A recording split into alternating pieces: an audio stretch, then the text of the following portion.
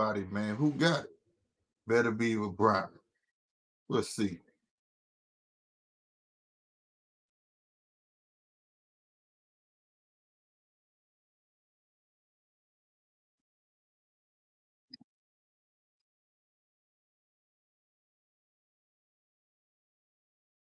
Yeah, boy.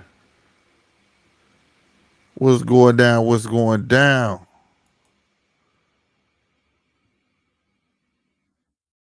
I ain't gonna front. I guess I missed the first match or whatever. Hey, I'm a day late. I ain't never a dollar short. And this right here, I don't know what's going on. It say Gym TV. That's how you know this overseas. But what's up to everybody, man? What's happening? What's happening with y'all, man?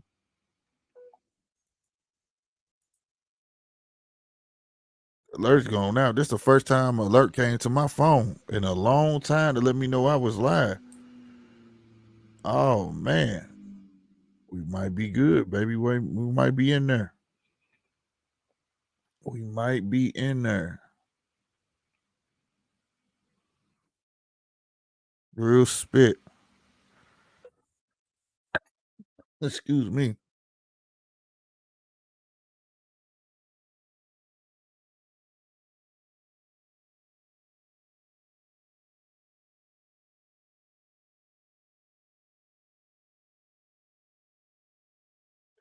Say it all or nothing. Yo. Anyway, it's on commercial, but I'm gonna take this time. I'm pretty sure y'all can hear my phone just going off. Like the fight on. I know, but we got a little concept we thinking about doing. We're gonna have a 12 seat transfer, like a 12 seat watch party. You know what I'm saying? To watch certain fights. It's probably gonna be done by raffle. If you're familiar with sneaker raffle, it's probably gonna be done by that. I'm trying to make it where to be fair. You know what I'm saying? Um,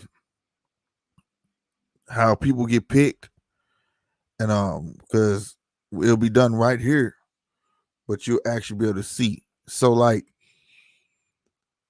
I'm putting the concept together, but I'm just throwing a bug in your ear that we may be doing raffle wins on a wheel to view it. You know what I'm saying? Of course, it costs to get in the raffle, but you know what I'm saying. All proceeds to go to getting better equipment and bringing better content to y'all. You know what I'm saying? Real spit. I think that'd be dope. You know what I'm saying? A watch party with everybody. You know what I'm saying? 12 of us talking, kicking it. Or if you don't want to talk, at least you get to see it. You know what I'm saying? Think we talking about doing something like that. Where can you lie, Eric David Garcia, man? I hope you hit that sub button. But to be honest with you, it's on ESPN. It should be on ESPN. Mine's on ESPN Plus, but they should be showing on ESPN as well. If not ESPN Plus, can't. I mean, you know what I'm saying? I wish I could show it. You know what I mean? Send a whole nother but you know what I'm saying. So make sure you hit that sub, Eric, because I'm telling you right now, we're gonna start having some exclusive stuff over this way, some exclusive raffles to help get people into boxing. So, like I said, we're gonna have a 12-seat watch party, and you actually gonna be watching. So, but it'll be done by raffle because see, I'm not monetized yet. So, if people was if I was monetized and say you was a monthly contributor or whatever, then yeah, it'll be easy to get those seats up. You feel me? But it's not. So, you know what I mean? At this point, the homie just pulled up. Is that the homie? Is that the homie? Is it? Yeah, that's the homie. What's up? Hey, Hola, senor. hola, señor. What's going on? Oh, Now, I'll just explain to the people that about the 12 seat. You know what I'm saying? We're just trying to figure out how to make it fair to everybody because only 12 seats. oh, You you got to know, do that thing again to manage you to make you manager. yeah. All right. I'll mess around, let you go take over, and I'll go back and do it in a minute. Boy, What happened? bro. We're gonna come back to that, so stay tuned about that. We got Bro. more to talk about. Oh, you want to go see it? Is it fire? I just believe it or not. Let me say this before you say anything. Spoilers, and two, I just bought Carnage, so yeah, and I caught on a whole lot about it. Like, if you don't read comic books, I see what Sony trying to do, but Sony oversaturating their end. They gonna mess around and mess up Venom. So I'm hoping Venom crosses over, and I hope that's what he's gonna tell me because all I heard was lethal protector, lethal protector, lethal protector, and then in the end he warped to a whole new timeline out of nowhere. So that means he doesn't have to go run and hide. You get what I'm saying? So I'm hoping you telling me that Venom is in because he want All I'm to eat gonna him. ask He you, want to eat the dude in the red suit. have you watched Loki? Yeah, that's the kickoff. Then That's the kickoff. That ain't new. That actually happened. yeah, That's what sets the multiverse off. But not just. But let's clear it up. Let me clear it up for the people. We know this boxing and stuff. We just talking in between stuff. You hear me? This just to give y'all a taste of what's to come. 2 men and a mic. You know what I'm saying? We talk about random stuff. So this is just a taste of that. You know what I'm saying? Different people sometime on here too as well during that show. But Loki in the comics was not the only thing that set that off. All right. So, but it was a major player that in it. Okay. It was a major player in it. So the show could be misleading. Big brother. But tell me, is Venom in it? Good. He's the post credit scene. Oh, okay. So they say them all the way to the end. But as he got blipped back to his reality, a piece of Venom stayed behind. So there we go. Now we know the direction Marvel's gonna go in. See, they just stole Venom from Sony. They just stole Venom from Sony. The best way I can describe it, the first 2 movies, they were subpar, right? Subpar. What first 2 movies? Origin stories. What first 2 movies? Homecoming and yeah. The other one, they were origin stories. Origin. That's what they were. Because Toby and Andrew are the ones who gave him the "with great power comes great responsibility" speech. The other 2 Spider-Men are in the movie. Right. It's you got the first hour is gonna knock you on your ass. I can't wait. I'm gonna go see it. I gotta see it by myself. So I won't take them. I ain't gonna be able to sit there. They're gonna be want to go to the bathroom, all that stuff. That's a movie I gotta go by myself. Sit there on an off day where I done slept. That way I ain't gonna fall asleep in the movies, and I'm gonna sit there and watch it. It's gonna be on a weekday. I know it's gonna have to be a weekday.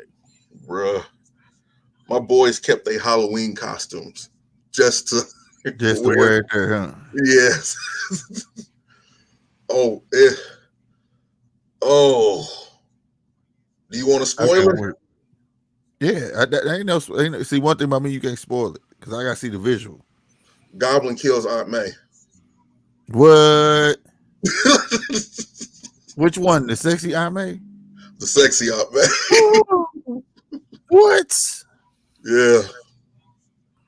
Yeah. Damn. And she dead forever? She gone. Now they didn't mess it up. Answer me this. They didn't mess it up where like they put everything back together like it was normal, right? Because it never goes back to normal. The spell at the end, Doctor Strange finishes the spell the way it's supposed to be done because how Peter was saying, don't have them forget, don't have them forget. What ended up doing is for each person that he said to forget, they had to substitute it. So it ended up pulling people from other universes who knew who he was.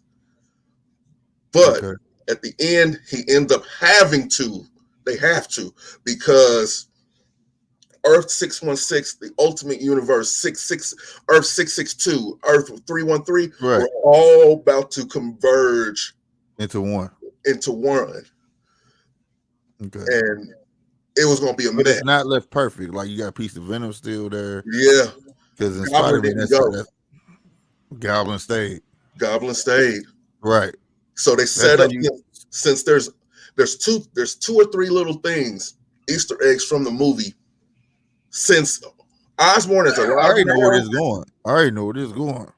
since Osborn is alive now, there's another billionaire in town. There's Look, another billionaire in town. Kingpin. King, have you been watching Hawkeye? I ain't They caught up with. introduced John Favreau's Kingpin from the Daredevil show. For real? Yeah, it Okay. all every put it like this. From what they said, everything that has ever happened is now canon. Okay. What up, It's just, JB? it's just the simple fact that it was in the multiverse, and since the multiverses have converged onto each other, everything is possible now. Yeah, everybody could bridge over, but and Sony, see, this is where Sony kind of messed up, and I'm glad they Sony made is up for it. messed up. Because believe it or not, when you use the Spider-Man, what they did, they combined it with what Marvel is doing, right? And they're trying to bridge what they're really doing by using this timeline stuff is to bridge the gap of mistakes that they've made. All right. that So if you go to everybody else has made. Spider-Man, Yeah. right? If you go to Spider-Man, the actual arc, Spider-Man, right? It's two of them, the original ones, and then the original one. Then you got the one where they redid and added Miles Morales in it. Okay. Mhm. What's my boy with the globe head? Mysterio, Mysterio is the one that made all the Spider-Man come together. the original Crisis. Right. Okay. So Mhm. like, and by them using Mysterio early, because that's what I thought was going to happen anyways. When Mysterio got up in there, I was like, oh well, I know where this is going, and then it didn't happen that way. They messed up They again. took the A long lot way of around. They took the long way. right. Then they messed up again at the end. Everybody saw his face, right? Mhm. So I was like, Daredevil need to pop up because Daredevil the one that made the law that they don't have to take their superheroes don't have to take their mask off. See what I'm saying? He came there, he saved his butt, active lawyer, all that stuff. So Yeah. like, hoping Daredevil show up. You get He's what I'm in saying? there. I'm hoping. All right, see what I'm saying? So they trying to group all these mistakes and like, you know what? We can fix this. Now you got the multiverse already happening there.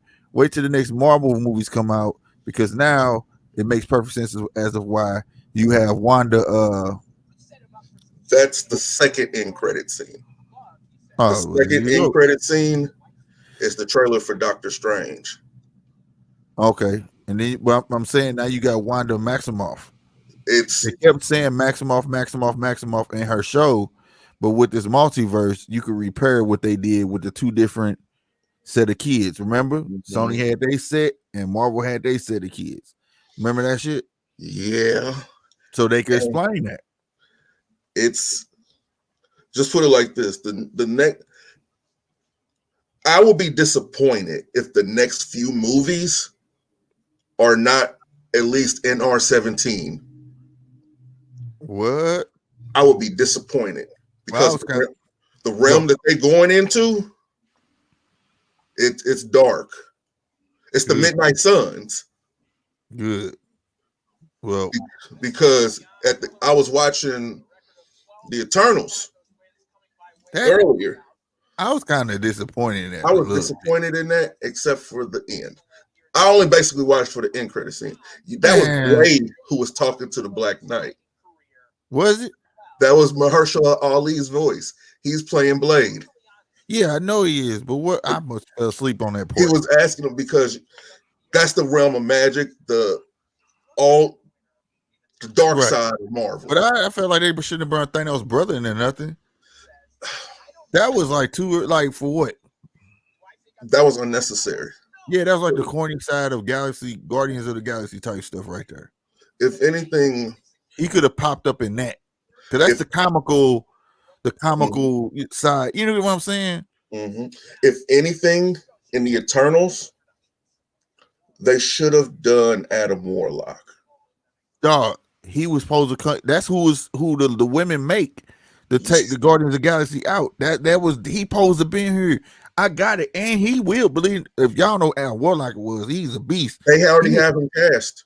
He had the Infinity Gauntlet at one time, bro. But then the thing with that, it made him go mad, and his alter ego came out, Magus, and it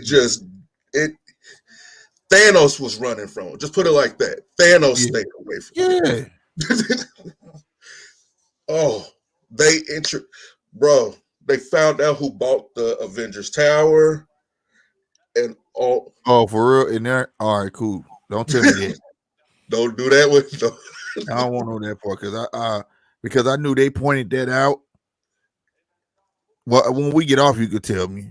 What's happening? I don't want to use every detail on here, but because they pointed that out in Hawkeye that it was sold. Oh, only been sold. You know what I'm saying? Blah blah blah. You know what I'm saying? So I knew that because that was like kind of highly unnecessary to point out in a TV show. Who gives a damn at that time? You get what I'm saying? But they made sure in the long run, they just letting you know more is coming. Yeah. John Bethany, he's back as Punisher. Fuck yeah, boy. Hey, that dude hard, bro. If like the first two, the movies or whatever, the guys who played them, they were good. I can't take nothing from them. But John Bethany played it in the Netflix show. Yeah, you got to go rated R now, buddy. That's Punisher. Yeah, you got to go rated R, buddy. And they've already announced that they're bringing back the black guy who played Luke Cage. They're going to redo Luke Cage, all that stuff. Wasn't nothing wrong with Luke Cage. I just think at the time it was necessary what they did. I just think they didn't know how to derive from it. They like how to a wall. Yeah. They ran to a wall because it was like social justice was all the rage. Mm-hmm. So they played on it. Sort of how they did Black Lightning. It was all the rage, and then when it calmed down, they didn't know how to get away from it and make the show still succeed. You get what I'm saying? And something that I noticed that a lot of people didn't notice, but you probably noticed, Shang-Chi. Yeah, it's at that 1 year mark when that veil is open. Yeah, and you gonna get oh boy gonna pop up. Iron Fist. Iron Fist. Yes, a lot of people didn't catch on to that. Yep. So it's a lot going on. The TV side and the movie side, it's about to collide. They all connected now. That's the beautiful thing. But it is kind of not, because you have to watch a show to understand what's going on into a movie and vice versa. But that's putting you in, like, it's smart. Merging you into the universe. It's putting you into the universe. It's different aspects. You watching this, watching that. Also, it kind of can pull you away from the necessary of you wanting everything to be rated R. Yeah. Because it's kind of making you get used to what you're seeing on Disney Plus. You know what I'm saying? But you can't do Punisher like that, bro. You cannot do Punisher like you do that. I'll be so bad. Punisher's gonna have to be one of those ones to where they're gonna have to do a joint venture with HBO Max. Yeah. And even Daredevil to a lesser degree. Daredevil the truth too. It just opens up. And in April, another one. If this is not, this one cannot be PG-13, and that's Moon Knight. That comes out in April. Oh no, Moon Knight. Well, see, that's what Sony messed up. They want to be friendly for everyone. You know what I'm saying? Marvel owns the rights for Moon Knight. Oh, yeah, they doing Moon Knight. Sony is doing Morbius. Yeah, I'm tripping. Like, and the thing about Moon Knight, I want it to be like Legion, because he crazy too. So he mental. Moon Knight is mental, but but Legion is a motherfucker though. I hate the show. I don't even know if the show canceled or not. It just ain't none came back. It just never did nothing. It just stopped. I love the show. I liked it. And then see with that's technically canon now. Okay. So you have the Midnight King. Oh my, that, oh, there's so much stuff that you can set up now. There's so much Bruh. stuff. I hope they follow the Kingpin because Kingpin got a line out right now. He got a line out. It's about 6 issues long so far. This Uh, dude is the mayor of New York. for real? Yes. As long as you're not black, I'm good. Kingpin is the mayor of New York, and he's about to run for president. As long So as, yeah, as long as he ain't black, like they tried to do in that first day. Remember that movie? yeah, Michael Clark Duncan. That was a mistake. Who are these two guys? This is over there in Russia. This day circuit, man. And the first one was kind of impressive, but I thought the girls was one. It kind of pissed me off. That's why I just kept talking about the Marvel stuff because plus like I say, just give them people preview what's coming up. But no, bruh, I don't know. These guys, these haircuts, like dude haircut look like a toupee when it come off his head. It should be on ESPN. Ain't it on ESPN? It's on the app. It's on ESPN Plus. I could swear ESPN. The Warriors are playing Dude, right now. okay, but they need to do a better. Hold on, I'm gonna say this. Y'all need to do a better advertising, bro. Because one minute y'all say gonna be on ESPN, you go on IG and say on ESPN. It don't have nothing about no plus behind it, and then all of a sudden stuff be on ESPN Plus, or you advertise it as ESPN Plus, and then it's on ESPN Plus and ESPN. Dude, this is a big deal. Advertising is everything. You know what I'm saying? Like for real. Remember the last time when I was like, man, my ESPN Plus, you was like, it's on ESPN too. Like, what the hell? You know what I'm saying? Like, come on. Like, I hate that. Like, advertising is everything, bro. You misguiding people, bro. Yes, you are. Yes, you are. Oh my God. I'm gonna go watch the movie again. I'm definitely gonna check it out. I'm I'm gonna definitely go gonna check watch it it out. again. I'm gonna go. I got to. I got to go by myself this time and have a notebook with me. I like doing that. Oh, oh. Peter puts hands on Doctor Strange. For real? Which Peter? Little Tom, the Oh, new so guy. he coming into his strength and all that. He know what he about yet? Error retrieving content. What? My ESPN Plus just. Oh, you gotta refresh it. They ain't did it on my end. You gotta refresh it. What's going on, pal? Man. And you'll never guess who's responsible for saving the day. Ooh. Octopus, Dr. Otto Octavius. He up to some bullshit.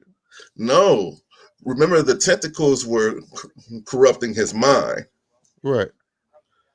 They cured him of that. They talked to him. They talked to him. They cured him. Peter took over the tentacles. Yeah, watch that. See that now look. Now that's how everybody thought Spider-Man had died. We get too deep into this shit. I don't know y'all remember when Spider-Man died, right? And Captain America left that nigga for dead. Didn't even care. He let the bad guy shoot him up. All that stuff. Ant-Man Hold slapped. on now. I gotta disagree with that because you Ant-Man gotta slapped remember Captain America. Punisher was trying to kill them.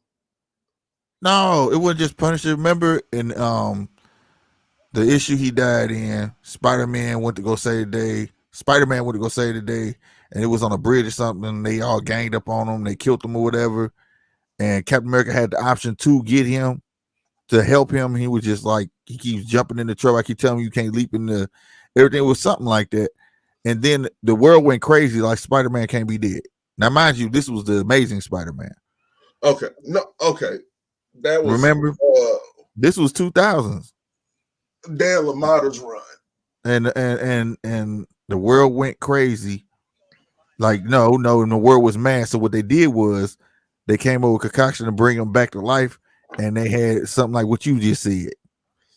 What happened was by him putting them tentacles on and all that stuff, he switched.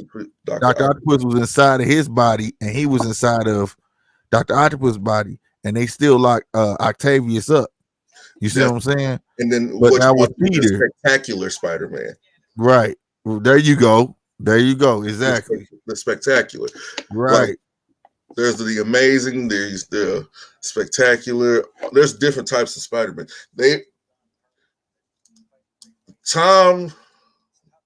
I think Tom is done. I think it's about time to introduce Miles. But I'll be damned if it's Little Nas X playing him. No. I'm protesting. You protested? Yep. I don't think I'll be the only one. Chappelle, I'm not giving it away. Bro, there's a lot more I could tell you. That's Spider-Man transcends generations. I don't give a damn what nobody says. Spider-Man and the X-Men transcend. They transcend generations. There was older people in there, Slick. Older people, 50s and 60s. Just, oh my God.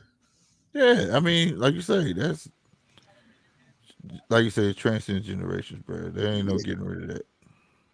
Just like Batman does. Batman. It's just very few. It's very few, but it's Superman, Wonder Woman, Batman, Spider-Man, and even Captain America. But it's just so hard to do Captain America. Right. And then the X-Men. If you black, you should have been reading the X-Men anyway. We man, you know, man, that was the drama show. Real. That Your mama had Young and the Restless. You had X-Men. That mother had love. That mother had politics. What you call them motherfucker? Conscious. It had everything. Action. You know what I'm saying?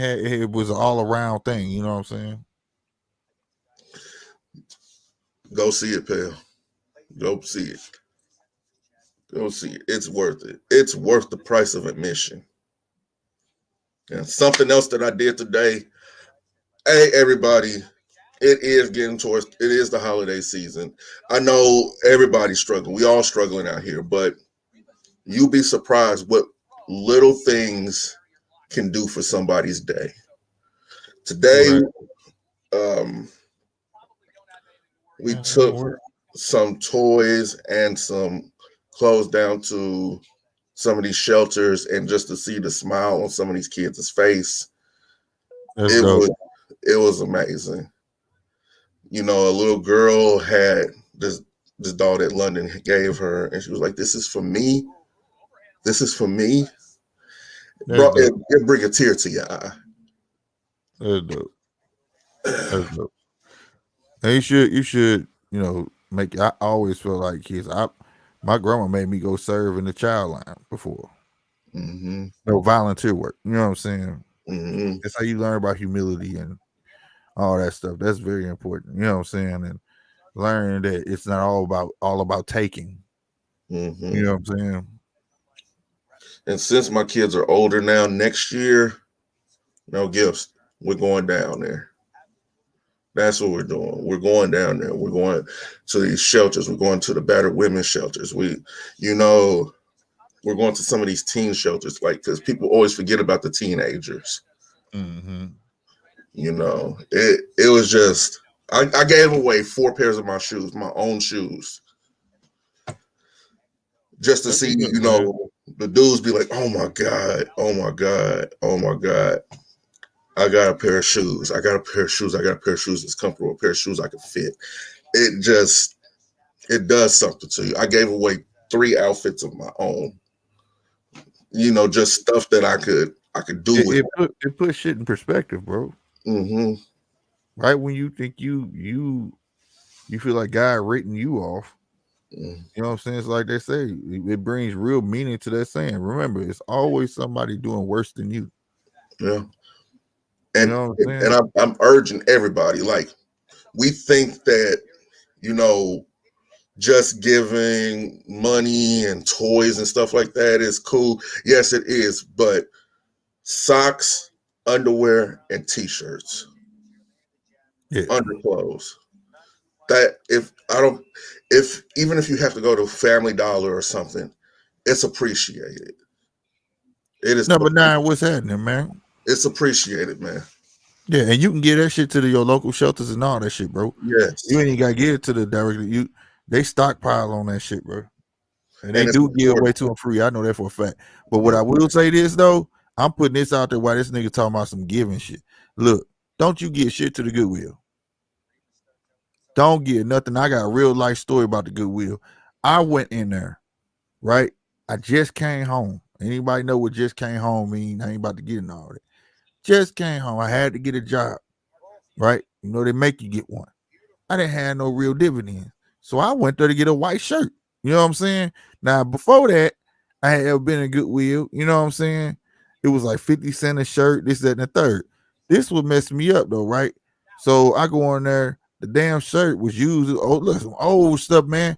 But she charged me $10 for this shirt. I was mad, but it was fine. I knew that $10 was gonna turn into something bigger. You know what I mean? Paid the $10, went and got it or whatever. I go back. Guess what I want to do? Give them the shirt back. Take this shit. You know what I'm saying? Of my own selfish pride, I should have gave it to the dude outside. I didn't know he was gonna come out there. I mean, come in there. He on a bike, bummy. You know what I'm saying? Dirty looking for real, scruffy. Went in there. These two hypocrite ass ladies. First off, you in the Goodwill shopping, looking nice and shit, right? He come in. Oh my god, they gonna tell them he stink. He this. They try to put him out. I was like, how y'all gonna put him out? And people give y'all these clothes for people like him. And then y'all overpricing the shit. You know what I'm saying? You overpricing it to where he can't even buy it.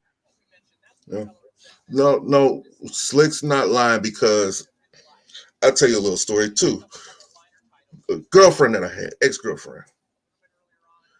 I was sending her money and all this different type of stuff to keep my storage going. Turns out she was pocketing the money and dealing with another dude. So I lost everything I had.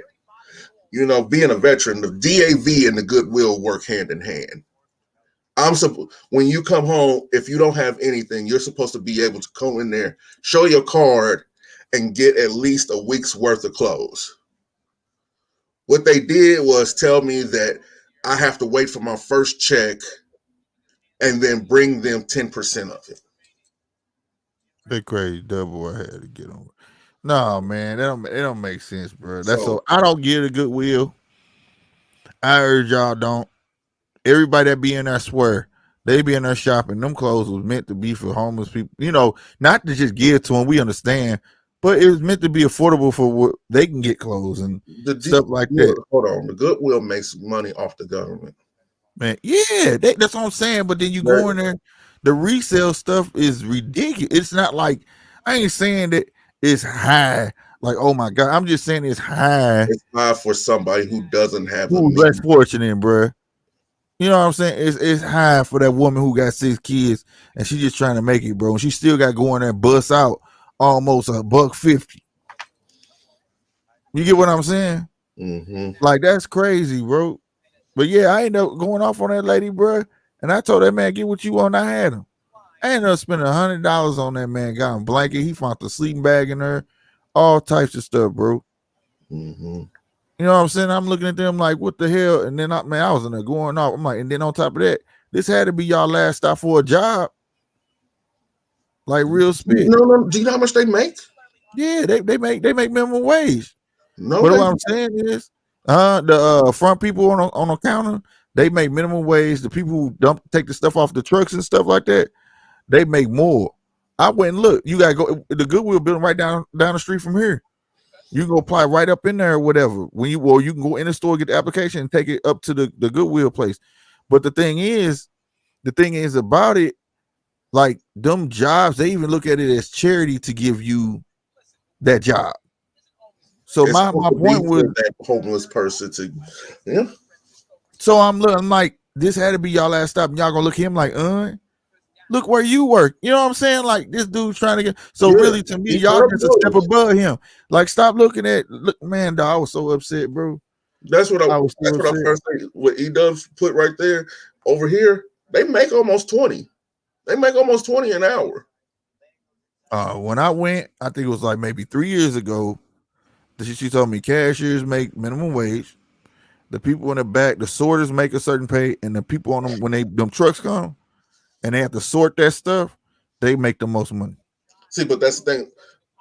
They get their kickback from the government, but they're privately owned. Yeah.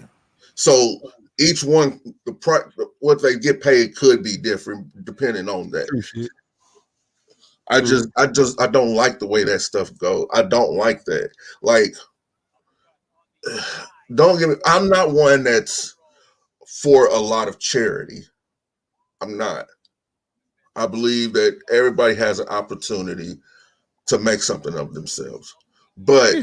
the people who have had the opportunity and they failed, it's not because of them. It's because of unforeseen circumstances, other people, businesses going up under and stuff like that.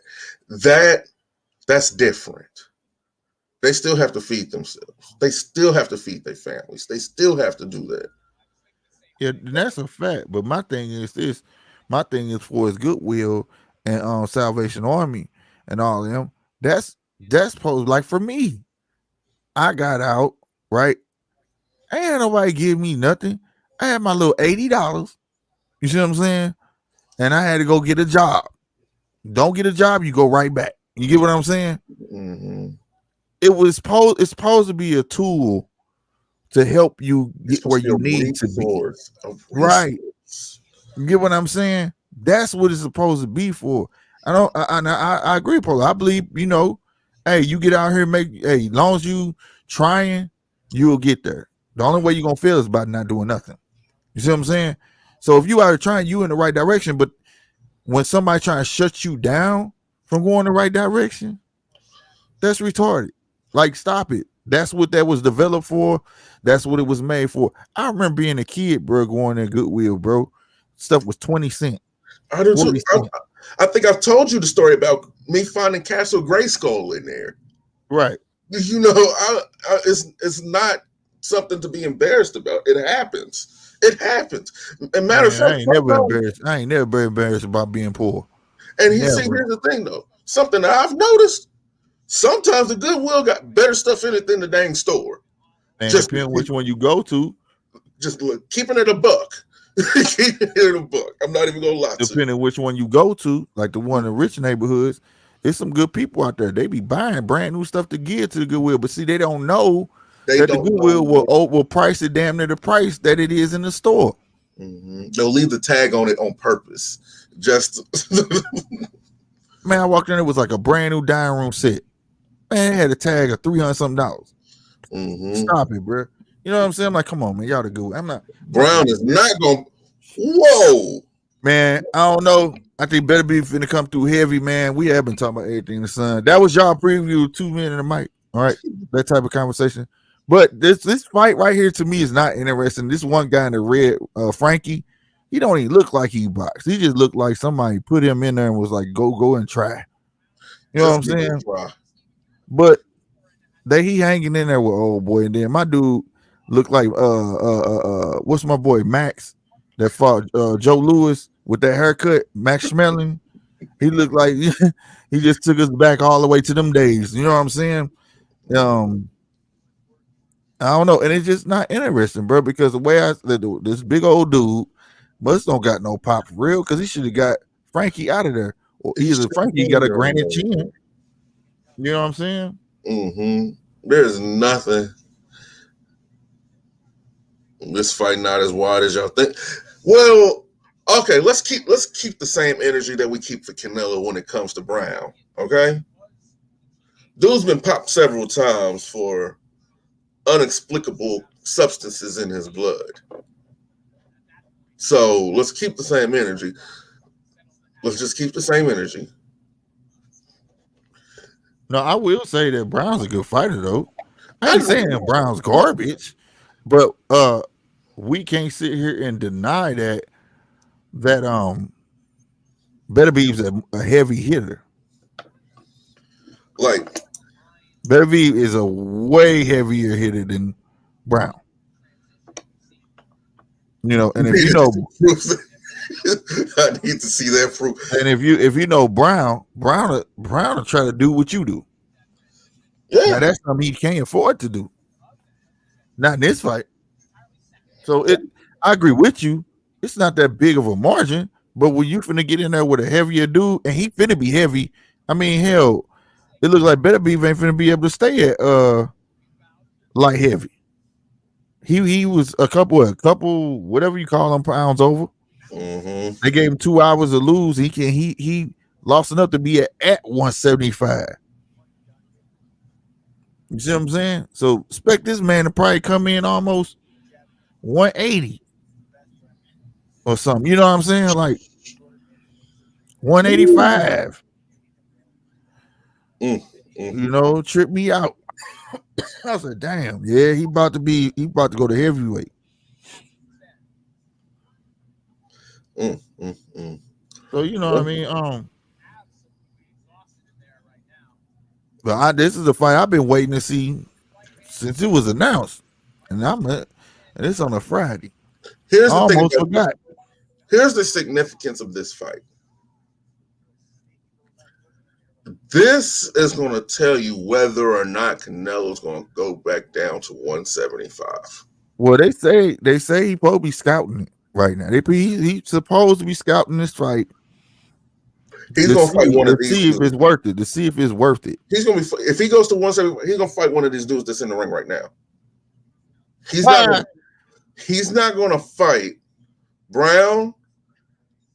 He's not going to fight Beterbiev. And you know for damn sure he's not going to fight Bivol. He's going to fight Joe Smith. Bivol showed that he could box his last fight. Yeah. I like that. He's going to fight Joe Smith Jr. And that'd be garbage. And then he's going to get that'd be so garbage. Then he's going to get a Ring magazine belt. And then they go. That'd be so garbage, bro. And then he's going to fight the other champion that's in there. And since he has the Ring magazine belt, and you know how the belt situations are going right now, and new unified champion at 175, Canelo Alvarez. Bruh, and he didn't fight neither of the other champions. That's on me. That should be so garbage. This nigga, man, I don't even want to think about that shit. But am I lying? Nah, you ain't lying, dude. Because he just belt grabbing. That's the whole thing, man. Nigga fuck around just be belt grabbing, bro. So that's what's going to happen. Canelo's not worried about nothing that's going on between Beterbiev and Browne. What's going on? Say what? He's not worried about anything that's going on with Bivol. He doesn't care about that. That is not on his radar. He's focused on Joe Smith Jr. And he's going to fight him in Oklahoma probably just to beat him. Man, that nigga ain't shit. If that's how you thinking, that nigga ain't shit, bro. I ain't even trying to be funny, bro. That nigga ain't shit. And then you have, ain't he unified? Is he unified or undisputed at 168? No, he undisputed. Undisputed at 168, unified at 175, and also cruiserweight champion. Well, that's the thing. He trying to become a champ, so they can say he was a champ in each one of those divisions. Something definitely a Mexican boxer's never done. So you know what I mean. But he still won't be better than this guy. And I just got this guy. This is dope. This is so dope. That's who he's chasing. He's not. People think that he's chasing Floyd. It's so he's hard. Not chasing Floyd. Yeah, he want to be the man in his country. This shit's so hard. I got all the other ones coming too. They just ain't here yet. It's so hard. People think that he's chasing Floyd. Like I try to tell people that Canelo is not chasing Floyd. They be like, so why else would he do this? No. He chased Chavez. He's chasing Julio Cesar Chavez. Chasing Floyd is over anyway. He got the one loss. So that His don't make next, that makes no look, damn mind. it started out chasing Oscar. He passed Oscar. Yeah, he been surpassed. He outgrew Now, out. who's the oh there? Then there's Hector Camacho. Okay, you passed He him. passed him. Now who's left? Right. But they already said it's a lot of people that already said like a lot of people don't talking to people out here, they be like he get respect there, but not like Like the Julio. legend. You get what I'm saying? Like for real, he's not revered as much. But that's his goal to do that to out so he can have real proof to say I outdid that man. You know what I'm But, saying? Y'all but in a have to give sense, me my prize. but in a sense, he's setting himself up for his own detriment because you didn't put in the work that Julio Cesar Chavez has put in. No, he will have to keep going. You know, see the thing is, especially the way when you look at it, when you look at how he went about doing it, it's gonna look good on paper. But the people who know, Right. like Julio Cesar Chavez is still alive. You think he Yeah. respects that? Well, he smiles in his face like you do, but I don't. Smiles are for public. Yeah, facts. That's all that smiles are just for the public. Man. So in the circles that you don't get to see on TV, the conversations that happen in restaurants without cameras, I'm pretty sure he sons him. He sons him. And who can blame him? Because you're trying to compare your legacy to mine. The only way that I can say, no, he can't even be the first Mexican heavyweight champion because that goes to Andy Ruiz. Yeah, right. So, but he's gonna belt grab. See, getting all of them fights. I mean, getting all them belts in them divisions be something not only a Mexican ain't never did, but ain't nobody else ever did. You know what I'm saying? See, that's what he's trying to do. He's trying to set history. He's trying to rewrite history. Right. The same thing Floyd did when it came to Rocky Marciano. Right. But not knowing that Rocky Marciano, he fought everybody when he was supposed to fight everybody.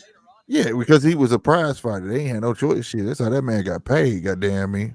Mm-hmm. You know what I'm saying? That's how he got paid. Like that's what made back then the difference. They was making a living. Mm-hmm. You know what I'm saying? They was making a living, and not all of them got rich off of it. You know what I mean? Mm-hmm. So like under compare that not to now, only some people compare that man record to Mark. I never did. I wouldn't have cared. I wouldn't have cared if that man hit 80-0. That's something different. I could tell you why the record is not as comparable as Rocky Marciano's. Rocky Marciano was a heavyweight. A lot more power up that way. A lot. And then back then, it was a lot more skillful. A lot more skillful and a lot heavier hitters up that way. Yeah. I mean, you fought Manny Pacquiao, but not taking that away from you, but you fought him 7 years too late. Yeah, that's a fact. Now they ain't taking nothing away. I mean, you did. I was waiting on that fight. You fought. You fought Conor McGregor. Man, I ain't fight. That was a circus show. That wasn't even no fight, bro. I mean, you fought Miguel Cotto, but I'm not with that right there, man. It still was a loss, but at the same time, it just wasn't no landslide, bro. For me, that was that right there. Like it's always been corruption in boxing, bro. You know what I'm saying? But that one right there, I ain't gonna lie. I had jumped up and flint. I like knocked. Well, y'all see how I get. You know what I'm saying? I knocked my folding chair over. I was mad as hell because, like, I knew Mayweather won, and I wasn't against Mayweather in the fight. But it's just like, come on, bro. Like, I know the whole. Huh? Yeah, I know. I'm not a Miguel Cotto fan. Right. And I've watched the fight, and I'm like, how the hell did they get that card? I couldn't believe it. I'm like, what is going on, bro? The dark it really is on display that night. Huh? dark side of boxing was on display that night. Yeah, and that really bothered the hell out of me. I'm talking about everybody there, my brother-in-laws, everybody was like, the hell, bro? Like, you know what I'm saying? Then they look at me like, because they know I watch boxing. They like, I'm like, no, that ain't right, bro. That ain't right, bro. And then, no, that's not even the worst one. Sugar. He fought Sugar, but it wasn't. Oh, boy. No, if he would have fought him a couple years earlier, it wasn't prime Sugar. I don't know if he would have had a chance to even grab onto that man's arm. Sugar actually had some speed to him. Yeah, Shane. And he had a lot of pop to him. Yeah, Shane always gonna have pop. Shane one of them old men. You heard that old man strength? Yeah, that's Shane. He's a true meaning where they say, the first thing lead you, your legs, you're gonna stand still more, then your speed. But that pop lasts to go. He always had pop. You know what I'm saying? Mm-hmm. He's the definition of you take the nigga out the hood, but you can't take the hood out the nigga. Yeah. You saw how he hit Mayweather. He came right across. Yeah. Wow, like, hold on, boy. You don't know you gonna stand here and fight me. Yeah. Oh, you from the streets now? Yeah. You know what I'm saying? Let's do this since you gonna stand here. And you heard with Roger. I miss Roger. Roger was one of the realest. You can't fight this motherfucker. This nigga. I mean, we could call a lot of Floyd's fights into well, we could do that to other people too, though. But my thing is, if you're gonna ride out like that, and I'm gonna be honest with you, I'm gonna be very honest. Well, the only reason why I'm saying that is because he's trying to compare his success to Rocky Marciano's. Oh yeah, it was different. It's different. Yeah. Now I will say back then because of mob and stuff like that, maybe he did have some throwaway fights in there. We don't know, but no, that man went through a lot of hard stuff. You know what I'm saying? And I'm talking about these guys was fighting. Oh man, ESPN, you tripping? What is this? Hell? Did they just do some lines on your stuff? Yeah, they did it on mine too. Y'all tripping? Got audio now. No, I ain't even got audio. Man, ESPN cameras got to come in because it's not frozen. And yeah, they said we got to fix. Thanks for your patience. All right, y'all. Look, y'all $5. We'll get this fixed ASAP. Oh, okay. But Rocky was fighting them dudes. You know how many times when guys fought a year? Like I said, they was making a living, bro. We talking about when $100 was like, wow. You know what I'm saying? Yeah. That was your mortgage, $100. And to make $3,000 a fight, that was yeah. You know what I mean? That was millions. I mean, did he fight Victor Ortiz when he was supposed to fight Victor Ortiz? Well, I'm gonna tell you something. It didn't matter. He was young. That was that, but Victor did it to himself. I can agree with that. Victor did that to himself because Victor had that dude on the run. Go back and look at that whole sequence, bro. Yeah. He stole on Mayweather. Mayweather went straight to them ropes. He felt that boy power, and I don't know what got in his head. I don't know why he headbutted him. He pulled a Barrios and just stopped. No, he just like, what was you doing? I know he was taking the forearms, but they wouldn't like. You gotta know the rules, bro. He was using the wrist. That's what made Mayweather. This right here, Mayweather's smart about that, bro. That's why people always like, oh, he be cheating. He be forearming people under the chin. No, from the wrist to the elbow is illegal. From the wrist to the hand, perfectly legal, dude. He can do this, and then that's why he always got away with it, bro. And that shit frustrated him. I'm talking about he had a great chance of getting that man, but guess who? He played himself. Now, I still call it a cheap shot, even though you supposed to protect yourself at all times. But at the end of the day, none of it is Mayweather's fault because for two, it was his fault, and second, it was the ref fault. The ref was supposed to make both of them go to their neutral corners Bayless. When he was getting it straightened out with the timekeeper. Bayless. You know what I'm saying? No, that wasn't Bayless. That was Bayless. No, I wasn't Skip Bayless. Look it up. It was the bald head Mexican guy or Spanish guy. He wasn't Mexican. He probably was Spanish. He was Spanish. I know that. He was Spanish. And I'm picturing it in my head now. He's the bald head when his cheeks look like they kind of drooping. He was discussing with the timekeeper what the time should be, and that's when and he was about to and he didn't even get to call time in because he didn't even say time in. Mayweather just stole on him. Should have been a timeout even more. But it shouldn't have been no punch. But the thing was, the ref had messed up so bad that they supposed to went to their neutral corners. They ain't supposed to be talking right here. Why you talking to the timekeeper? Mm-hmm. You know, no, you're right. It's just if you can't compare yourself. Like I'm all for my people, but fair is fair. Fair is fair. Yeah. Floyd's record doesn't compare to Rocky's. Nah, I don't even compare it because the era, bro. Floyd ain't fighting no 8 times a year or no 9, 10 times a year. So how can you do that? Like for instance, it's like my man had that record hella fast, right? Mayweather got that record in a span of what, 20 some years? 20 years? Mm-hmm. You know what I'm saying? How fast did Rocky get it? You get what I'm saying? It's like, oh my God, LeBron James is the all-scoring record. How long LeBron been playing? 20 years. How long did Jordan play? You get what I'm saying now?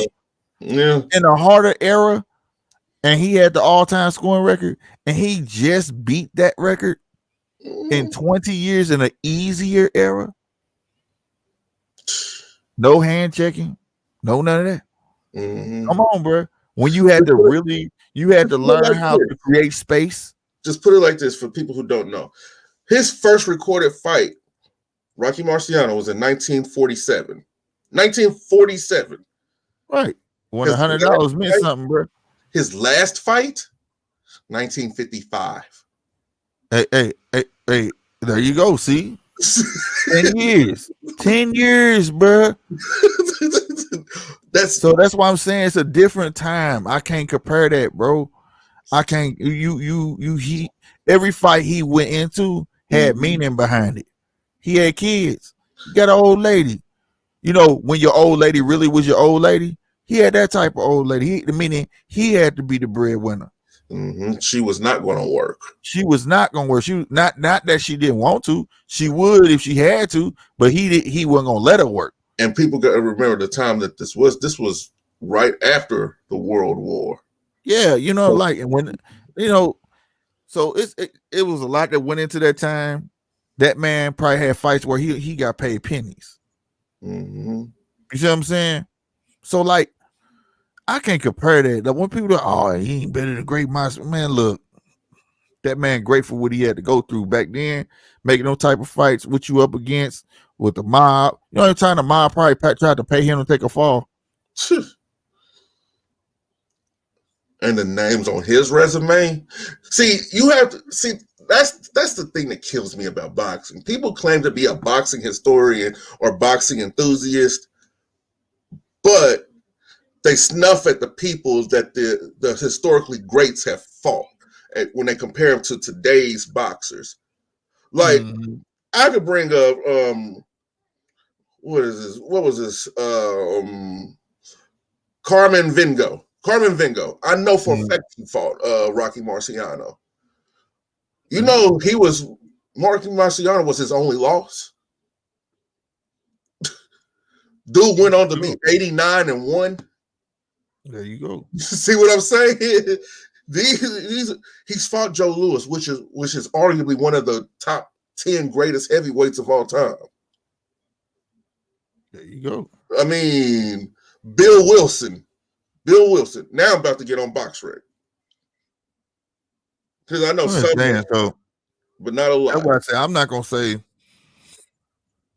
not saying Mayweather couldn't have whooped his ass. I'm not saying Ray Marshall whooped his ass. I'm just saying this. It's two different eras and you can't deny facts. So when the facts are there, why argue semantics? Why sit there and talk about what ifs when you know damn well back then in the 40s it was a lot harder. And these motherfuckers were And dying in the and ring. it was a job. Right. You didn't win. You Gloves, didn't get paid. hold on. Gloves was smarter.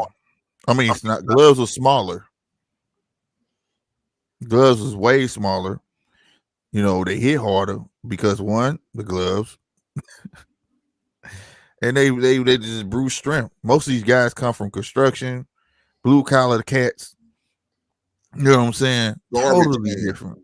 Yeah, totally different. So I never compare those times. Like I said, man, like Jordan, he come from the era where you had to create space to do a shot. In Jersey today's day Joe and age, Walcott. spaces the in today's age, space is already there. Mm-hmm. So that's what I'm saying, man. Man, this big old dude went 12 with this boy. It was This has Jan to Pellerin. be I Bob. don't like him. Bob, you need to do something different when it I comes to don't these. think Bob putting this cat on right here. This some Russian. Like I said, I think he got control of the because see this belt ain't even nowhere near over here that he got on NABO. The NA. Oh, that's a different section of body. Yeah, that's over there or something. So I think they just fighting on the court. You know what I'm saying, like a joint thing. Because I think the girl that's finna fight is signed the top rank, and we know Beterbiev. Oh, this is.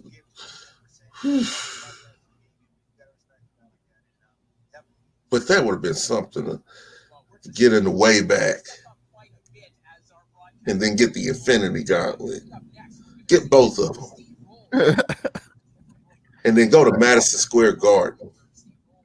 Put Rocky Marciano right across from Iron Mike. Boy, that'd be a tough fight. Even Mike said that would be a tough fight for him. Because there's no quit in Rocky. Yeah, no But quitting there's Mike. also the hands of God. Tyson. Tell you. That's what I like about Tyson. Tyson used to be 100% real. He was like, Like, and that then fight and would have then been the so hard undercard, for the him. co-main event. We get a prime Sugar Ray Robinson versus a prime Roy Jones Jr. Boy, that'd be crazy. That'd be a oh my God. Who you going with in that one, Slick? Who was the last two? Sugar Ray Robinson versus Roy Jones Jr. Sugar Ray Robinson. You said that quick as hell. I love Roy. But boy, this man got so many recorded knockouts going backwards, walking backwards. He didn't even have to bait you in. He was just strong, bro. Like, no, man. Oh shit! All with a slick back dude. You hear me? Just push his head back in there. Yeah. Pow. I'm talking about nah, bro. You Oh get my food to pick Roy on that one. I think Roy would agree. You know what I'm saying? No, that dude was fast as hell, fast on his feet, and the guy can fight going backwards. He preferred trotting backwards. Man. Chasing that man was like trying to chase God, bro. You was a fool. You was a fool. Fast. Yeah. And could hit hard like thunder. Oh, Yeah, he's a marvel to watch. Yes, he's a marvel to watch, bro. He didn't start fading until you get old. And that's what people. I hate when he got old and he fought. He had to fight like that. Man, that dude had everything. That dude owned the whole block of the cleaners, the club. He owned everything, man. Women got in his way, of course, stuff like that. And he had to keep fighting when he got old. And that was, I hated that, man. I hate that, bro. When nobody his friend, we were just talking about that stuff on the phone, weren't we? Yeah. No, all these friends around him, not one of them said, "Hey man, you need to slow down. Put some, you know what I'm saying?" Mm-hmm. Not one, bro. That shit lame to me, I bro. think this chick is petitioning to fight Clarissa. Oh, that'd be dope. She probably be true. You see, she got a pull counter. Yeah, she got a pull counter. That's why I said she got a nice counter. She look like she fight like a dude. See, I like when they can do that. Oh shit! And then the fight before that, we got Sweet Pea Pernell Whitaker versus the incomparable Shakur Stevens. Sweet Pea, man. What you doing to these people? Boy, you tripping. I will say this. My guy, who is this calling on my phone, man? They're gonna do the voicemail. I don't know who that is. But I will say this. Sweet Pea got pop. I think Shakur Stevenson, when he go in his man body, he gonna have more pop than Sweet Pea. But you can't hit what you can't catch. That's it. That dude was so elusive, man. It was ridiculous, bro. Like, go watch. He got robbed fighting Golden Boy. I know. He got robbed, bro. He made that man. Every time, hey, I promise you, every time I watch Sweet Pea, the song come to mind. You can't touch this. I promise you, dog. That dude and stand there like, what? What was you doing? Like, dog. I promise you, bro. He made that man miss so much in that fight, and they gave it to the man, and he was tagging him though. You know what I'm saying? And it was crazy. Then when he finally gets Sweet Pea, it was like like, what was you doing? Like, man, I was like, no, man, they robbed him. They robbed him for that. Oh my god! But no, on everything, no, man. Sweet Pea, those are greats, bro. Like, bro, you talking about defense, transition to offense, back to defense. That is nuts. It's one thing to be on defense. You know, most good defensive fighters, James Toney, things like that. It's a tit for tat fight where it's like, okay, get yours off. Okay, now you done. Now I'm a punch. You get what I'm saying? Man, this dude, bop, bop, bop, bop, bop. Like, he is all in one. What do you do with that? I mean, since this is going to be a great card, this is going to be a great card. Great card. Yeah, if it was real. I wish it was real. If it was real. How about we open the night with Tito Trinidad versus Earl Spence Jr.? Tito Trinidad, Earl Spence Jr., I think Tito Trinidad outboxes him. I think if anybody's going to knock somebody out, it would have been Earl with a body shot to Tito. But I got Tito taking it just for simple. I believe that he would have outboxed him. But you would have let him get close to him. But I believe if Earl could have get him to fight his fight, you know, and I've seen it happen, Tito and Roy. You know what I'm saying? You know, Earl got a shot. Earl got a shot in that fight. Real spit. And that's only because Earl is Earl. You gotta remember, Earl fights more like a traditional fighter, like how they fought back then. So it's more of a natural fit. You know what I'm saying? Or whatever. So yeah, Earl has a great shot. Now, I'm not saying I said that wrong. Not because he's Earl, because of his style that he chooses to fight. Interesting. Yeah, that's how I feel about that. That's that card. So how about we put this Canelo on the prelim against a prime Bernard Hopkins? Man, that's gonna be one of the dirtiest fights ever in history. Both of them gonna be doing some dirty stuff. Canelo, because he gonna make Canelo comfortable as hell. Where Canelo gonna be like, hell with it. You headbutt me, I'm gonna headbutt you. It's gonna be a dirty fight, bro. Man, that dude was dirty. Fight. When he was the X-Man, that dude was dirty, bro. That dude was super dirty. He'll hold your arm on this side where the ref can't see it and stuff on purpose and be hitting you like man, bro. That dude, hey, he did what he had to do to win. He's the meaning of that. If that's saying do what you gotta do to win was a person, it's Bernard Hopkins. I ain't lying, bro. I ain't lying. That dude kept that belt. Oh, is this the main event? Nope. No, Christopher Brook. All right. That's No, gonna nigga, be the main event of the prelim. I don't know who will win it because they both gonna be out their mind, bro.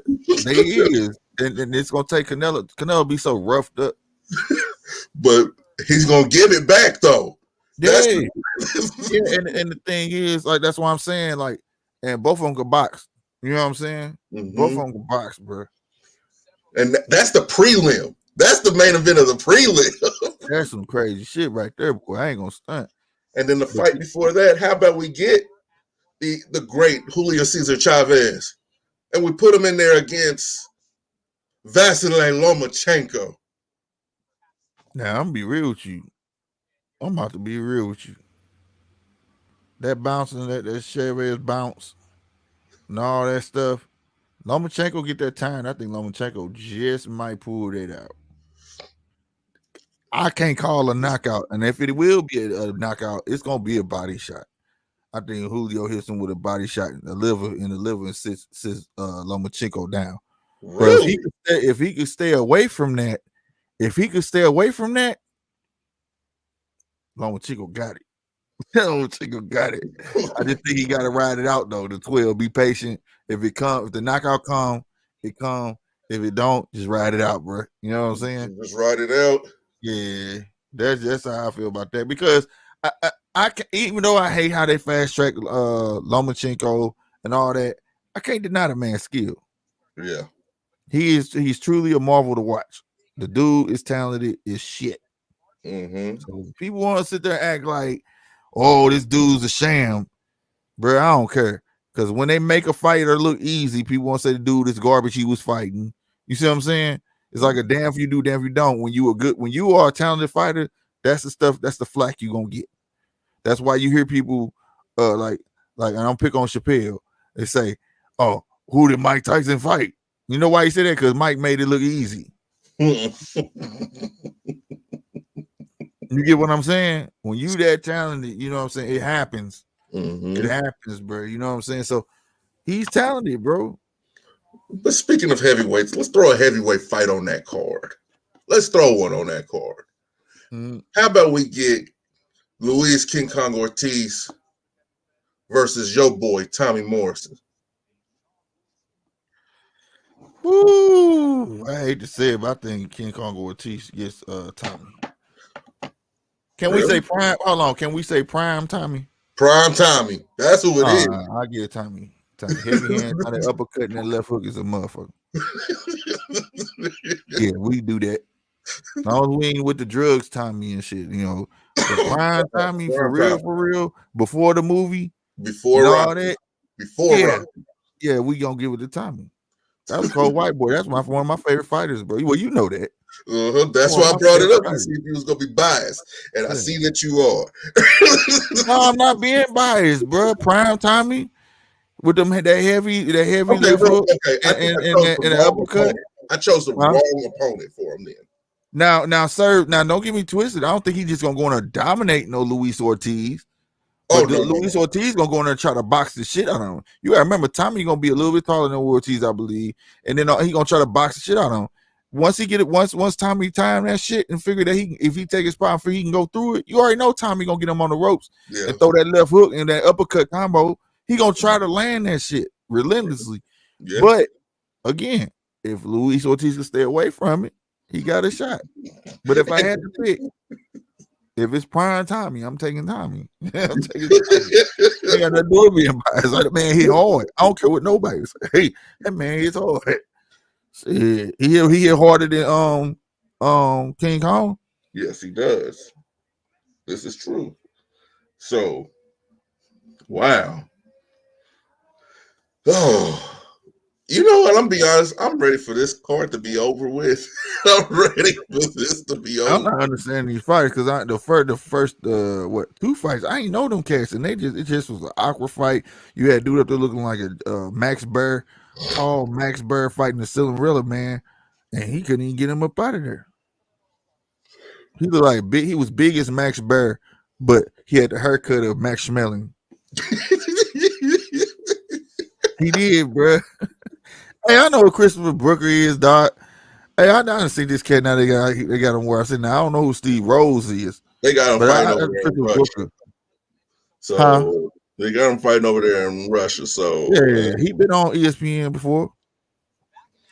I mean, He a little scrappy yeah. cat. You watch him, he Oh, gonna go in. He gonna go in. Watch. oh, No, let's he, throw he another. gonna make it. He gonna make it interesting. Let's see, who else could we throw on there? How about we throw a Zab Judah versus Devin Haney? Man, you talking about young Zab? Prime Zab. Man, he beating Devin Haney ass. I'm just saying, man. I'm not even gonna debate nobody about that shit. All you gonna get is my hand. Somebody try to debate me, I'm just gonna do that. Shut up, dog. Shut up, dog. I don't want to hear it. You gotta, you just gotta know what's real when it comes to that, bro. No, I'm gonna say no shit like that to me. I'm just saying that. That's no disrespect, Devin Haney, dog. No, not right now. You ain't. Oh, Nah. okay. Well, I guess I better put up the next question then, because I was about to say Ryan Garcia versus Oscar. You want to know something though? Now that's intriguing. Early What? Oscar, and you want to know why? Go look at a young picture of Oscar He looks and like. look how young, right? Look how he was built, and look how Ryan is built. Right? It's like Ryan just a little taller. You know what I'm saying? But if you look at him, and you can put both of them in, it'd be almost like brother fighting brother or something. You know what I'm saying? It'll be crazy. What it do, B? Yeah. It'll be crazy, bro. So I don't know. I don't know. Plus he had it, back then, Oscar was a man. He had everybody food. My dad was like, yeah, he the best right now, but watch when he swing. This dude closes his eyes every time he throw a big punch. And I've been watching that ever since. That's why I respect him. But when it came to throwing big shots, you know what I'm saying? He's scared to see what's coming. You know what I'm saying? So, but it will be good though. I think that will be an interesting matchup. I ain't taking nothing. Hey, time to start a poll then. Who wins? Ryan Garcia versus a younger Oscar De La Hoya. Yeah, That's that'll be dope. And we ain't talking about young, like beginning De La Hoya, beginning De La Hoya on the come up De La Hoya. I think it'll be interesting. I can't pick because Ryan has showed us he got a mean body shot. Mm-hmm. He does hold his chin open. And he's you know what fast. I'm saying? Yeah, and he fast. De La Hoya has speed. He's faster than. Well, hold on now. I think he's faster than Oscar. Yeah, I didn't say Oscar was fast. But he did have speed. Wasn't your average slow mo boxer. You know what I'm saying? He had the defense and he was strong because one thing I do give that man, he used to hold his guard out, his elbows like this, and bow like that. That's even shorter of generating of power. You get what I'm saying? Mm-hmm. So he was strong. He was strong. So I ain't taking that away from him just because he closed his eyes when he threw a big shot. I'm just saying that, that will be interesting because one, he didn't like good shots. That De La Hoya did not like good shots at all. I've yet to see Ryan get tested in the gut, but by him being a little taller, I already know a younger Oscar is gonna tag that man up and he's gonna chop the tree down. But Oscar don't like what's coming back. Right. You know what I'm saying? That's what I'm saying. So you see that's interesting. That right there will be like, wow. That'll be crazy as hell, boy. I mean, that really is an interesting fight. It is. I'm telling you, it is. They'll be at the press conference, probably sound like two women. And you know what I'm saying? No Jonah, because both of them think they pretty boys. So, you know what I'm saying? You had one guy, what was the shampoos and stuff back then? Head and Shoulders, and the other one using VO5. They sponsored by. Please, Oscar took on all the goats. Yeah, he did. He fought just about everybody. Yeah, but B, the thing is, a young Oscar versus a young Ryan. Right. We're not gonna put young Young, Ryan in there with a prime. We're not gonna put if you want Ryan in with a prime Oscar, Oscar. if you want to put a prime Oscar with anybody, prime Oscar with a Sean Porter. And that would be a tough ass fight for Oscar. Oscar don't like being mauled. He don't like being mauled on the ropes. He don't play that. He don't like that. Now that's an interesting fight. That right there to see him, he'll be on his feet all night. Yeah, young also fought Chavez. Yep, that's a fact. Yeah. But my thing is putting the same age Oscar in, same age Ryan, because if you put a prime Oscar in there, by his prime, Oscar was filled out. Man, Oscar have little rib muscles that be showing. Oscar was built, bro. That's why I said prime Oscar would have to fight Sean Porter. Yeah, Oscar was built, and that wouldn't be fair. I think young, like I say, young coming up when he showed the world that he is about that business, like how Ryan showed he had heart. That would be an interesting fight, bro. Like I said, they want to be sponsored by VO5. The other one be sponsored by Head and Shoulders. You know what I'm saying? They be on their pretty boy stuff up there. Can you imagine how the fight would sell? Like, dude, that would sell, bro. They both would talk shit. That fight would. Now, the only question is, would old Oscar let him get into the ring with young Oscar? With old Oscar? Would old Oscar let Ryan get into the ring with a young Oscar? That's the question. Either way it goes, Oscar is a factor in this fight. Yeah. This is true. But that would be really goddamn interesting. That should be hard, bro. Well, we can't forget where Pacquiao started from. He started what? 108? Lying ass. And then we went pro at 17, lied on his paperwork. Let's put him in there against Inoue. No, I would. You know what? That'd be cool. I ain't gonna lie. Pacquiao be Inoue ass. But look, what? Hell yeah. Oh hell no! I don't agree with that one. Look, I'm gonna tell you simply why. Young Pacquiao did not stay still. You know why he beat everybody up? The intimidation of this dude do not stay down. He'll get knocked down and he can jump up like a basketball. It was like he was on dope. You know what I'm saying? Like the dude, boing, oh, what's going on? Like, what the hell? What? But you like, it was intimidating. For Inoye's size, he got some pop. Oh, he got some pop, but dude, again, you can't hit what you can't catch. But you Pacquiao was all over. You got, and I'm talking about you better hit that man super hard.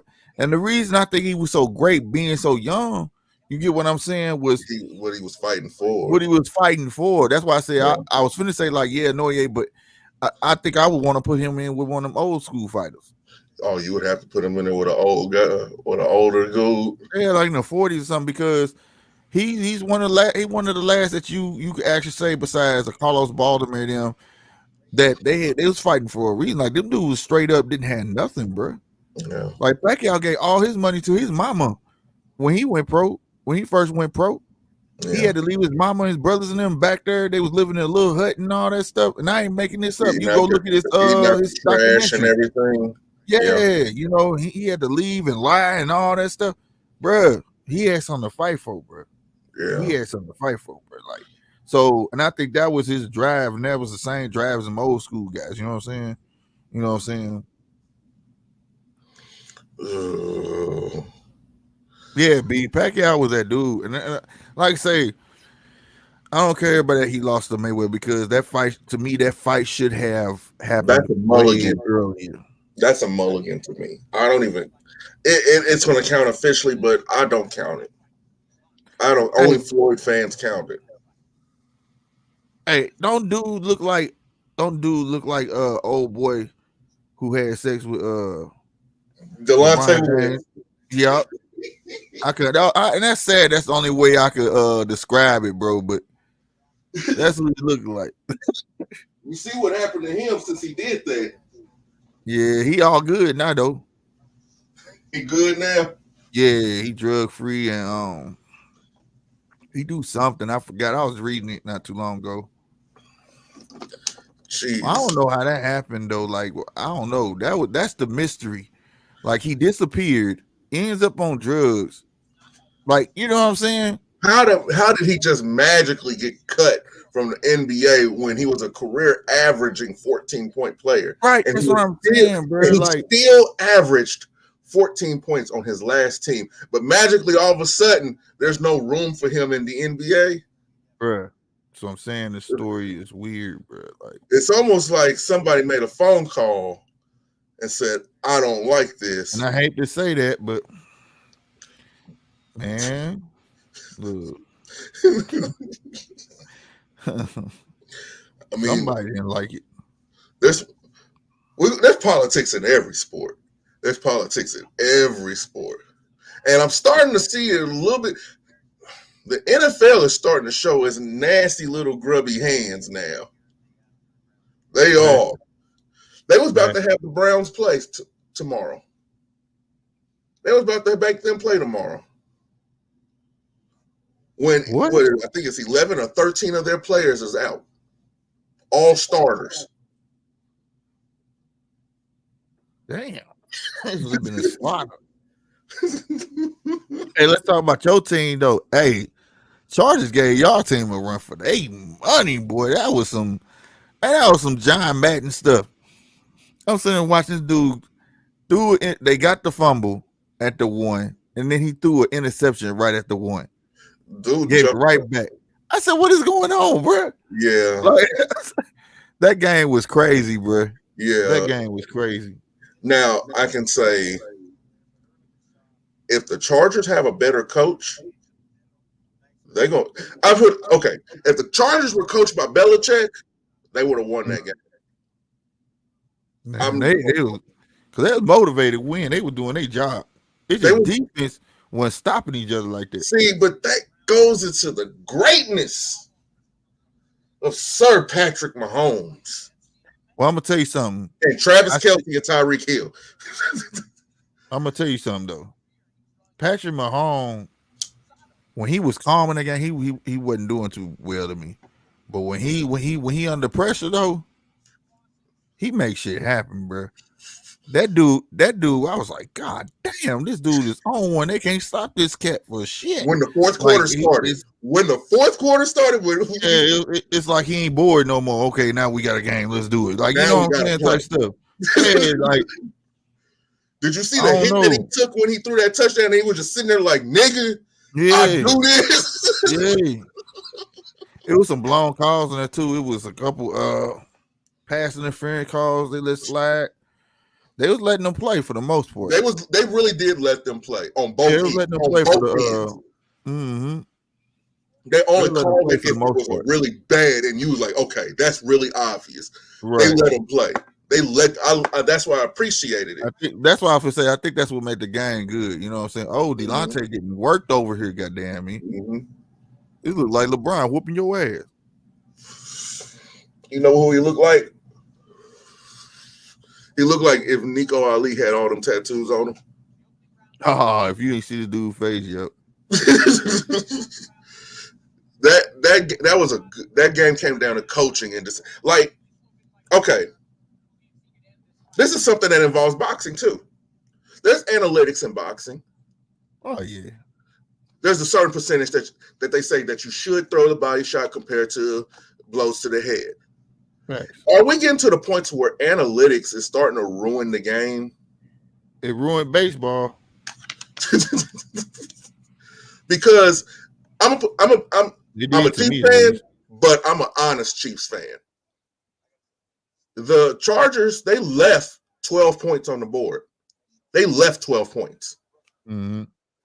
If they would have had well, I can't say that because if for some reason when we down like that, that's when everybody decides that they want to play. Right. For some reason, I don't understand that. Y'all start cracking niggas and everything. I was like, damn, nigga. The I'm talking, defense I don't decides that know. they want to play for some reason, and then the offense be like, okay, That's we why I done was like, I started don't know you what's enough. going on. Maybe they was bored or something. It, I don't know. one thing who I compare our team to Golden State. Because for Okay. some, when Golden State's down, sometimes they could be like, okay, at halftime. But then as soon as the third quarter hits in basketball, they just go on like a 37-9 run. Just blow you out the goddamn gym. Chiefs Yeah. defense is the trouble. No, it's not actually. We were missing 5 players on defense last night. If you look at it statistically, we're the number 2 defense in the NFL. Hold on just a second, man. Hold on. All I right. got to take care of something real quick. Man. Sports wicked anyways, man. Y'all hear about that they took boxing out the Olympics because of the corruption, man. That's some BS, bro. B, you already know Green Bay taking it, man. I mean, we ain't got to talk about the rest of the season. You already know who gonna win the Super Bowl, bro. You already know who gonna be there. You know what I'm saying? He said, "Wow." You already know that Aaron can go play somewhere else because he ain't gonna stay, man. It was gonna make me mad. I hope he do. That's why he got to get a ring. We get this ring, Aaron gonna stay. If not, he out. You know what I'm saying? No, I think they're gonna let him go anyway because old boy don't want him there. LaFleur don't want him there. But nevertheless, man, still Green Bay all day. I don't care who end up being quarterback. But we taking this one. We got to take this one. You know what I'm saying? That's how I feel about it. But this boxing match right here, man, I don't understand. It's a lot more 10 rounders. And this is what I be talking about, like y'all talking about analytics. They ain't doing that to the viewer, man. No boxing Olympics is blasphemy. Right, bro. No, it's real. You could look it up, B. They said due to the wide spread of boxing corruption, they're taking it out of the Olympics. So they feel like boxing is so rigged that it's not a sport. It's almost like WWE. You see what I'm saying? So they not counting it as a sport. And that ain't cool. Y'all got weird sports in there that definitely don't seem like it'll be a sport. But you gonna take boxing away? And I don't understand what um this boxing has to do with the Olympics. Those are y'all official. You officiate. Y'all official. Y'all judges. Y'all refs. You get what I'm saying? Control y'all judges, bruh. What the hell? But because of all of boxing, they're saying that's why. I don't like that. I don't like that, bro. These guys train they whole lives. Some of them don't even care, but they just want to go to the Olympics, bro. You just stole their dream from them. Besides racing, that's the only best man win game. For real, bro. You ain't never lied. Man, they got curling in the Olympics. Curling. They got darts now. Who cares? But you gonna take boxing? Nah, that's a no go, buddy. That's a no go. Yeah, that article came out like day before yesterday, bro. They announced it. Man, Booker getting tagged, man. Old boy came on slow, but and I don't even remember dude name, but he getting with Booker.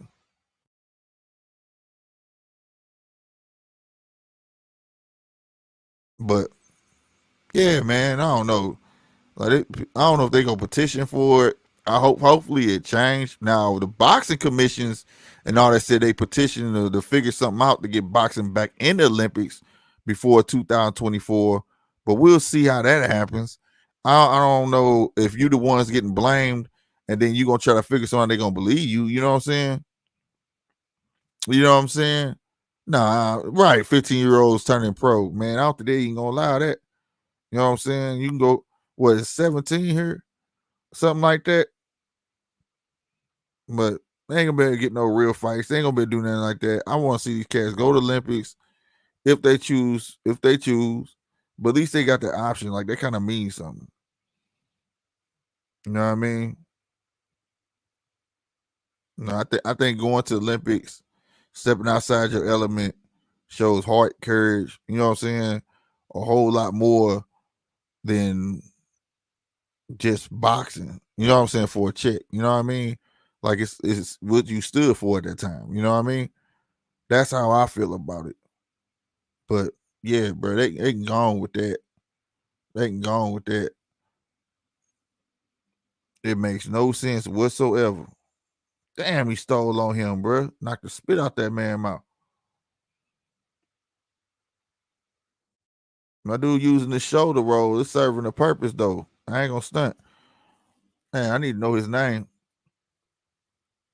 I didn't even know all these undercard fights I'm gonna be on here. It's like the fourth one. Then we still got the girls that's gonna fight. Which I mean, I want to see the girls fight. I ain't gonna stunt. But I ain't even know Booker was fighting tonight.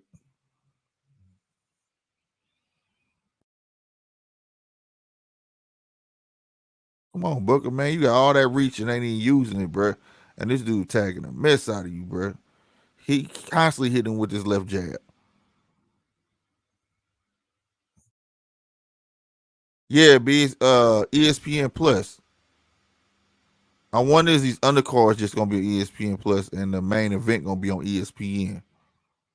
I don't know, man. They advertising be messed up, bro. But right now it's on ESPN Plus. Cause I think basketball on ESPN right now or something.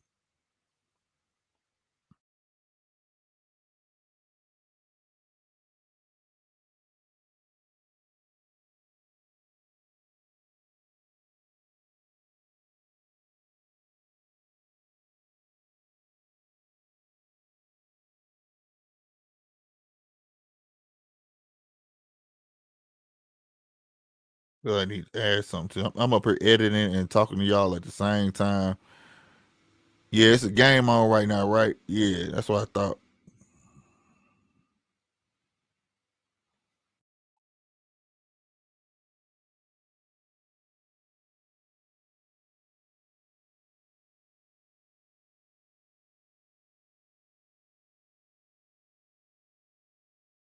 Who playing right now?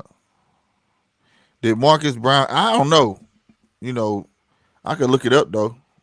I'm gonna look it up.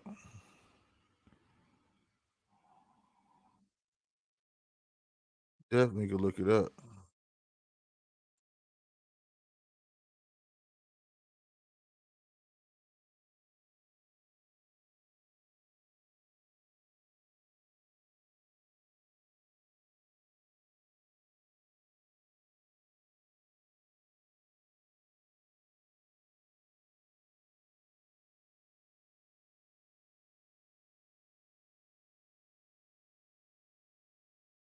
Man, I typed that shit typed it to David Bowie. Ain't nobody type no damn David Bowie.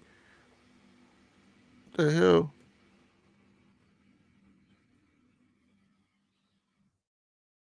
There we go. Let's see now.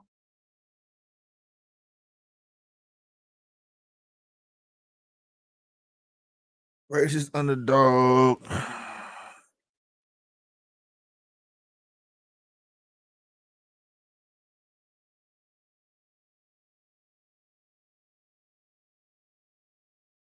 United States pop culture. Maybe I need to reword it. Failed drug test.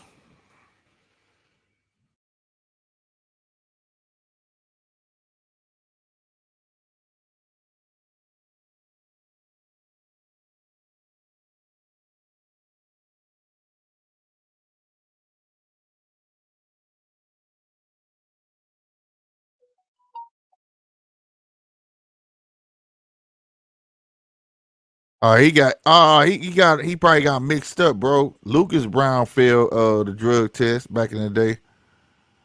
And I know Pascal when they was about to fight, he failed. Yeah, I think he got him mixed up. I think he thinking Warriors up. They whooping Boston. But Ian, I think he's talking about Luke. I think he got Lucas Browne and Marcus. Lucas and Marcus mixed up, bro. That's what I'm thinking. Yeah, because all I'm seeing, same last name, bro. Same last name, just different first name, bro. Spelt the same and everything. So he saw Browne and probably just ran. You know what I'm saying?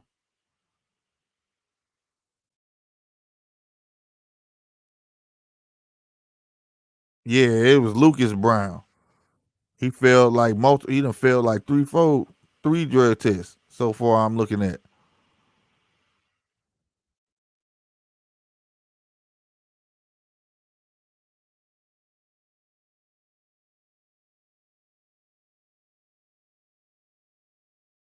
Yep.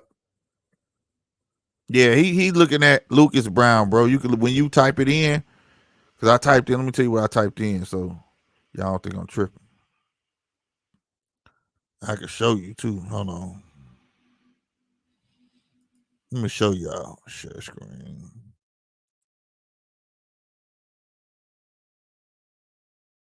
All right. Damn, that thing's still on there. Hold on. Higher comment. Yeah, see, I don't know if y'all can see. That's why I type Marcus Browne failed drug test. But when you go through it, see it say Lucas Browne right here. I think that's what he was looking at. And you go through it, it's like multiple. You know what I'm saying? Because it's the second page. No, it's still the first page. But see, it's like hella drug tests this man done failed on different occasions, bro. See, look, Lucas Browne fails another drug test. So I think he went you know what I'm saying, he just went around that. You know what I mean? Yeah, I don't like the red ring at all neither. This ain't bootleg. I'm cool with the white and the blue one, you know what I'm saying? I'm not a fan of the red ring neither, B. So yeah, and now you right. It's Lucas Browne. He probably don't know. We let him know when he come back. You know what I'm talking about?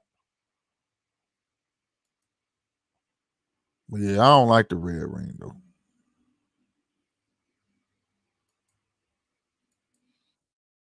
Yeah, Polo got mixed up.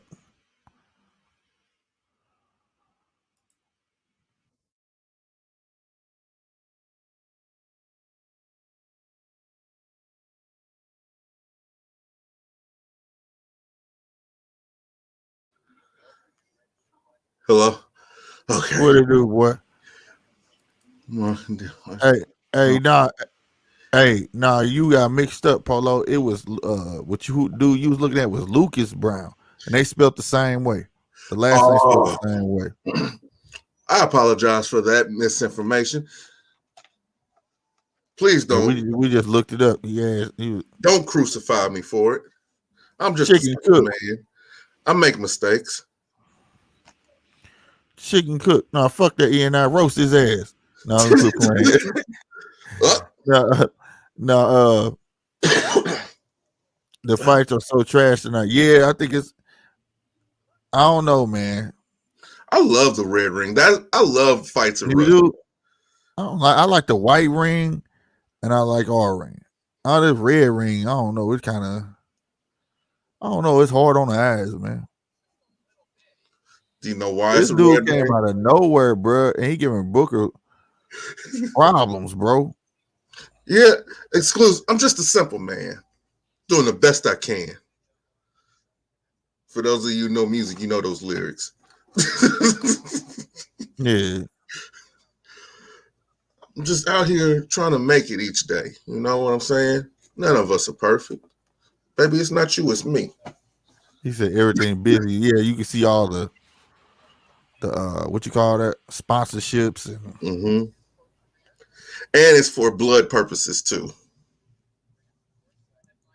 you a gang member now? God damn, we learned a lot about you. Mm-hmm. What the hell?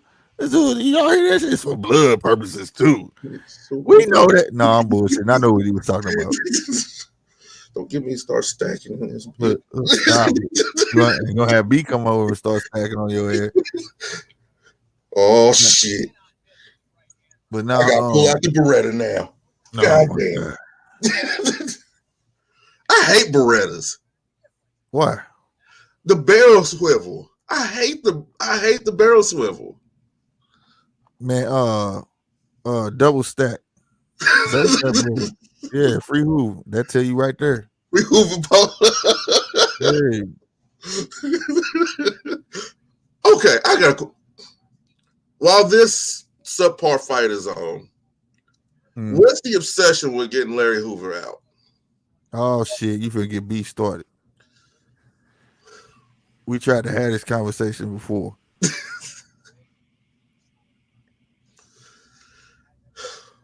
If you go back when B, every time B get on here, what do he say? Go to his first comment. I'm gonna put it on there. Hold on. Right here. Mm. Oh, all right. Okay. Right, I told you. Yeah, I get. All right. So Cool. for him, it's a big deal. A big deal. You get what I'm saying? But why? That's who created it all. I get. No. I'm. And they all and they all believe in the same thing. So. Oh geez, stuff like that. He's a political prisoner. To a degree, yeah, he is. Look at his charges he in there for. There's certain people who have a right to that claim. I believe Tookie Williams was a political prisoner. Man, that dude got Nobel Peace Prize. There was no way that man supposed to die. He changed his whole I get MO up. And then they ain't had no real proof that he even did what he did. Yeah. Angela, what's her last name? Davis? She was considered a political prisoner, in my opinion. Angela, the extra light lady for the Black Panthers. Oh yeah. Even Tupac's mom, to a lesser degree, she was a political prisoner. All right.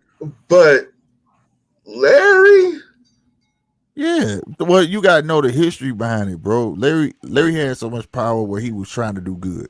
So you gotta know it's not like it's not real for me to explain because he's affiliated, but it was when it was growth development, he was trying to do good. Like say, he was trying to do good for his folk, his people. Okay. When you got at the time, let's just say like how the feds and the police and all that was coming at black groups, black political groups. So you say that he's in the same ilk as an Eldridge Cleaver, a Huey Newton, and things like that. Yeah, in his own right though, and it doing it his own way. You get what I'm saying? Owning businesses and you can't touch me and doing this. Maybe it was some corruption somewhere in there, but at the same time, the way they got him wasn't legal, bro. That dude was in there for what was it, $20-something worth of dope, trumped up gun charge, and they tried to say that he killed somebody or something like that, and they never proved it. They catch him with the RICO, and no, I don't even think RICO was back then. But at the same time, he's been in there. He's been in there what over 50 years or something like that. So, but here's even if he does get out, right? Do you think that he's going to want anything to do? No, he said, yeah. Like B said right here. See, look. No, B, I want you to understand. I'm not going to say I'm completely ignorant. I'm not going to say that I'm completely ignorant, but there's just certain matters that I don't understand. Okay, see right there.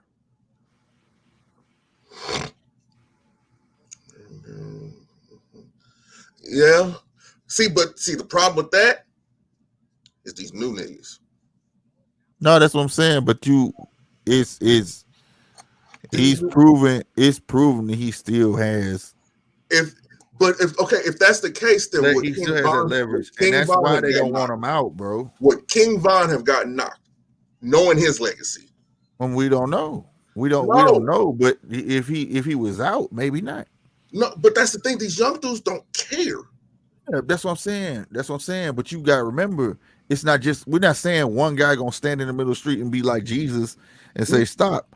When he if like I agree with me, he would add structure back. He would add structure. You already got the whole legit side that's still structured. It's not like he gonna get out and don't have backing.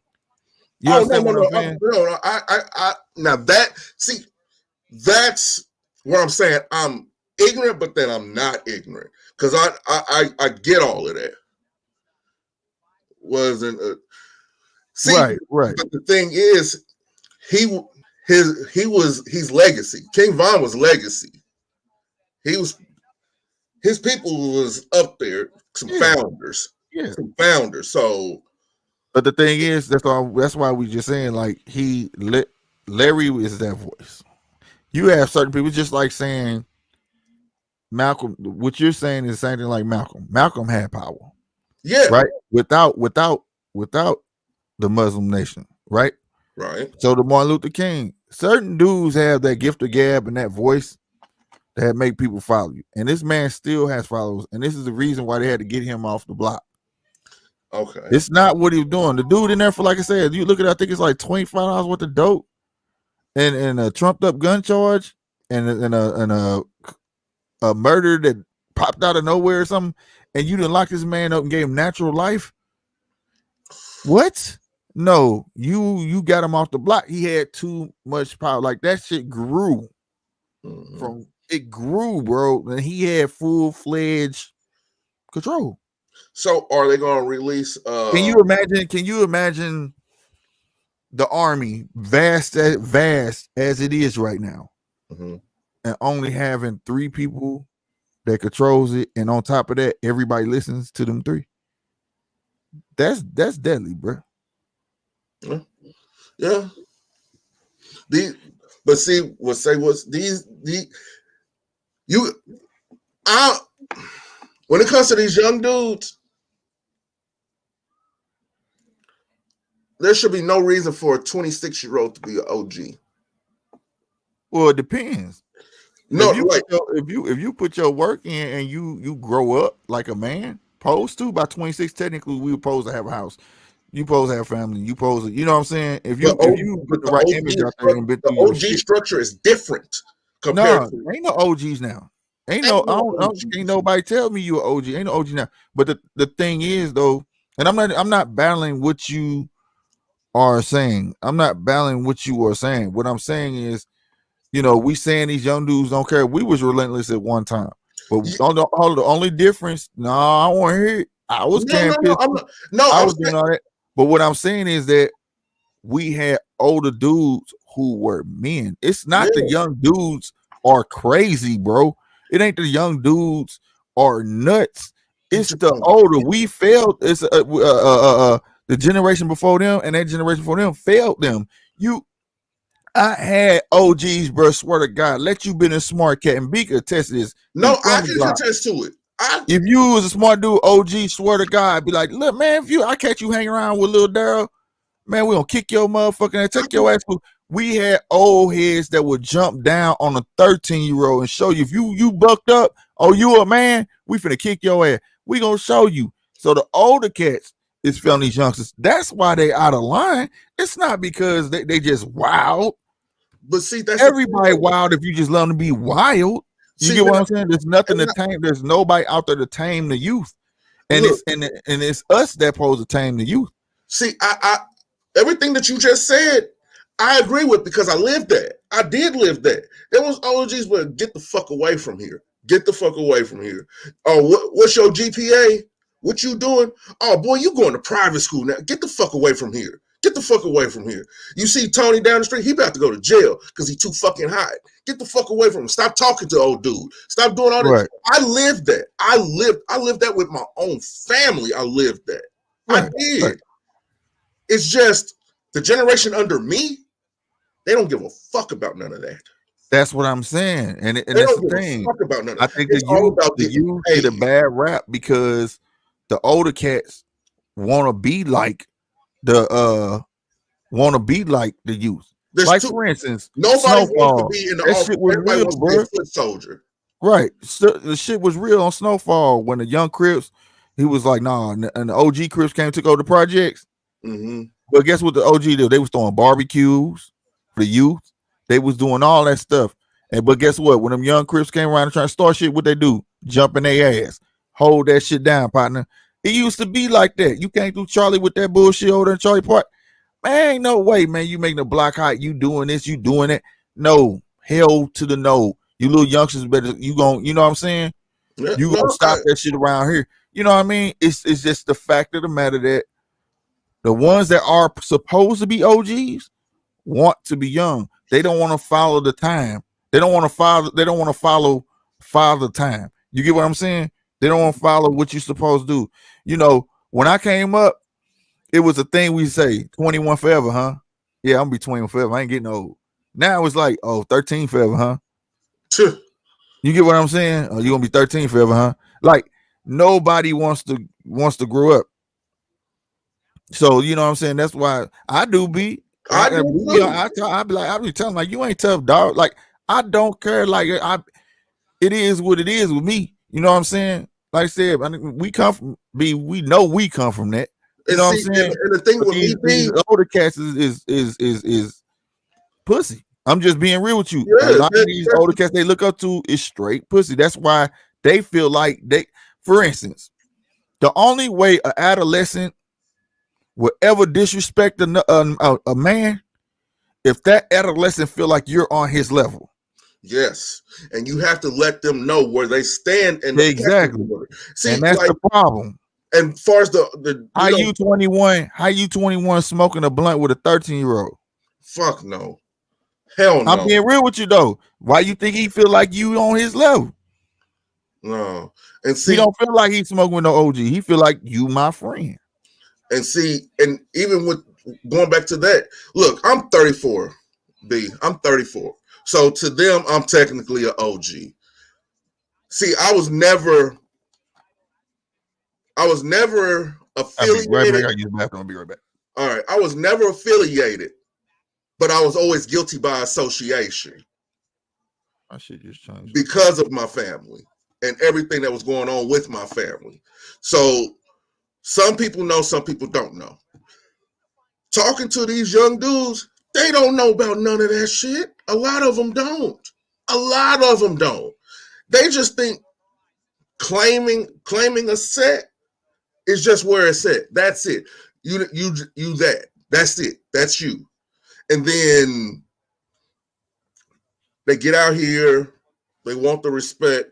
But one thing they don't remember or don't want to realize and all this different type of shit, back when we was younger, and I know y'all probably just about close to 5 to 10 years older than me. So I understood what y'all was going through. Y'all was putting hands on people. Y'all was snatching people up. I seen that. Y'all are my OGs. Y'all 10 years and all that stuff ahead of me. So y'all seen that shit. Y'all were snatching us up. Y'all were snatching us up. We're like, hey, get the fuck from around here. Hey, don't do that. Hey, don't mess with that. All that different type stuff. When it comes to my generation, we try that. A lot of us try that. And it ends up in gunfire because these dudes can't take an ass whooping. They cannot take an ass whooping. A lot of them do not want to fight. They'll rather shoot you. They'll rather catch a body rather than earn some respect. Well, here go the thing though. The reason that being because a lot of people, like I said, they let the art from the music videos. But well, I'm saying like this, that too. We see all that stuff. It's like saying parents can't be parents, right? Like, but parents can. You got to monitor that stuff. Just like this. I'm gonna give you a firm example. When I was 8 years old, there was a bully named Abdul, right? Abdul, I'm 8. Abdul had to be like 15. I was on 51st Street in Caseyville, Charlie Park. But guess what? He didn't mix with us. He didn't even shoot basketball with us. He was a bully. You know why he was a bully? Because he was older. He knew he was older. He knew he could bully us around and all this stuff. He got a kick out of us trying to jump him because he knew we had balls. You see what I'm saying? But at the same time, we knew what time was he was going to whoop our ass. But we grew up to respect that man. You know why we grew up to respect that man? because he never mixed with us. We knew where he stood. We knew he was here, and we were here. Today, the 18-year-old is mixing with a 13-year-old. You get what I'm saying? Big homies didn't kick it with little homies. No. Little homies used to have to sit on the step outside. If they did come around and be the hell quiet. Outside on the porch. You understand me? And then if I was sitting on the top of if I was sitting on the porch in a chair and it was another chair, no, nigga, you sit your ass on the porch, nigga. You sitting on that step. We did not mix. You did not mix with the young ones. You gave them guidance. They asked you a question, you gave them advice, or they was workers or whatever, but you never mixed with the young crowd. These dudes today, you can catch an older cat, 21, 22, riding around with 16-year-olds. No, that's how you get locked up. But I'm just saying though, this is why. So how can there be a level of respect when a 6-year-old think he on the level of a 21-year-old, because he can call you up anytime and say, "Hey, come pick me up, yo. I got that. Come pick me up, nigga. We gonna."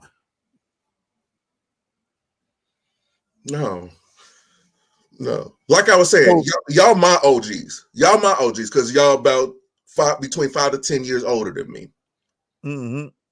I would have been sitting on the step. Yeah. Y'all would have been in the chair, and then the next step was in the house. If we was talking business, we told you get up and go somewhere. Get up and go somewhere. Go to the corner store and get something to drink real quick. Yeah, go do this. Go on. Yeah. And then it was levels to it. It was structure. It was structure. It was decorum. It was ran with some semblance of order. That's what it was. That's what's missing. Order is missing in the streets and it's missing in the home. Yeah. Yeah. But that's because a lot of people got punked with all the whooping the kids. We need to whoop your kids. I don't give a what you say. Spare the ride, spare the child, spoil the child. I believe in that. But that's what I'm talking about. The level of respect come from, you gotta respect yourself. How the hell you a grown ass man hanging on these young ass children? Right? That don't make sense, bro. Like don't make sense, bro. Like I said, it's like your kids in your own household. You have to raise your kids to something. My kids, they know I'm daddy. I'm not your friend. I'm not none of the other shit, pimp. Look, I'm daddy. Ain't no more than that. I remember the first time I got invited in the house. Mm-hmm. I had did some shit. It was just some shit. I'm still here. I got invited in the house. They were like, "Oh shit, you whoop-de-whoop, whoop-de-whoop. Now get out, because this shit ain't for you." It was just acknowledging that, "Oh, I see you. I see you. Now get the fuck away. Now get away. Say what? This ain't for you." Say what? You know, we were just talking about this yesterday. There's levels to this shit. You used to have, that's exactly what we said yesterday, blind leading the blind. Didn't we say that? It was levels to this shit, fam. You got, right before this fight started, it used to be honor amongst thieves. No honor in the streets. No matter which way you looked at it. Nobody wanted to burn nobody else's money. All that. Even today is totally different. Like you said, they get to go around you can sell dope anywhere you want to sell dope now. Ain't no real blackballing no more. Ain't none of that, bro. And that's the crazy part about it. You know what I'm saying? And I mean, we did have morals. I remember we wouldn't even curse in front of a church, bro. No. Wouldn't even fire up a cigarette in front of a church. Wouldn't even smoke in front of a church, bro. Like it's crazy. You know what I'm saying? So like, even from a person like me, I didn't have all the best morals and this and that and third, but I had enough sense not to call nigga mama a bitch. Back in the day, that led to them niggas shoot you. You know, stuff like that. But now, like you said, ain't no boundaries, but them boundaries are not laid by children. They're laid by grown people, grown men. You understand me? That's who they're laid by. So I don't blame the youth. They don't have nothing to follow. It's like a good quarterback. Aaron was behind Brett Favre. Brett Favre produced a what? Great quarterback. You take a college quarterback and just throw him in the NFL, what happened? Like, and that goes for anything. Like, I love my quarterback. I liked Alex. Alex was a serviceable quarterback. Yeah, Alex Smith was a serviceable quarterback. He taught you how to be a pro. yeah. Where's Patrick at? Like Tom Brady. There you go. Say what? Facts. It's all about structure. It's all about teaching. Oh my God. Yeah, you beating this shit and you know his funeral is happening. You supposed to turn your shit down, bro. I've seen niggas speed through repasses, dude. That shit not even cool, bro. When I was younger and I was riding around smoking with people or whatever, we would stop. Be like, damn. And it would bring a matter of perspective, like, damn, we riding past a repass. This earth ain't for us for long, homie. Hell no. This shit ain't forever, dog. This shit is not forever, homie. So it would go into us going home, having a drink, having a smoke, and just be like, damn, thinking about what the hell else is out here. What the hell else is going on? And you start coming up with those plans like, man, how are we going to get out this situation? What can we do to make this situation better? No, these young niggas, fuck that. I'ma live, man. I'ma live my life. I'ma live till I die. Let's get this money. What? Bruh, that YOLO shit, bro. You know, that dumbass shit. YOLO, nigga, YOLO. Go ahead and believe in that shit. You only live once. Nigga, I live every day. You only die once. Nigga, you dumbass. Dang, she came in still on old girl, bruh. Yeah. She pitter pat. Oh no, that had to be a trip. Did she trip? No, that should be a penalty because she laid down on her. I seen that. But I'm saying the old girl trip or something? No. She backhand her. She did. That's an illegal punch, man. It's ridiculous nowadays, for real. It is, say what? It is. It really is. Like, the stuff that I was a part of today, you know, giving out to, you know, the less fortunate or whatever, you wouldn't believe how many young African American boys and girls would be walking past. Some of y'all giving away that cheap shit. It couldn't be me though. They don't need it. They get their little foods. They like that. That's because, like I say, ain't no structure. And I'm gonna tell you, a lot of us didn't have dads or moms or whatever. The street served a purpose at the least. That was your last. Not even the streets, the neighborhood. No, that's what I'm saying. Your block. That served somewhat still of a purpose that kind of filled the void. You know what I'm saying? Yeah. Or whatever, you know. And even though you had a guy you looked up to and he was reckless, you're like, yeah, I'm gonna be like him. But as he got older, you kind of grew with him. You see, now he got a job. You see, now he like, man, that shit ain't what's up. He got talking to you. He got a family now. So you get to see that. You get what I'm saying? And then everything that you're saying right now, we've been showing them. They don't respect that. No, that's because it's been going on so long, though, bro. It's been going on so long, but it's still, you can catch them out there, bro, where you just be like, nigga, I don't give a fuck. And they be like, man, oh, you got it, whatever. They'll try you. But nigga, you got me fucked up, little nigga. Look, young dude, grew up in River Park on the 39th, in the dirty 30s with me. I seen this dude grow up. He in his shit now. He was like, what you doing now, man? What's going on with you? What's going on? You out here still? I'm like, no, I'm not out here. I'm just trying to make it. Got a family, got a wife, got some kids. Oh, he's like, oh, you a simp now, huh? Hardy. You a simp now, huh? Oh, you out here spending money on these bitches and shit. I'm like, what the hell are you talking about? You supposed to grow up. Yeah. Nigga, fuck that shit. And growing up don't take that shit out of you, nigga. It's just your priorities change. I never give a bitch shit. I gotta get this money till I die, nigga. Like, I know niggas today, nigga, they got jobs, good jobs, and I still hear niggas say, hey, don't fuck with Chico. Don't think Chico went soft, nigga. Leave that man alone. You know what I'm saying? Like straight up. Like, it just because the nigga ain't on the block as much or whatever stuff like that, bro. you know who real and who ain't. You know what I'm saying? And these Mm-hmm. dudes is blind, bro. These And dudes is blind. I just looked at them, and only thing that popped in my head Hey, this talking girl to some of dirty. these young dudes today, these young dudes and some of these young chicks, was Tupac. I ain't mad at you. Mm-hmm. That was the only thing. You know what? Man, you got like my grandma said, forgive them for what it say, forgive them for Lord, forgive them for Give them what for they they don't know know they not do. what they do. They do. Right.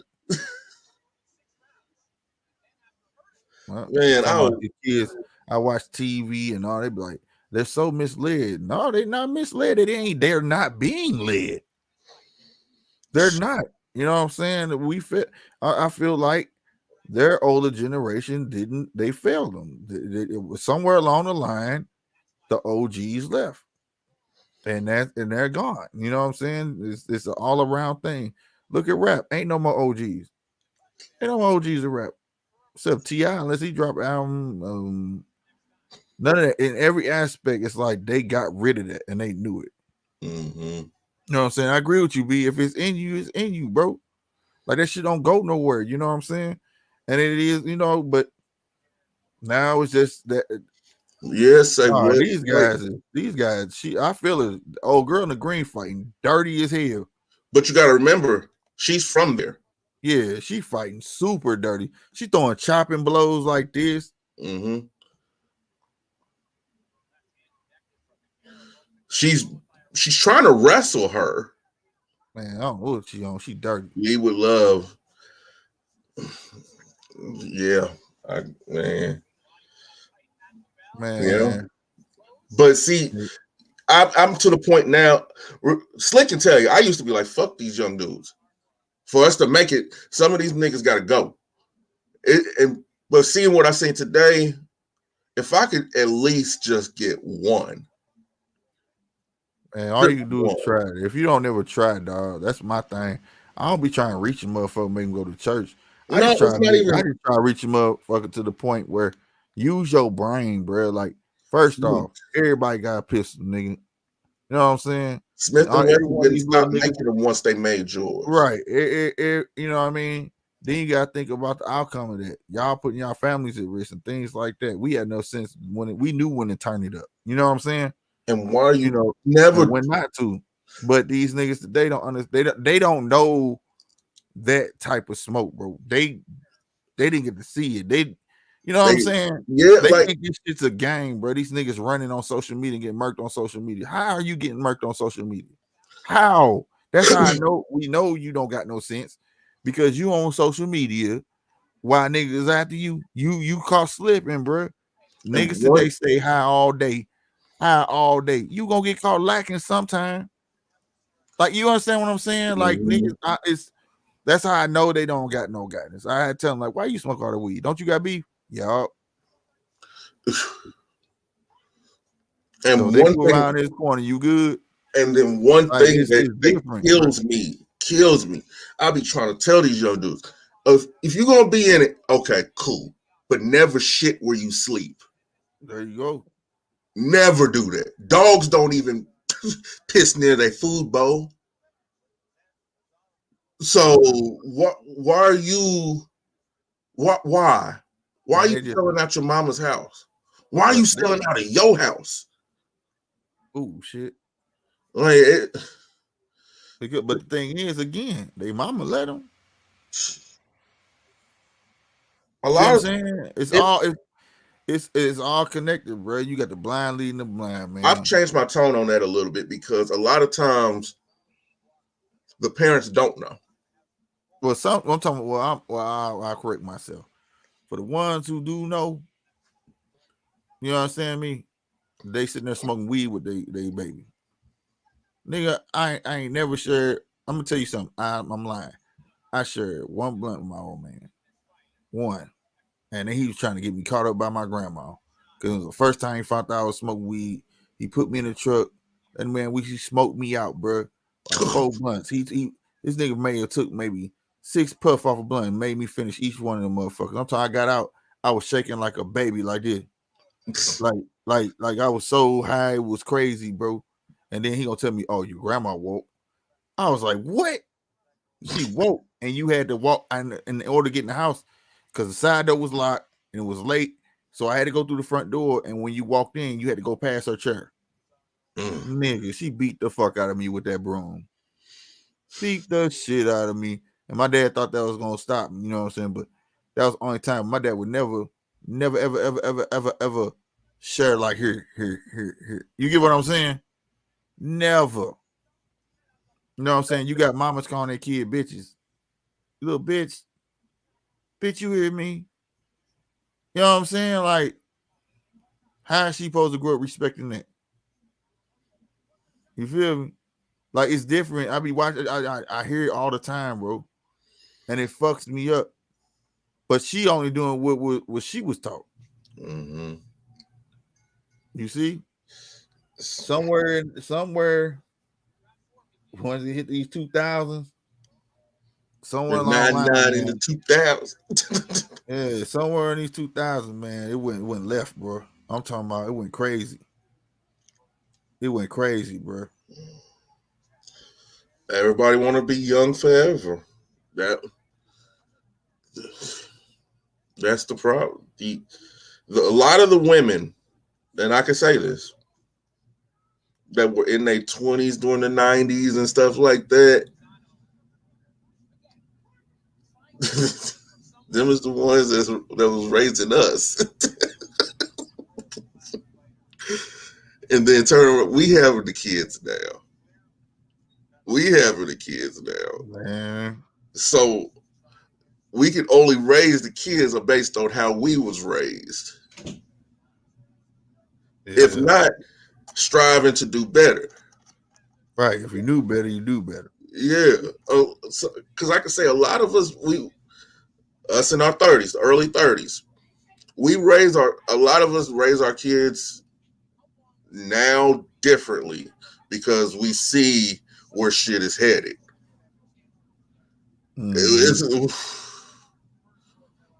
Like you, I don't know, man. It's weird. I ain't gonna sit out and pray for him. You know what? I kind of want to call my grandma and have her talk about it. They just trip me out, man. It's a lot, and they think they hard up because everybody got a pistol. Like B said in track, it's hella motherfucking guns out here. You know what I'm saying? You know what I mean? Right. Now I don't be trying to do that shit neither, B. My kids don't even know. You know what I'm saying? Like I don't do that around none of them. Honestly, I have I a used to have survivor's survivor's remorse. I left the I used to have hood. survivor's remorse. Don't have a blueprint of being right, bro. Like that's why I believe in each one teach one. I still believe that to this day because you know what I'm saying. Motherfuckers knew how I was, and I still had OGs like Mike. B no one of my OGs like they pulled me. I remember Mike saw me serving on, and this is when I first hit the county, bro. When I went to North County, that's how I met Mike. And Mike pulled me off that motherfucker. You hear me? That dude grew up, had a green Beamer. You hear me? I'll never forget this dude had a jean vest, a Levi's, it was a jacket, but the sleeves was cut off. Nigga had muscles, black as night. You hear me? What you doing over here, little nigga? Am I doing what I do? Nigga, get in the car. That nigga start picking me up every time he saw me out there. You know what I'm saying? And he come from, we knew Mike from what he did. You know what I'm saying? But see, he had reached that age where it's like, I got a family. I'm trying to be legit. You know what I'm saying? And he knew what I was on. He knew my name before he even saw me. You know what I'm saying? See, OGs used to have a thing. They'll see a motherfucker and be like, man, you got more potential. You know, they start trying to talk shit to you like, you smart as because they feel like you ain't got to go through that. You know what I'm saying? You better to be better, right? Be better. You know what I'm saying? Like in Menace Society. That was some real shit when he went to jail and seen the old boy. And he said, teaching the way we grew up was bullshit. You see what I'm saying? Mm-hmm. That's how it's supposed to be, bro. But see, but the thing is, yeah, bet pretty much. Be pretty much. That's what it was. No lie. At the end of the day. See, it's all about what they respect. Too, also, by the way. It's all about what they respect too, because everybody knows my background. I went to the army, so I feel like I got out. So going back and trying to be like, hey man, You ain't gotta do this. You ain't gotta be here drinking on these Four Locos all damn day, talking about how we gonna get some money. You don't have to do that. Hey, I got this dude. He's recruited. He can work some shit out for. I ain't trying to be no fed. Matter of fact, you the feds. Why you around here? And that's the ignorance talking. What? I mean, part of it was Mike didn't learn later on. I feared Mike because we knew what Mike was about, bro. You know what I'm saying? But that's the We thing. knew what Mike was about, so I would listen. You know what I'm saying? He tell me you good. You know, I knew what entailed what fucking with Mike was about. Yeah. You know? And see, here's the thing: the OGs on the block, they be like, "Hey, you did it. You did it. Come here, Buck. Come here, Buck. Come here. Come here. You made it. Look at the young nigga in his uniform. Look at him out here doing it. Get them white people money, man. Get them white people money." And the dudes that was my age and a little bit, that nigga a snitch. That nigga's a snitch. They don't know better, bro. They don't know and no then better. they be trying to pull them to the side. They be like, "No, you can't change my mind. That nigga's a fed."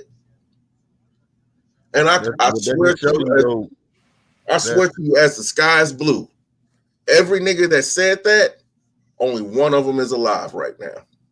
There, and you gotta outgrow folk. Well, you don't have to in life. You just outgrow folk. You get what I'm saying? Like you outgrow people. You can't.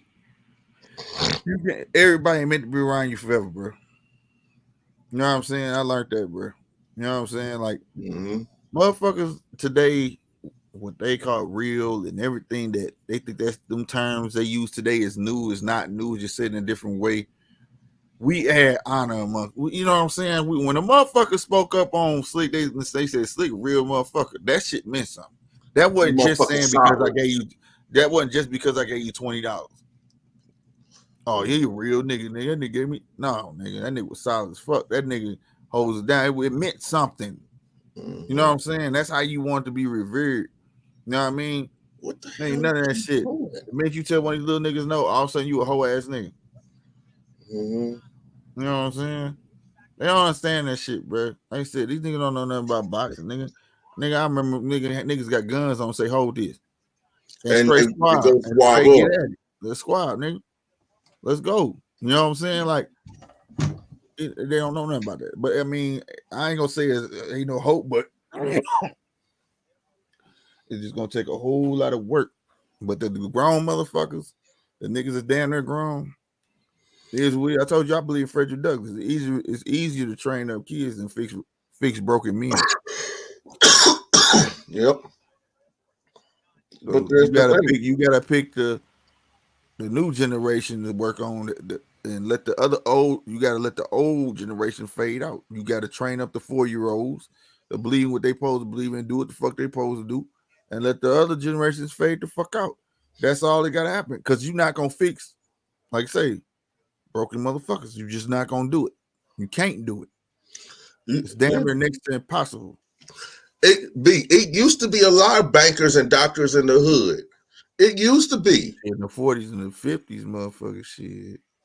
But when I tell you what happened, shit, no, we at motherfuckers. Motherfuckers burnt the fuck out. That's what they did. I can tell you what happened. White neighborhoods. I can tell you what happened. It's gonna sound controversial as hell. The niggas started outnumbering the black people. Well, I want to say, see back then I wouldn't even said that like that. It's just that I feel like there's nothing wrong wanting something nicer. No, there's nothing wrong with wanting something nice. People always wanted to be in their communities. I would love to stay in the inner city right now, Slick. I really would. Well, I'm saying like this. Today, a hood is not as bad as a hood used to look in the Oh, no. But I can't say that a lot of the activity hasn't gone away. No, I'm not saying that neither.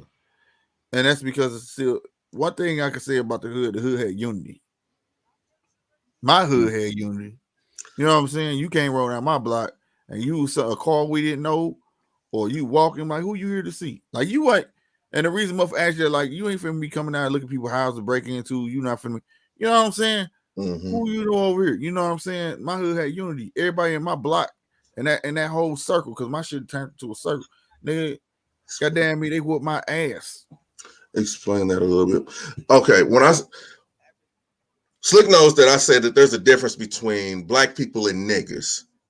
When I say niggas, I'm talking more so about the mentality, that ignorant mentality. You know, that, drive down the street at 3, 4 in the morning, blasting their music, sitting out in front of their car serving while the kids is outside, pulling drive-bys while the kids is outside. All that difference, telling little kids to hold the dope while they running from the police and shit like that. That nigga shit.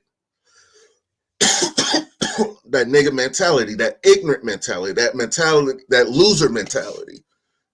And the thing about the loser mentality is it's so infectious that it's going to try and do whatever it can to bring everything around it down. The proverbial crab in a bucket. I see that as the nigga mentality. I do. And you can only take it so much before you be like, look, I have a family I have to take care of. Well, I'll say this though. We had some people who own businesses that Please use stayed in the different hood or language. whatever. I But at respect the end that. of the day, but at the end of the day, um, they houses got broken into multiple times Too many times. and stuff like that. So they moved. You know what I'm saying? So I understood why they moved. You know what I'm saying? Yeah. Um, but after a while though, it did turn into like they bought into the notion that like white is right. So if I you can't move to say a that white for neighborhood, everybody. it's gonna be safer because you in a white neighborhood, and a lot of people end up regretting it because they were getting antagonized because the people who were already there didn't like that they were moving in. You get what I'm saying? So Okay. like, so they found out the other side wasn't as green. You know what I'm saying? So at the end of the day, it's a catch-22. I can easily say that. Then I can also say that, like I said, there are some that want to stay in the hood, wish they was in the hood. But at the end of the day, I feel like you can move to somewhere safe so you can construct the idea or ability to give back to where you from and make it a better place or help make it a better place. That's like, for instance, and it can be done. You got D Rose. D Rose moved away, right? Mm-hmm. But he created the Safeway project for kids to walk to school. There are things you can do where your presence is still felt in that hood. You get what I'm saying? I understand that. I That's do. so, and then you know, and today's a little different. Bees in Texas, there's nice ass suburbs where it's nothing but black people. Mm-hmm. So at times all change. You know what I'm saying? It's just slower than us, but it's gonna happen. And when it does happen, it's gonna be great. You know what I'm saying? Because the one But thing I can say, the kids are getting a little more ignorant, but opportunity is way more vast. yeah, So at see, some point, it's the ignorance is gonna break. but it's something else. Mentality is going to have to change also. No, that's what I'm saying. It's gonna have to break. You know, like he's still active. D Rose was like, yeah, D Rose better than that dude, but no, everything. Like, I don't agree with how do that y'all feel that Bradley? started. Do y'all feel Bradley Beal's touch there in St. Louis? Not for real. I mean, he done a little stuff, but not for real like that. Like, we here in Kansas City, I can honestly say the only person that I could say is still trying to change stuff is Eddie Griffin. But Don, he always been on that type shit though. yeah, Eddie Don is more of Cheadle, a philosopher than no. anything. Don Cheadle, no. Brad Pitt, no. None of them. They rather say that they're not even from here. Yeah, Like Ant-Man. What's the dude who played Ant-Man? I forgot his name. He Paul Rudd. Paul Rudd. he said that he was from the Kansas side. He switched it up Yeah. and said that he was from the Kansas side. Dude on TV, Nick Wright. Yeah, he was on the Kansas side. He went to Washington High School. All that's granted, but Kansas City is not just Kansas City, Missouri. It involves Kansas City, Kansas also. No, we Right, separated. because y'all are just like East St. Louis to St. Louis. Yeah, we separated when it comes to certain things, but when it comes to the whole of it, everything that affects KCK affects KC Mo. Right. But people will rather pick and choose which side they want to deal with. It, it's crazy. It's really like that old girl, Janelle Monáe, Man, she fine. that busted hoe. She Man, don't be talking about her like that. She fine, bro.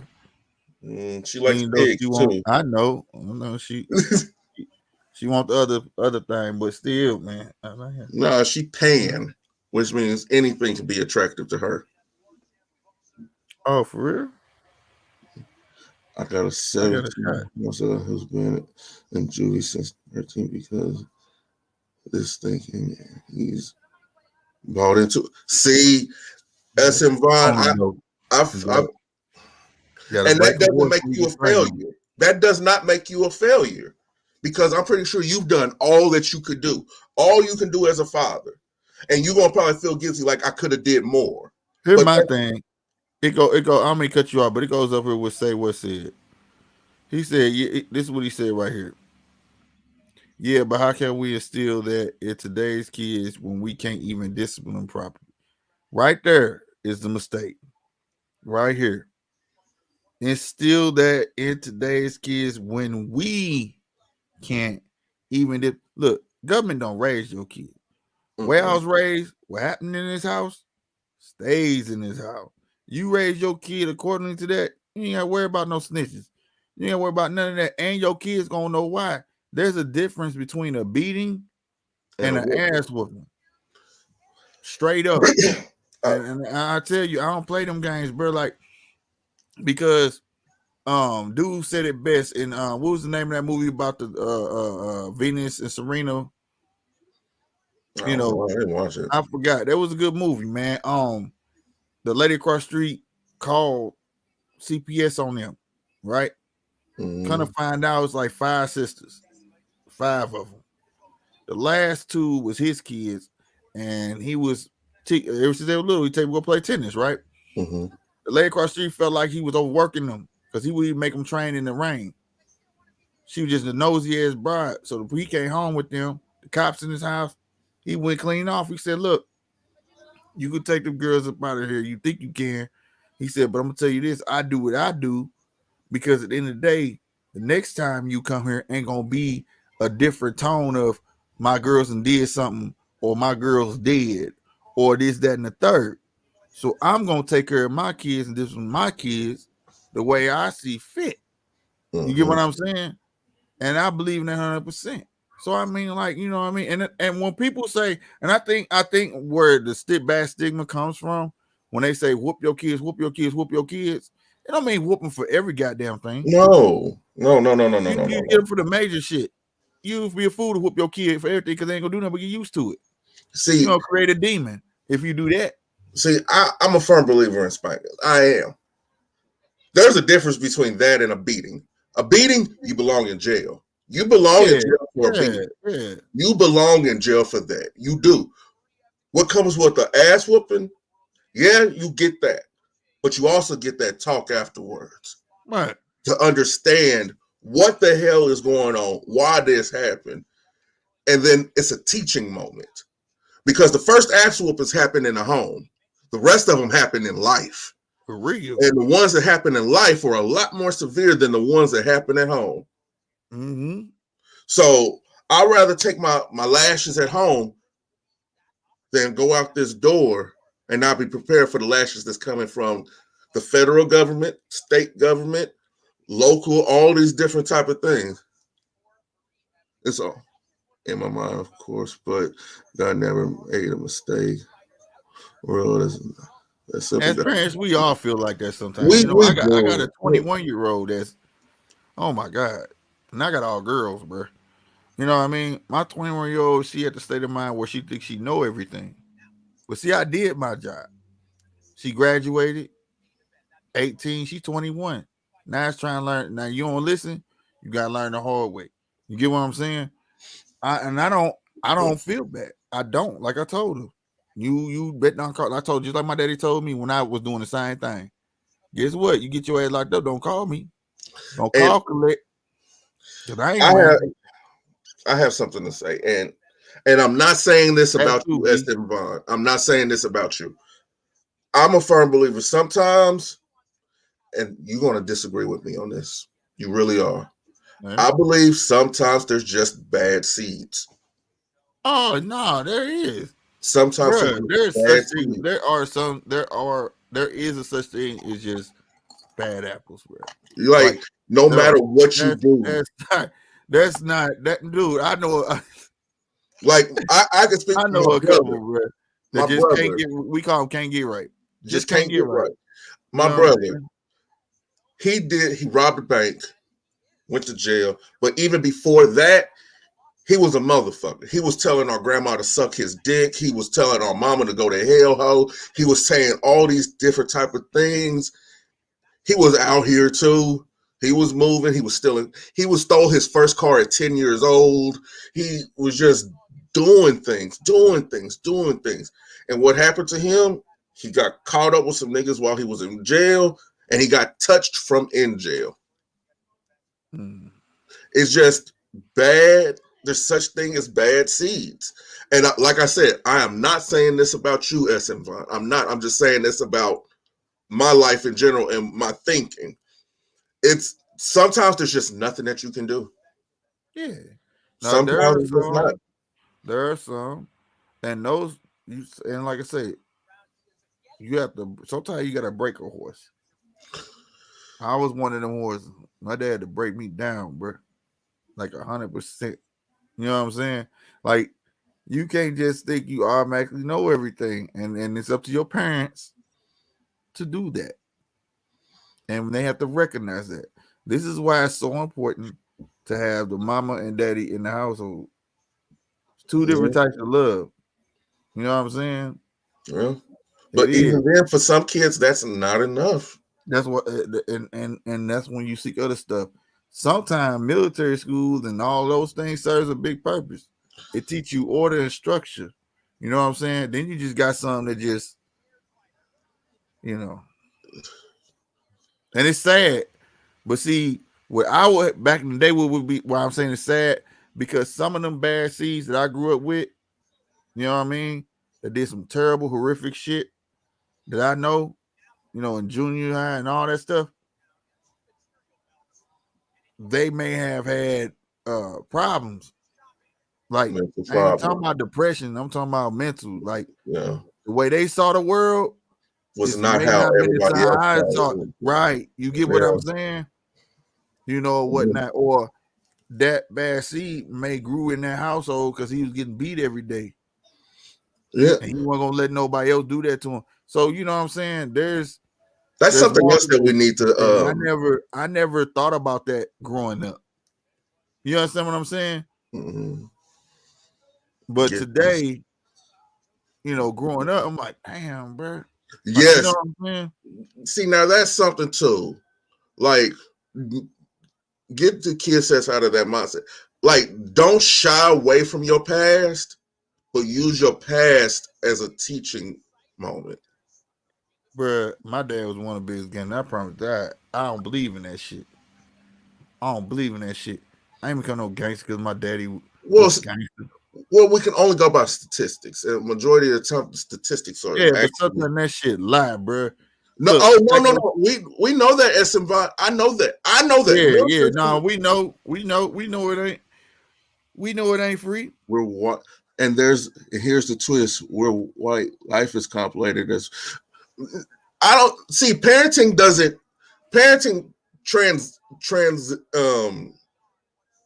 Bruh, it's transcends a rhyme. Your ass is race. not white. Your ass is white chocolate. It transcends race.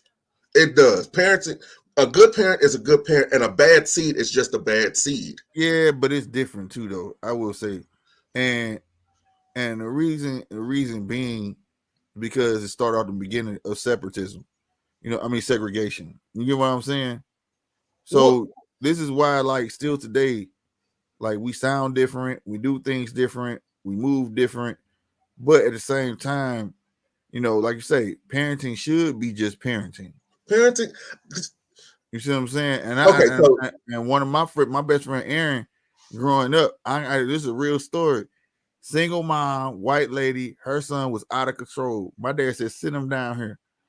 She started sitting him down there to fuck with me and my dad. We out there playing ball, but when he start cursing and shit like that and stuff, my dad would get in his ass, and she go down to, "I don't know what you did to my son, but he a whole different animal now. He's better." You know what I'm saying? mhm.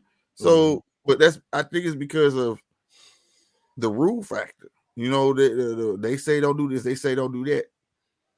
You can't tell me to do with my kids in here, because the but minute they get out in the streets, you know what I'm saying? Then but you're I gonna be think trying to that call me just so they speaks doing to this and that. ecosystem. I think that just speaks to ecosystem because Well, I grew up. yeah, the I grew ecosystem makes a big look. If I had, do you know what on Air Down Love, man?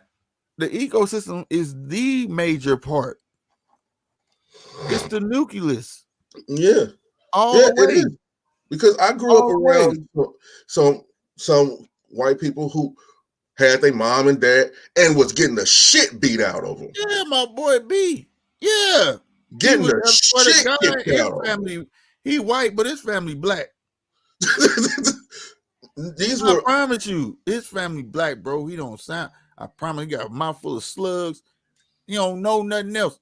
but here's the thing: they were from the South, so something about, and I can consider St. Louis the South. Mm, Southern people prefer to be around other Southern sounding people when they move to a different place.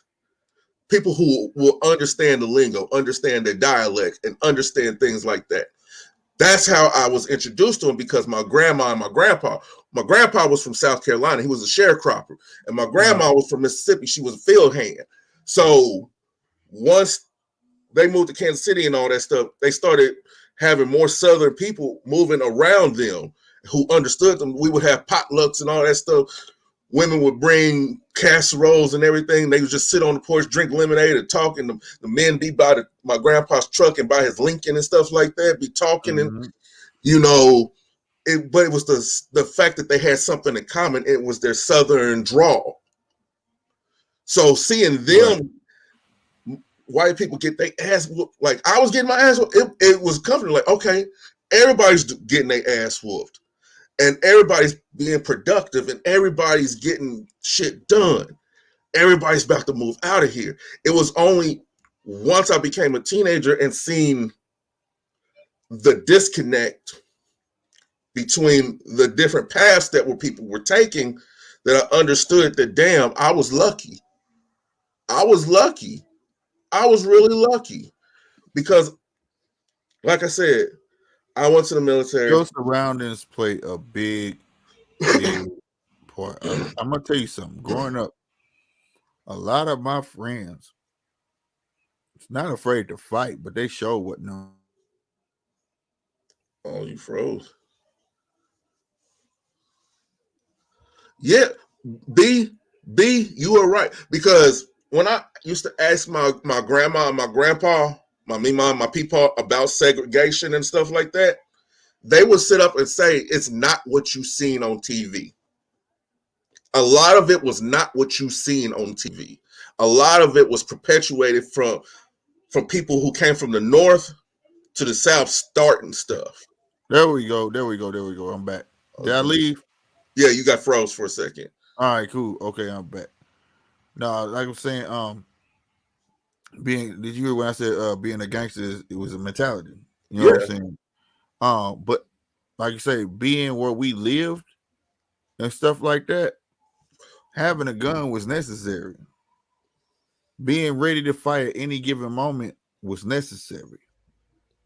And that be the sad parts that you got great kids out there.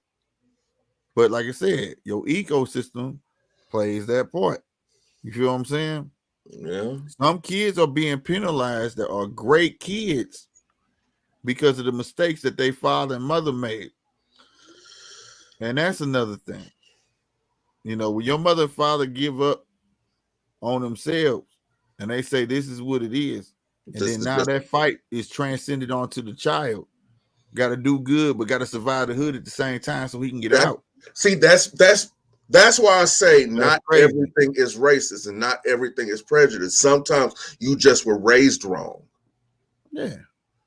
Sometimes Well, you were just sometimes, raised but wrong. in my case, I'm saying they not raised wrong. It's just the odds is already against them. So wouldn't that be classified as being raised wrong because the parents have put an unfair Well, no, hurdle that's in? not raised wrong because you can still raise a good child because that child wouldn't be good if they didn't do a good job raising them. They just gave because of the penalties that they made mistakes Bro, on. And they gave up on the idea of having a better life. You get what I'm yeah. saying? But you could still raise, like I said, I have friends. They carry guns. They knew how to fight, but that wasn't their MO. They wanted to get straight A's. They wanted to get the fuck up out the hood. You get what I'm saying? And the thing is, so they had to be raised right to want to do that. You know what I'm saying? But It, because of the poor decisions that their mother and father made, it didn't do nothing but trickle down onto their child. You get what I'm saying? So now he got to fight double time to get up out of this situation. so wouldn't that be a pattern of misconduct when it comes to parenting then? Because one thing I've learned as That's a not a parent so far, pattern. That's not a pattern if you getting out that motherfucker. but If see, I'm but getting here, good grades to get out of there, but and in a sense, he got to learn how to fight. You in the hood, but you some, can't that, just walk around not fight no, because that's somebody gonna true. test you one point in time. You know That's what I'm true. saying? I'm not disagreeing with you. It's just one thing that I've learned as a parent Well, this is fight take forever to start. Go ahead. not to make my fight my kids' fight. Call it poor. Call it being a poor parent, not parenting, because parenting is what you teach your kids. You get what I'm saying? But, Just but being a that's poor parent. synonymous. You can't be a parent without parenting. Right, but parenting is If teaching. that's the case, then there's a. I hate to use I these teach you terms, to but make there's a lot of okay. sperm That's like donors and incubators out no, here. because that's like me saying that I teach my kids to be dope dealers. No, No, I don't. I made those mistakes, but I teach them the opposite. no, that's So you but get what I'm saying, you're not making your shortcomings and you're not making your fight your kids' fight.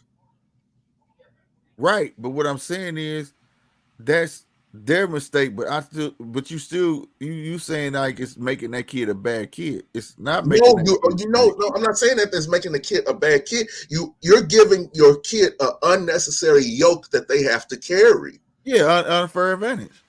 Yeah, so you I are mean putting your kid. disadvantage. You give them an unfair disadvantage. I'm sorry. Yeah, you're the one putting your kid behind a proverbial 8 ball at that point.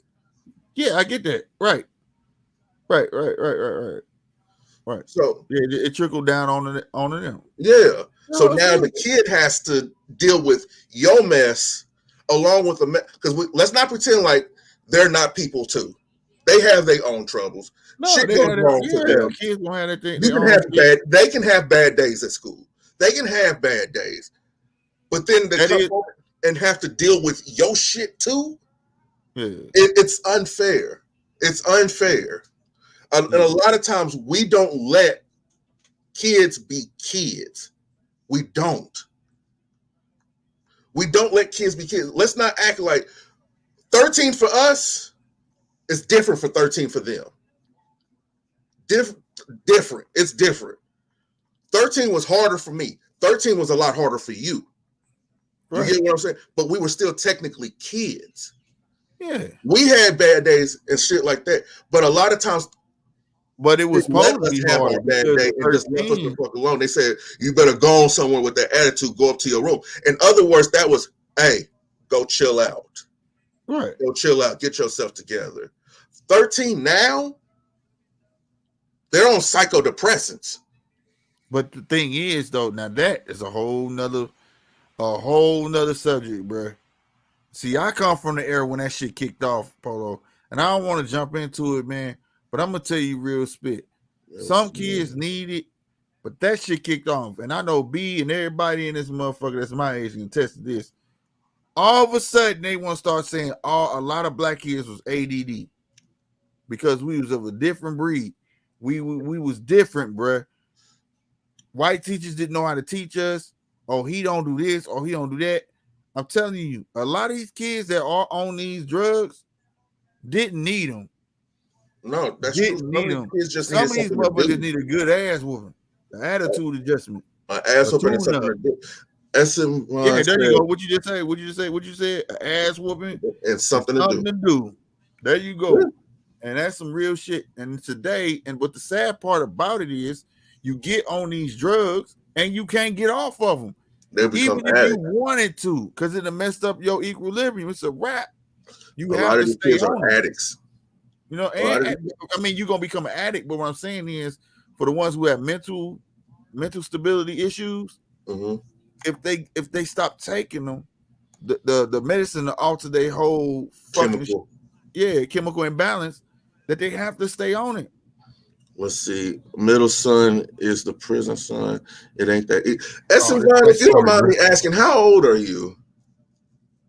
And I ain't gonna lie though, but the fight started, bro. Okay, Main the fight. event.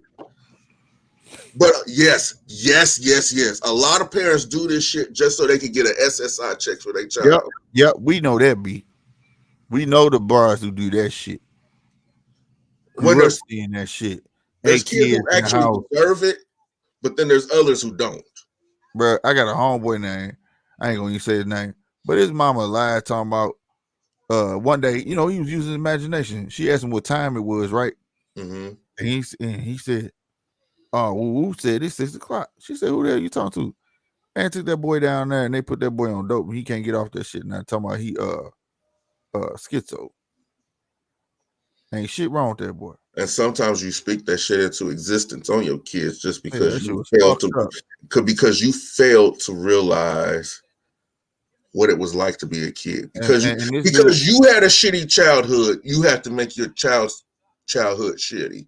right? And that shit, It's the first round. It's a minute 26 left in the fight, SM Vaughn. It's the first round. And when they stand up amongst each other, they damn near the same height, bro. Yeah. Browne being smart, fighting tall though. No, Even though it better be stand up that's straight, they gonna stand. Beterbiev. Yeah, this That's ain't Beterbiev. Bivol. This ain't Bivol, bro. If it was Bivol, this fight would have been over. This would have been not. Yeah, Bivol would have jumped on him. Mm-hmm. Anybody backing up, Bivol been on him. Uh-huh. Beterbiev was actually puncher. He heavy handed. He got freakish long arms. You see his arms?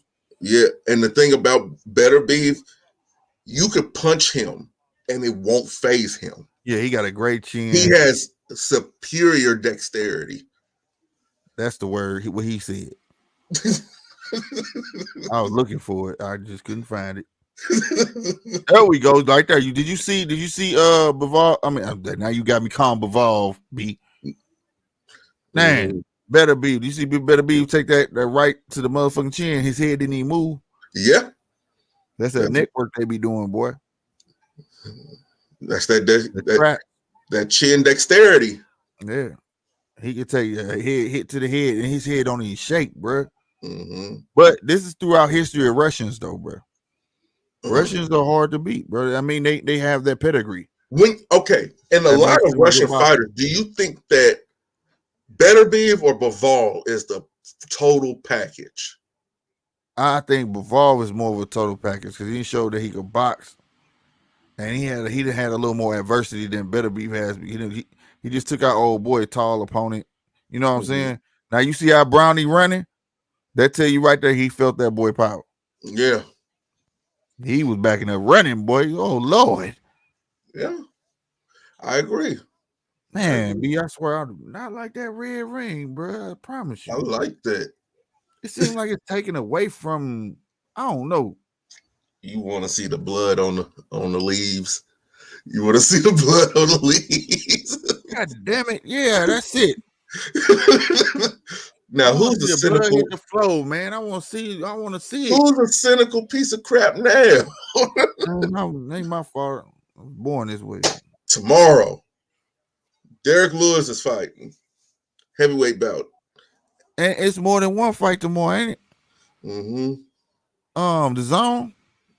The zone is going to have some fights, and then it's going to Ain't look you how saw Browne her was fighting hitting him. tomorrow? You see how Browne was hitting him, and Bivol was just sitting there, just walking like this ain't. Right, for real. All right, here we go. I don't like they broadcast. I'm talking as soon as they be at it, don't they? They're fast with it. Oh, Browne staying away. Hell yeah, he felt it. That's what I'm saying. He felt that man power, bro. Mm-hmm. He not just like, oh, this good. No, he looking for a counter. He don't want to stand in there and squad with him. You see what I'm saying? Mm-hmm. Oof. Browne trying to avoid this man as much as possible. He don't even want to. He don't even want to test it. Mm-hmm. I think exclusive was riding for him because I think they from the same town. I think that's why he was riding for him. Gotcha. Oh man. Well, I mean, no, Brownie, a good fighter. No, he is a good fighter. It's just like we He always can take say. some punches. He can get them too, but you know, this right here showed me he already feeling his power. You know what I'm saying? Yeah, He feeling Browne is doing right, but Browne, we got to remember these are bigger guys. Oh yeah, 100%. This Browne, one heavyweight, bro. Browne gonna tire himself out. But at the same time, really though, when they hydrate, what are they? I'm telling you, these guys got to about be a heavyweight for real. There you This is go, Brown. basically a heavyweight fight, but But more see, there you skilled. go. I would just say, if Brian start sticking the jab out there, man, start negating something, he can start landing something. Cause right now he's looking terribly bad, and it ain't gonna take much for Beterbiev to take a round. You know what I'm saying? Mm-hmm. You're gonna make the fight too easy for him. Even though Beterbiev do be looking for the knockout, nigga. Don't play yourself. He do be looking for it. It's you know what? He's not a if it come, I'm gonna take it. No, nigga. I'm hunting. I'm I hunting. like those red, white, and blue trunks he got on. I ain't even gonna hold you, man. I like that. But then also, it's just something about that all black. Right. There you I'm go, B. You right. Stay on that bicycle, nigga. that Never all lied, black bro. is like I'm just here to destroy. I'm here. Ain't nothing you could do, nowhere you could go. I'm putting hands on you. Mm-hmm. Oh my god. He throwing as hard as he can, and that stuff ain't even phasing him. Well, no. Oh.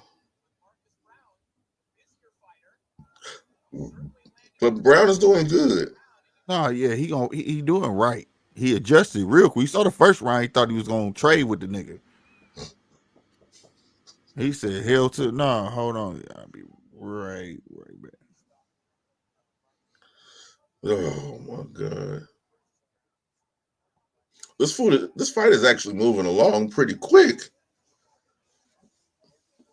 Already the third round. Oh.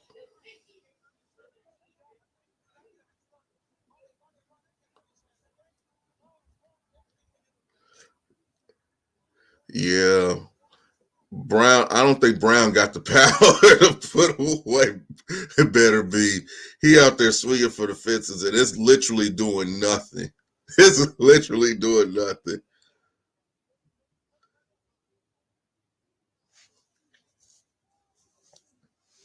Oh.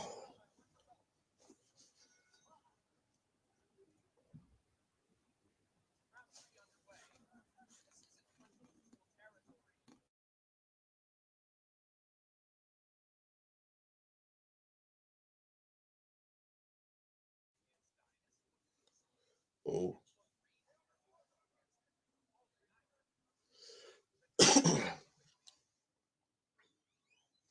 Yeah, he barely breathing. There we go. You talking about the Terminator? He finna tear that body up though. He already started. Brownie keep running like that, you gonna start seeing all body shots. Mm-hmm. You gonna slow his ass up. See? You see that? You saw that? Mm-hmm. Brownie gave one back to the body though. But that shit, yeah, Brownie came with a 2-piece. Then now he back fighting because you know why? He got tagged in the body. He don't like that body shit. Mm-mm. He just showed Brownie. I mean, Beterbiev that he shouldn't have done that. He should have Mm-hmm. tried to jab, turn, came up out of that. You just gave it up because now you see you gonna go to the body on your ass. Now he finna start tagging you at the body now. And chop your ass down. But Brownie got a shot.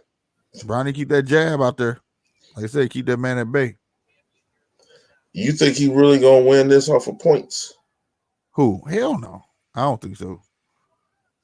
Brownie got a shot though, but I don't see he not trying to dominate. He ain't trying to throw that. And you in work his home. Yeah. Yeah, I his don't think home. he gonna win it, Russia.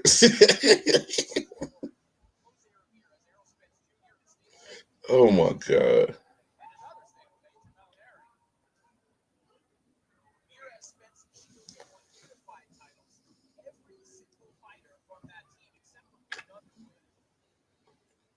Jeez.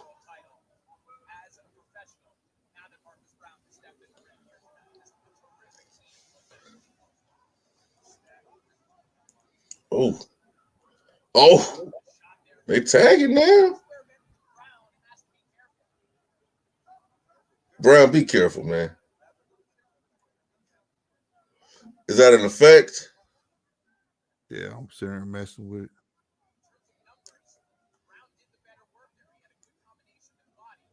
Mm-hmm.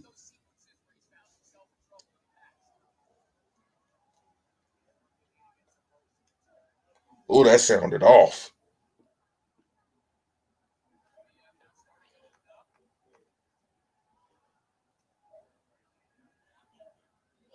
The only thing I don't.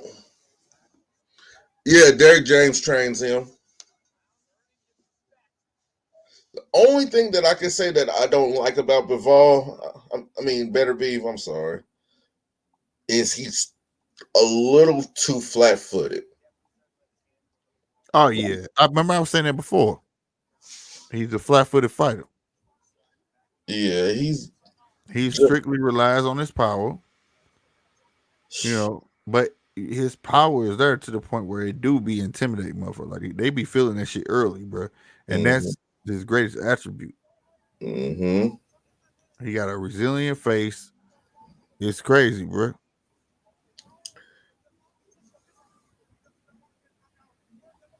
And turning him actually makes no difference.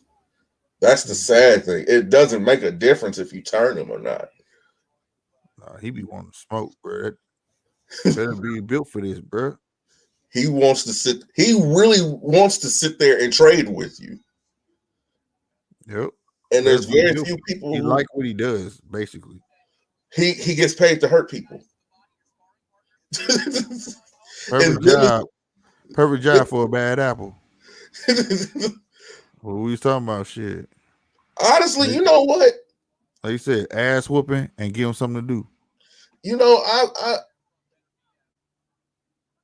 I would have to say more kids should get into boxing and mixed martial arts. It's not just that.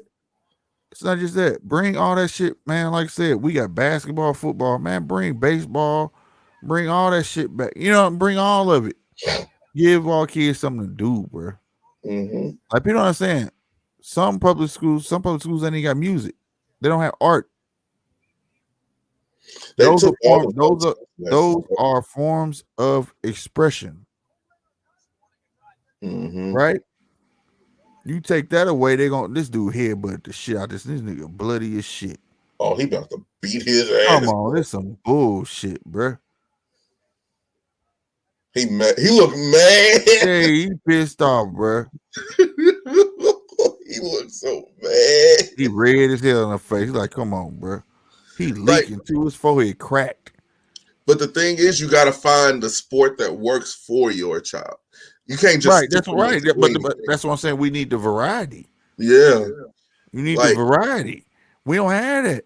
You go to Parkway School, they got baseball, basketball, wrestling. They got everything. Soccer, shuck put.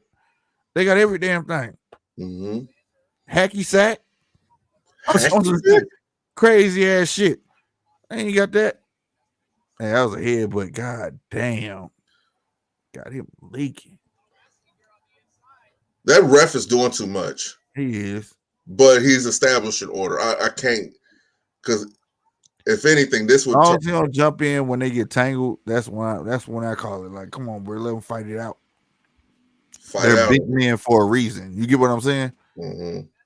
Big men, like right there. If when he put them in the head, like that was different. You get what I'm saying? But Mm-hmm. other than that, big men fight it out. Tell him to fight it out. Now you see how Beterbiev coming at that nigga? He mad and headbutt me like that. Plus, Me that's a better real. be. That's Me hit hard. You go right. down when I say go down. Me make Putin happy. Putin give me meal. Me no eat for 5 days. Me no eat for 5 days. This dude stupid.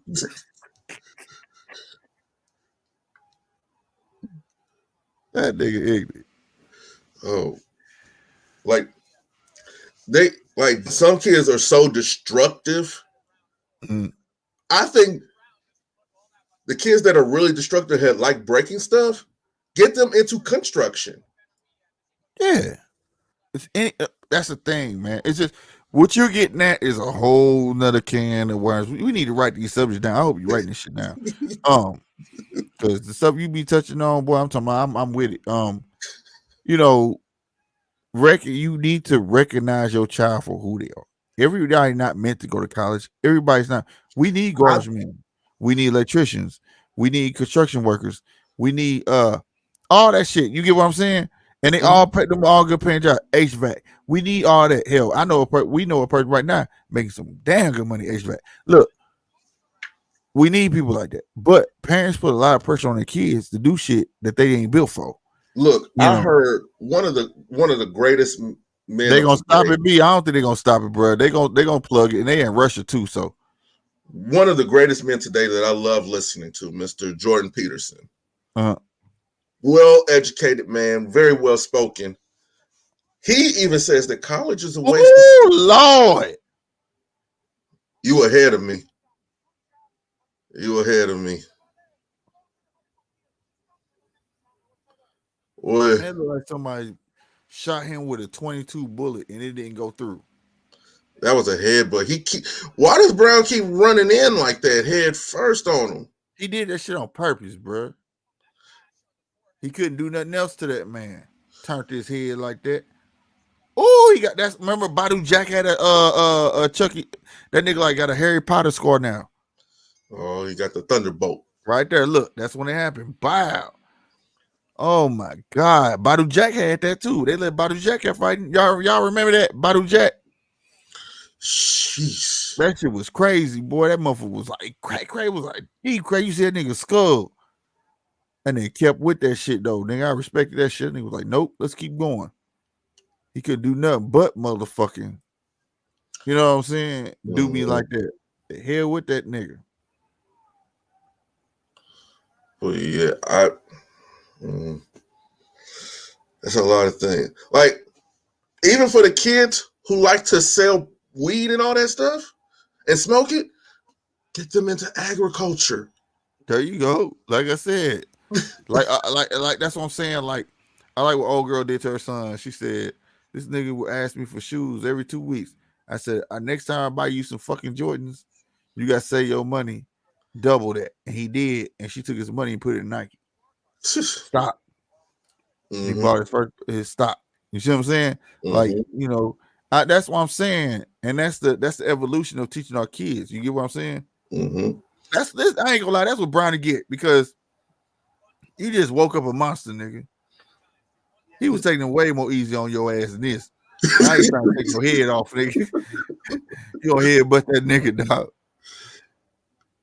That's what you get. What the SMB stand for? Some of my bitch. You know, I think Some of this my is why bitch. they had the red ring. Huh? I think this is why they had the red ring. Yeah, man, I don't want that. I want to see the Cardinals. I want to see the Cardinals, man. Like, for real. Hey, but hey, I tell you that boy used to it. It ain't phasing. No. He's leaking, and that shit This is not just phasing. That's a Tuesday training. I ain't seen them part that shit. I ain't seen them part that shit not one time, fam. In Mother Russia, me fight bear. This is no, he person in Mother Russia. This was the original vodka, Blood, right? blood, My ancestors used to drink blood from cow, with a little bit snake venom. right? For real. That's what we had in bottle when newborn. And No Browne, milk, no mama milk, right? He no said titty. new. Mama was too busy in the field. He We said had to drink newborn. snake venom and blood. That's why we tough. He ain't part of that shit yet.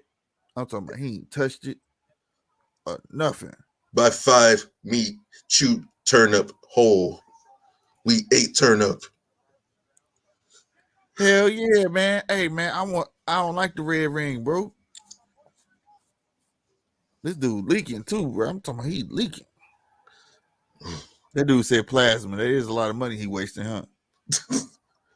Hey, that's $75. Don't sound too bad, right now. A lot of money. All right, goddamn money. Oh shit. Oh, he felt that. He smiling. He like, oh, Oh shit. Lord. There you go. Late 6-piece combination, ladies and gentlemen. Browne ain't with this shit. Ooh. Yeah, Canelo ain't gonna fight this dude. This dude is a soldier. Oh my God, Browne about to go down. Oh, you gonna smile at it, nigga? Oh, go on and tear his ass up, nigga. Oh my God, he stole on a nigga with a right, nigga, and that nigga, he had better be. Oh my God, these niggas rolling on the ropes, bro. He didn't beat this dude battered and bruised from rope to rope. God damn. E-Dub, Canelo not gonna fight this man. Nah, I don't see it, bro. Did you just see what I saw? Yeah. Look, he does say, God damn. Damn, I can't play my sound effects, bro, because I'm using my old mic. Oh. But shit. Oh. But shit. Canelo God damn. That's all I can say. Canelo's God not going to one. damn. Canelo's not going to 175. Bruh. Oh my God. Hey, that nigga flame. I'm talking about he got beat from one side of the ring, rolled, and then rolled again. He beat him to the other side of the goddamn ring. Bruh, that's crazy. That's some crazy shit, bruh. I'm sorry. I must break you. I have to eat. Me must feed my children. That's exactly what happened. Don't take it personal. I have to break you. That's exactly what happened. I promise you. I must make money for Bob. Bob told me if I don't make money, Bob said if I don't make the money, my family cannot eat. I must break you. I must win. I have to win. Yeah, they need a Vegas ring, man. Fuck this red shit. They take away from the action, bro. Well, you'll get a Vegas ring if if Canelo decides to fight this man. Mm-hmm. Is Canelo gonna fight this man, Slick? I don't know. This man does nothing but this dude got a whole cracked forehead, looking like Harry Potter right now. And he leaking, bro. Is Triple G gonna go up to fight this man? He's coming Triple G gonna go up to fight this dude? Bro. No, I don't know, man. If this dude fight him, man, I'm telling you, this is big money. This big money. Bruh, Canelo fight this dude, this is big money. Canelo beat somebody like this cat, I'll give him this prop. 100%. This dude relentless, bro. This dude's a tank. He's leaking like a faucet. And he stayed. Look at Browne getting his ass whooped. God damn, Browne, I hope for you. I bleed on you. This dude, and this dude's still coming forward, man. Tag his forehead. You see the guy on the ring bringing motels. Yeah. You see a little blood now. That's how much he's leaking. On the white letters, you can see. Oh, did you see it squirt out? Yeah. Oh, Lord, that shit is nasty, bro. Dude, when it's squirting, bro, like it's squirting, bro. If you look at it, when he leans his head down, it's squirt. Look, bro, pay attention to the cut, bro. It's literally squirting, bro. I saw it. You saw it? Yes. Oh, he needs to slow down now. That's why his adrenaline was making that shit squirt out, bro. blood loss is a real thing. Yeah, and then he gonna get tired. But he pissed. He pissed off. This dude came out every round. Oh my God, he's stealing the fuck on Browne. Browne got a chin. I get it to him though. But if he keeps tapping that cut, he's in his range. That's why I the thing. said, man, he better be. I'll be punching the fuck out that cut if I was Brownie, dog. But he's in his gotta stop range this- when he does it. Man, it's like a flat, but it's just a hole. Not too. He got a slow leak, man. Make that motherfucker open up. They gotta stop that fight. Flat the tire, motherfucker. Oh my God. Oh, down go. No, that was a knockdown. That was a knockdown. Oh, you ahead of me, nigga. Oh, How you get ahead of me that quick? I don't know. Probably when my internet went down and it came up. That's what I was saying. Say what? Nigga treat the head like a flat tire. Oh Lord. That was a knockdown. He set it on that rope, bro. That was a knockdown, bro. You see what that was a knockdown, bro. Did you see his head almost, bro? Did you see his head almost go out the ring? Yeah, and he sat on the rope. That was a knockdown. Bro, why they keep letting that shit slide, bro, like that? Oh, hit the live button. I shouldn't have did that because now it's just circling. Damn. Okay, there we go. Did they show a replay where you at? Yeah. Okay, cool. I hit the live. It's back. It's on Beterbiev right now. They trying to put pressure on the hole. Yeah. Okay. Yeah. You about 2 seconds. Oh Lord. Oh, I know he mad, boy. He finna come out and start swinging again and fuck him up. Damn, Beterbiev, man. Don't do him like that. Don't do him like that. Leave the ring. Love and peace and hair grease.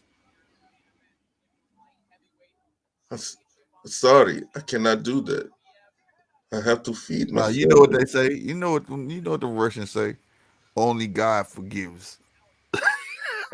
God forgives, I don't. Right. They live by that shit. Only God forgives. Oh. Only God and my mother. Mm-hmm. Now, if you want to make them feel bad, ask them what their mother would think. I'm dead serious. If you want to B said, put that thumb in his eye. You dirty dude. Oh shit.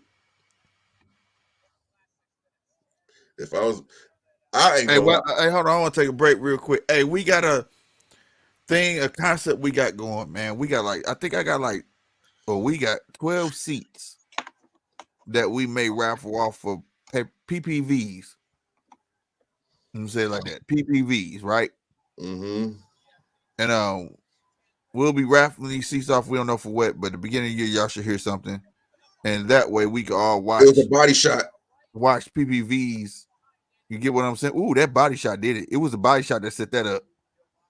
Yeah, that body shot that to the left, that left body shot he gave him to the kidney. He did it first.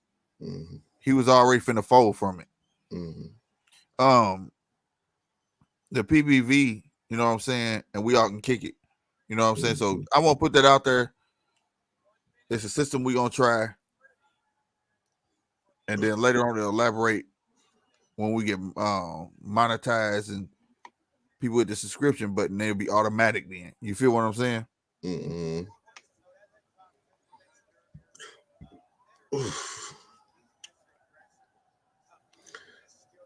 So, in other words, for latest and greatest entertainment, stick with us. Yeah, you guys stay over here. For as when we would do it, it will be that Monday. That Monday of the week of the fight. Mm-hmm. You hear what I'm saying? Of the PPV. We would announce the winners. Yeah. And you'll see it. You'll see it live. We'll do it. So stay tuned, man. We're trying to be more intuitive with you guys. We want to hear you guys' voices. We all talk shit. Y'all gonna learn how to use StreamYard. If you ain't never used StreamYard, you ain't gotta show your face. You could look like this all day. See how my avatar just moved? We can hear your voice. You can talk shit, whatever the case may be, or you show your face. You know what I'm saying? Mm-hmm. But yeah, this better be a fight, bro.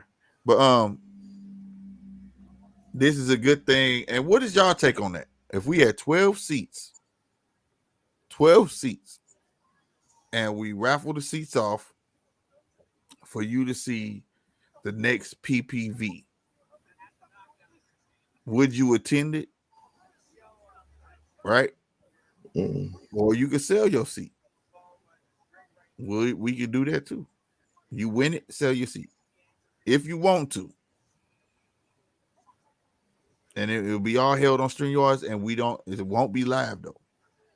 But we'll explain the rules to how it works once you win.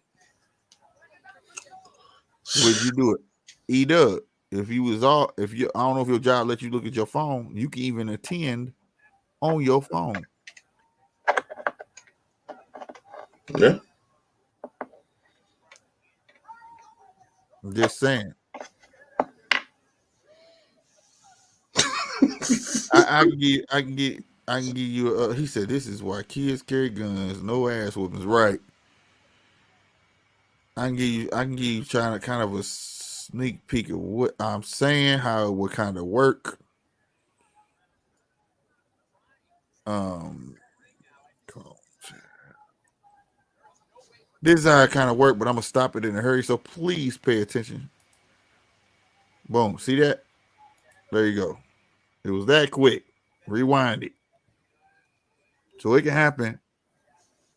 Do you have to have StreamYard on your phone? Nope.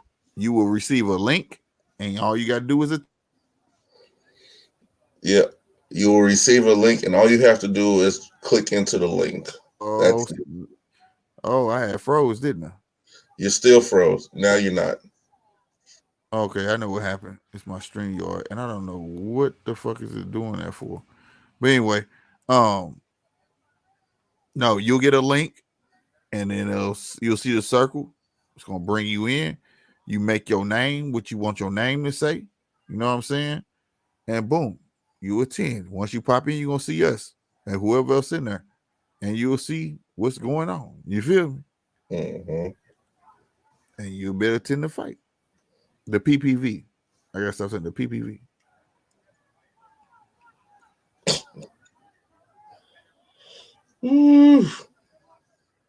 I do know I want to do it a standard like how I used to do shoes. You could do a mini, you know what I'm saying? Or you could buy your way straight in.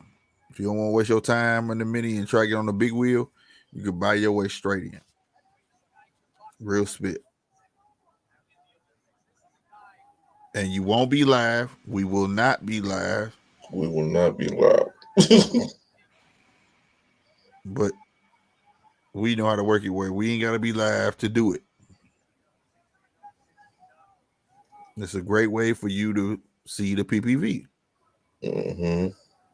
It's a great way for us to raise channel awareness, and also to raise money for the equipment we need for the coming up stuff next year, tickets and so forth. So you'll be contributing to a great deed and getting what you want at the same time. You know, we keep shit transparent around here. It is round 8, man. Better be drop. Oh, he gonna get another drop out this nigga. Mm, mm, mm. But if you interested, E Dub say y'all got WBC tournament here in Jan. Where you located at, E Dub?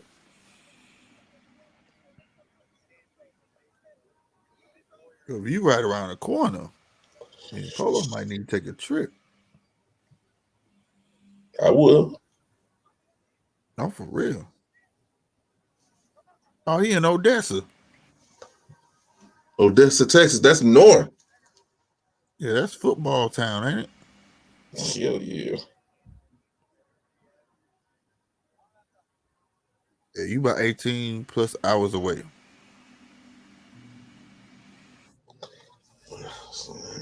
About 16 plus hours away from Polo. Yeah.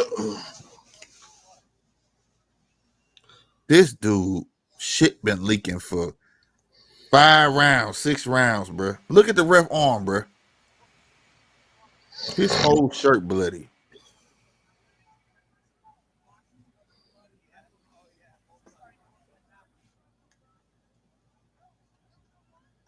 This is round 9 of 12, ladies and gentlemen.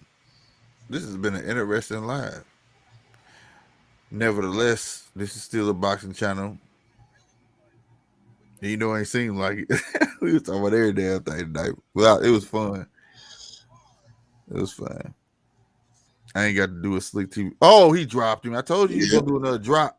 He dog walked him in that corner. Did he not? yeah. He Oh, didn't. well, look at him. He over there jumping. He over there jumping. He ready to beat your ass. Go on, stay down, bro. He It's did. over. It's over. That man beat his ass. He beat his ass.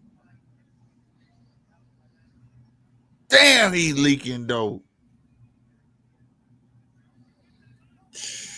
Yeah, definitely great conversation, man. Like I said, we got other stuff. 2022, man. 2022 is us. You know what I mean? And I want y'all to get familiar with something. Oh shit, where'd it go? I want y'all to get familiar with this. Because that's real. Just to be fair. You know what I'm saying? NJR Media is real, man. We got 2 men and 1 mic coming. Slick 50 TV live, definitely coming back. You know what I'm saying? We got stuff to do around here, man. Mm-hmm. We got stuff to do around here. We gonna clean up real good for y'all, man. Be more consistent and all that shit, man. That's a promise, man. We gotta be if we want to get where we want to be. You know what I'm saying? And yes, we enjoy talking boxing. We enjoy talking all kinds of sports. Yeah, and PPV. Oh yeah, and it ain't just boxing. You know what I'm It's saying? just not. It's But we not just boxing, understand bro. life is still going on. Right. It ain't just boxing, bro. You know what I'm saying? Especially on the sports channels, GMT boxing and other sports. You're gonna hear me say that a lot more. You're gonna hear Polo say that. You know what I'm saying? It's always, GMT boxing.com. When you go on there, it's gonna say GMT sports. You know what I'm saying? I mean GMT boxing and other sports. You know what I'm saying? Sleep 50 TV gonna have the podcast. You're gonna want to go over there. You know what I'm saying? We're gonna have the shit talking. We're gonna bring you all real entertainment, all while still bringing you the best sports entertainment we can. You know what I'm saying? How did Sean Porter today was crazy. Oh, really? Yeah, Oh, it was cool. crazy. So we got more stuff coming soon. You know what I'm saying? Just know that we are the biggest, littlest channel you ever seen, and they film the heat. Like I said, we ain't coming. We been here. Your eyes just been closed. Now it's time to open them motherfuckers. Yeah. So Cause tell them, that Frank. is 100. Yeah, 100.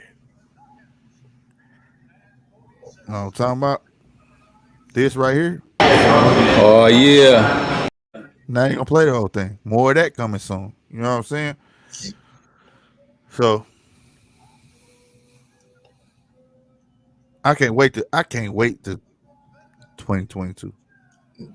Bro, That's to run it up year. quality's going to get better on my end also because I have some things coming for us when it Yeah, comes to 2022. I that's have what's up. I have some stuff coming. It's Yes, you too. Canelo gonna knock him out. Hell no. Hey, I'm gonna tell you something. It's gonna be a hell of a fight. Cause first off, Canelo got to sit still to do that with him. So we A talking check cook about ain't gonna put him down. B. We talking about a squab in the middle of the ring. Finally, some type of adversity. So look, first and foremost, which ain't nobody paying attention to, what is his natural weight? What is Canelo's Give me natural just a weight? second. What is Canelo's natural weight? About 175, walking around easy. This is gonna be a crazy fight, bro. If them two guys hit, oh my God, I'm paying for that. I'm paying for that. I ain't even gonna lie. Yeah. What's up, Stank? You hungry? You think that's gonna get you some candy? You want some candy? Nope. Mm-mm. You want to eat some food? You want some food? Yes. You want grilled cheese? Yeah. I got you when I come down. Close my door. Don't pull your hair band out. You hear me? All right. But yeah, say what say I think he's natural. Yeah, that's what I'm saying. Say what? Come on, man. Yeah, Canelo got it. That's what I'm saying. Canelo got a chin. He got a chin. You just saw this dude take rights to the face. His head don't even move. We just be like, that dude, and Browne is a heavy hitter. So I want these guys. I'm telling you, Canelo beat this cat. I'm giving them all salutes to Canelo, bro. Because Canelo natural weight is 175, bro. He finna put on weight to go to heavyweight. His natural weight is around 175. That's where him and Triple G. When Triple G and him was getting in that ring, they was 171, 172, shit like that. You feel me? So it's gonna be dope. I want to see what this guy say. What he saying? Woo, that cut big as hell on his head. I'm finna pause it right with that cut. Oh, I wouldn't even pause. That was whack.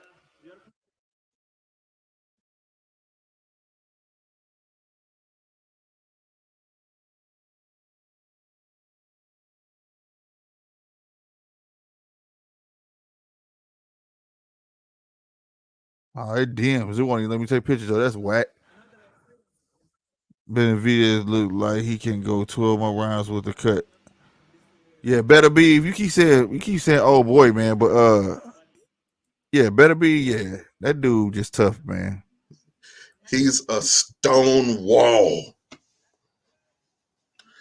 His name. Yeah. Why not fight at 175, Canelo? But that's his natural weight. Who he saying?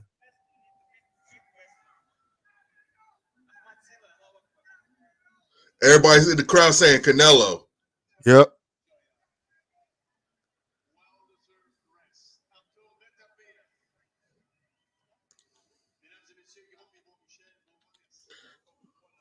Okay. All right, he No, walked I off don't like that gracefully. dude. I'll be right back. I gotta go use the bathroom. Cause they talking to Brownie. Oh my God. Bruh. Be There's right back. Be right back. okay. That was a very interesting fight. That was a very interesting fight. And honestly, Canelo's not gonna fight this dude. Canelo's not gonna fight this dude. Canelo be a damn fool to fight this dude. Like seriously.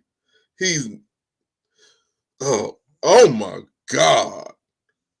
Oh my God, y'all. Just for those of you who don't know,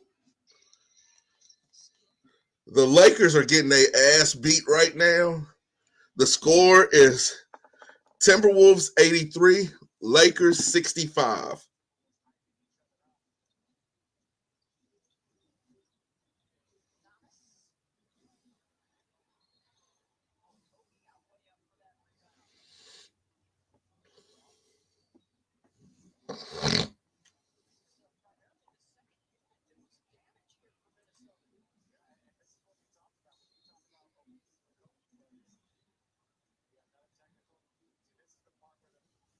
What happened?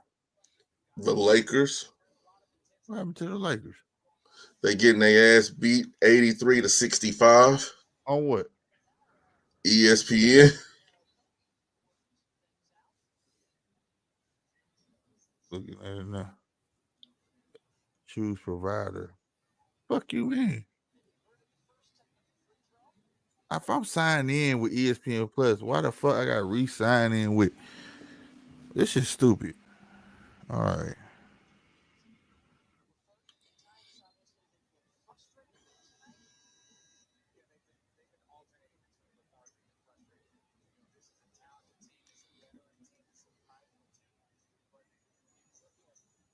Mhm. All right, come on now. Hurry, sign me in, bitch.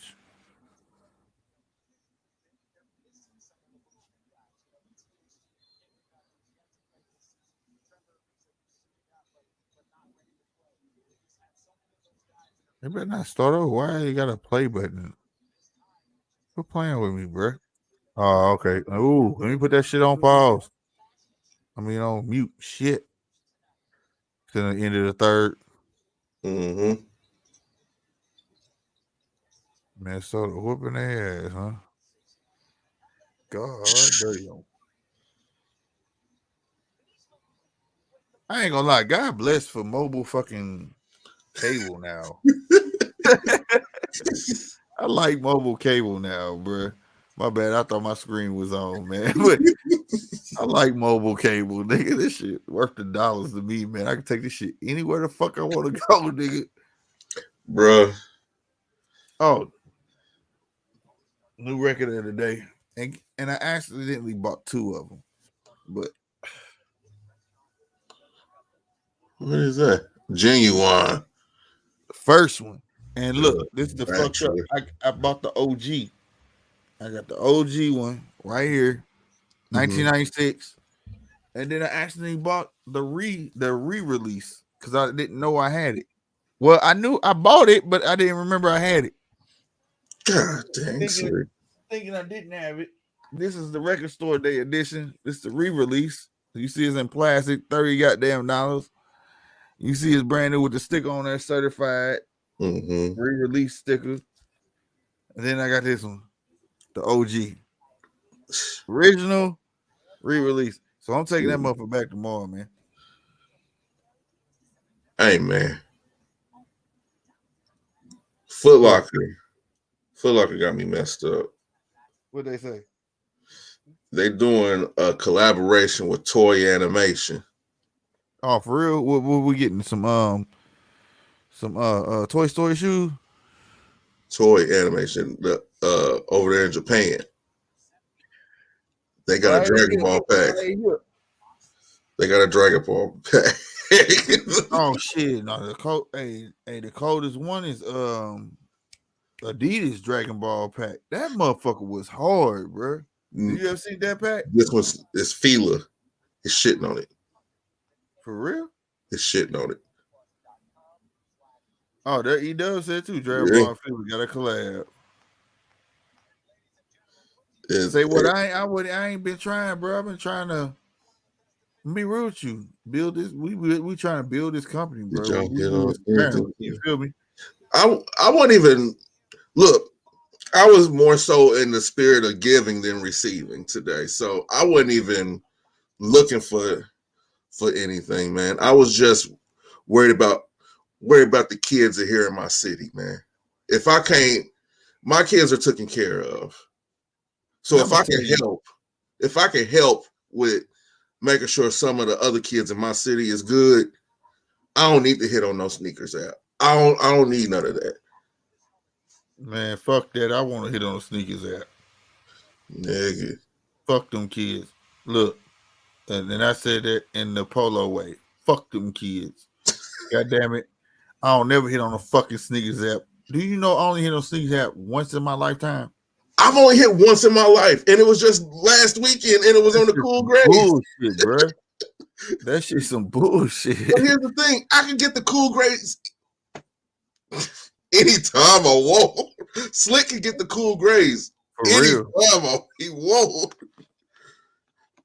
Right. Now I'm saving my money for this mic I want, and I need an interface. And this interface I want is, say I come across one of you guys, and I don't need all this equipment right here. I can just take that one interface, and I don't have to record this. If I want to, I can use my phone to do it, but it recorded internally. I'm all for the longevity of the business. So, like I said, man, big things coming, man. Opportunities are presenting themselves for us.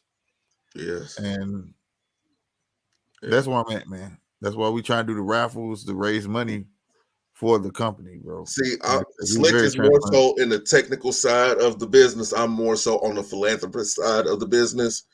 whenever I'm doing things, it always has the head of NJR Media on it. Like today, what I did, it was basically sponsored by NJR Media.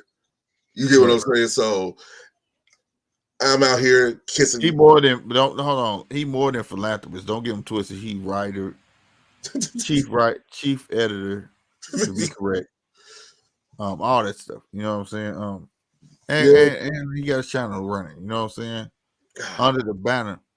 But I will say this: I want to include some of you guys. So when I get the interface and the phone calls start rolling through, y'all make sure y'all pick that phone up and start calling, state y'all opinions. You know what I'm saying? I mean it. I mean that. Especially to my loyal guys. Y'all been here since day one, bro. I want to know your opinion. I appreciate that, bro. I really appreciate that. Y'all been supporting both of us with no problem. You doing Woodley fight tomorrow? No, I am not being a part of that. I am. Fuck that shit. I want to laugh. It ain't nothing but comedy. It's a movie. That's how I look at it. I'm not respecting it, but it's a movie. Polo gonna be on here. Fuck him. Polo gonna be on this motherfucker and laugh too.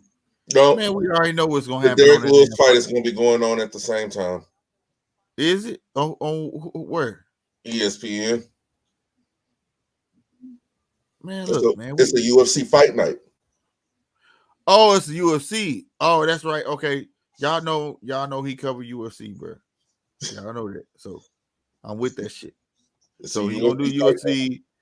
If I can get the Woodley thing going, I might buy it. I don't know. I can't promise. But y'all, if y'all see something pop up, then you know I'm getting it. You know what I'm saying? I can't even. I can't even. I feel like I lose brain cells. Every week is UFC. No, not every week. Yeah, not every fight ain't warranted, I guess, to cover. Every fight isn't warranted to cover. No. But the thing about Derek Lewis is I show him his respect. He just lost the heavyweight championship to Francis Ngannou earlier this year. So he's still my bad. He still has a champion's respect in my eyes. So I'm willing to cover his fight. But damn. Damn, that nigga still on the Lakers, bro. Who? Isaiah. No, they just signed him. Where was he at? He was out of basketball and in the G League. That's fucked up. They did that boy like that after that good year he had. Danny. Why they do that boy like that when his sister got killed in the car? Remember that shit? Yep. Had a hell of a season. Come here, put him on the back burner and do him like that. Why? They voided his contract and everything. Yeah, why? What did he do? That shit I be wanting to know, bro. It gotta be more than that. Why would you do a guy like that? Shit. It's not like he was kind of productive. You get what I'm saying? Like my dude was doing what he do. But y'all think they can get rid of Westbrook? He's still on there. I'm talking about this year they're gonna trade him. Who? See, okay. The thing about trading Russell Westbrook is his contract. He said they shamed him. They did shame him because of his height. Yeah, but the nigga run the ball. I don't give that shit lame, bro. See, the thing about Russell Westbrook, he's due to make $40 million this year. Next year, he's due to make $47 million next year. Who's going to be willing to take on that contract? Because there's only one other person that you could trade for who has a contract somewhat equal to that, and that's John Wall. And John Wall ain't what he used to be. He's still a shooter, though. John Wall has never been a shooter. He's always been a slasher. He's a slasher. And, like, yes. Yeah. Oh, I'm thinking, my bad, man. You right. Because I'm thinking of Bradley Beal. My bad. When they was together, you know, my bad. You right. John Wall pointed. My bad. So why would you even want to put yourself in that type of situation. You get what I'm saying? Right. He scored 44 in the D League last night. They signed him today. Oh, And this he is hit the it first just game in there. great for him. LeBron let people know your shit don't know this nigga. I'm surprised LeBron signed off on him getting there because when they was in Cleveland, Isaiah Thomas and Jay Crowder said they don't practice. They don't practice. They just play around. That nigga just showed popped that 3 a minute ago though. He might be little, but he know how to adjust, bro. He makes knows how shit to use work his for him, body. bro. Yeah, he makes shit work for him, bro. Fuck that shit. Dude know how to ball. He know how to ball, my nigga. No, nigga, that shit was blocked, Brian. Stop that shit, bro. That wasn't no He foul, trying to bro. say it was a foul. That shit wasn't no foul, bro. That shit was blocked, bro. You getting the ball back. Shut the fuck up. And then you travel, bro. I get sick of that shit. Why they let Brian travel so much, bro? Well, Why do they do that? I don't think that was a travel. He just picked up his step. That nigga took 3 fucking steps. If you guys sit there and explain it, you know damn well that was a travel. Well, you're allowed 2 steps, not 3. Exactly. Oh, Did he get hit in the back of the head or something? no. It's 95 to 76. Oh, hell no. They let the dude get off with that. Did they let him do that layup like that? They just stood there. Yeah. They just stood there. Oh, hell no. Now, I'm a Warriors fan. I've been a Warriors fan since I was a kid. I've respected Michael Jordan and I love Michael Jordan. Michael Jordan was my favorite player, but the Golden State Warriors were my favorite team because of Terry Mullins, Latrell Sprewell, Tim Hardaway, all of them. Do you think this iteration of the Lakers is going to beat the Golden State Warriors when Klay come back? No. Like I said, that boy come back. Let it rain. Let it rain. Because look, they double teaming Steph. You ain't gonna be able to double team. That was the problem last time. Like you could take Steph out of his game when you rough him up, but that's when Klay stepped up. Klay was running that motherfucker, boy. Remember when he got hurt? Motherfucker Klay was doing his thing, nigga. But that's the thing. Running the ball. You double team Steph, Klay gonna drop 60 on you. Yeah, that's what I'm saying. And don't let them get hot together. Oh my God. Let it rain, bro. It's like 2 dragons in the sky burning the fucking city, bro. Oh, no lie. That shit ain't cool, man. You would think by now they had the arena announcer. Every time they shoot a 3, they'll be pushing the button and go, like, I promise you, bro, like, cause this shit like 99% accurate. And here's the thing: don't let Klay get in the corner. He ain't missing in the corner. He ain't missing in the corner. And I call him Black White Boy. That's why I call him. You know, when Black White Boy, when their general manager and owner said that they were 10 light years ahead of everybody, and people said, "What are they going to do if they lose KD?" No, the plan was to always build up the newer talent. That was these 2 bad years that they just had. That was to buy them some time. That's all it was to do, man. Just bought them some time. And got those young dudes who were cut from everybody else's team and all this different, get them acclimated to the NBA, get them acclimated to the system. These motherfuckers is balling. Gary Payton's son, balling. Oh, hell yeah. Jordan Poole, balling. These dudes is balling. So you add Steph, he was injured basically last year. He almost got them into the playoffs by himself. You add a healthy Steph and then a healthy Klay. Yeah. Yeah, that's a problem. Well, that's always gonna be a problem. It's a cheat code, bro. It just is, bro. It's like the college team that can survive the NBA. You understand what I'm saying? Mm-hmm. It's like back in the day, my dad used to say Notre Dame used to beat the NFL. Mm-hmm. They used to play in Notre Dame, and Notre Dame would win. Yeah, I said, for real? they would beat a lot of NFL teams. Yeah. I said, for real? He said, yeah. You know, they was that good. Okay, say what? See, the thing is now, there's two people that you're missing out. Like I said, Gary Payton Jr., he's like his daddy. He's relentless on defense. Yeah, I love Gary Payton on that deep boy. And then something else that people fail to realize also, Clay don't have to take the best player no more because Andrew Wiggins is there. Andrew Wiggins plays really good defense. Really good defense. So if Andrew Wiggins is on the court and he's taking the best player and Clay don't really have to, and you still got Draymond in there calling the shots, running the offense, setting up the defense. So you have Draymond, and then Wiseman is coming back on the same time that Clay comes back. So you're going to have a legit center. Well, there you go, nigga. Oh. DMX, when it rains, it pours. It's going. Oh. But they letting Kyrie come back. He just can't play home games.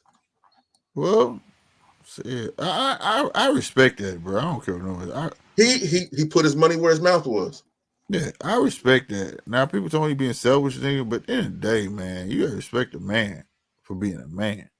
If you call him selfish, you gotta call Muhammad Ali selfish. Hey, you gotta call a lot of motherfuckers selfish. You gotta call Kareem selfish. You gotta call Martin Luther King selfish. You gotta call motherfucking everybody selfish. That man believe in what he believe in, bro. I'm not equating him to them cats. I'm just saying they went for what they believed in. It caused them great harm, right? What they believed in, it wasn't detrimental to their health, was it? So, you know what I'm saying? Bro, at the end of the day, I don't give a fuck. You just got, hey, I respect it. I respected everything that he was like, you know what? Because if you look at the way Kyrie Irving lives, he don't give a fuck about that money for real. He still stay with his parents. He stay with his dad. Yeah. His dad and his sister. He stays with them in his same bedroom. Yeah, he fucking saving his money. All the money that he makes off of Nike, he gives it to his dad. Yeah. Jeez, but that's the thing. Outliers are always looked at as outcasts. There you go. That's the truth. Damn, I need to write a book, nigga. You write them quotes down. No, that's the truth though. Jeez. I need to write that though.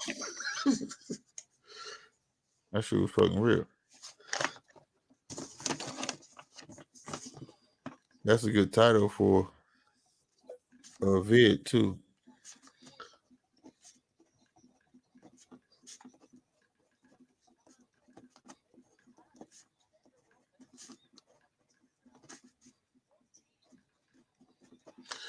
Outliers are always looked at as outcasts. Yeah. That is deep. That's a topic within itself. Mm-hmm. That's if he can play offense. Oh no, that was already there. Oh my God. The playoffs are starting pretty soon. There's only 3 games left. Slick. What's the outlook for the Green Bay Packers? Oh, we going. It's all a bus from here. We going, bro. And then y'all, I'm glad y'all won because if y'all didn't win, y'all would probably be in the hunt and end up in the hunt for a fucking wild card. We would have been in the wild card. For no, real? Here's the thing. Y'all, and I'm saying that's what I'm saying. Like, my bad, I did say that wrong. I meant that y'all would have been for the wild card, not in the hunt for the wild card. See, if anything, We need the Patriots to lose, and we need to Mm-hmm. win out. We need the Patriots to lose. Mm-hmm. They just need to lose one game. Because this year, only the number one seed gets a bye. Oh, for real? Only the number one seed gets a bye this I year. don't want to buy. You We don't don't want need a to buy. buy? No, You want because if you notice, every season we get a buy, we get kicked out right afterwards. Have you noticed that? Every see time we get a buy, the next game we get kicked out. It's like everybody come back, can't catch, and see and they for us, always make us play the Lions or somebody, and we can't catch, can't do shit. So, but when we go is when we don't get a buy, and people we constantly in rhythm. You get what I'm saying? yeah. So, See, we're the complete opposite. Whenever we play in a wild card, we win. That next game, that divisional round, it's a no-go. It's a no-go, buddy. We're out of there. That's usually how it goes. Let's see, who y'all play next? Y'all play Baltimore. Yep. Lamar out. So y'all gonna win that one. Yeah, we running that. Then y'all play the Browns. We gonna run that too. And then y'all play the Vikings. That's that bullshit. So I hate them, the purple people eaters. I hate them motherfuckers. And then it gets worse because the next game is the Lions. Told you. Told you. So the way it's looking, y'all 10 They and gonna 3. try to fuck us over. Y'all 10 and 3. We So gonna y'all come through tied this. with Arizona and Tampa Bay. Wait a minute, what you say? We gotta play who? Y'all play. Next game is the Ravens, then the Browns, then the Vikings, then the Lions. I heard the Arizona Cardinals. Y'all play Christmas. Huh? Y'all we play Christmas. That's dope, nigga. That's right. I was happy about that shit. Shit, yeah. You know, I know Christmas is a day for family. We might have to go live on Christmas, Slick. Yeah, that should be hard, nigga. I'm down. Melanicki fights on Christmas too. Oh, yup. And Melanicki. Well, oh shit. Oh, you see they changed the date for the fucking Matrix, right? It's the 22nd. It ain't the 25th no more. They changed the date. It's the 22nd. What, Wednesday? Yep. It's gonna be on HBO Plus, HBO Max too, isn't it? Yeah. Yeah, it's gonna be in theaters on I think the 25th, but on HBO Max it's the 22nd. And I'm on that shit. We might have to do a movie review on that. Yeah, we do that shit, bro. Oh yeah.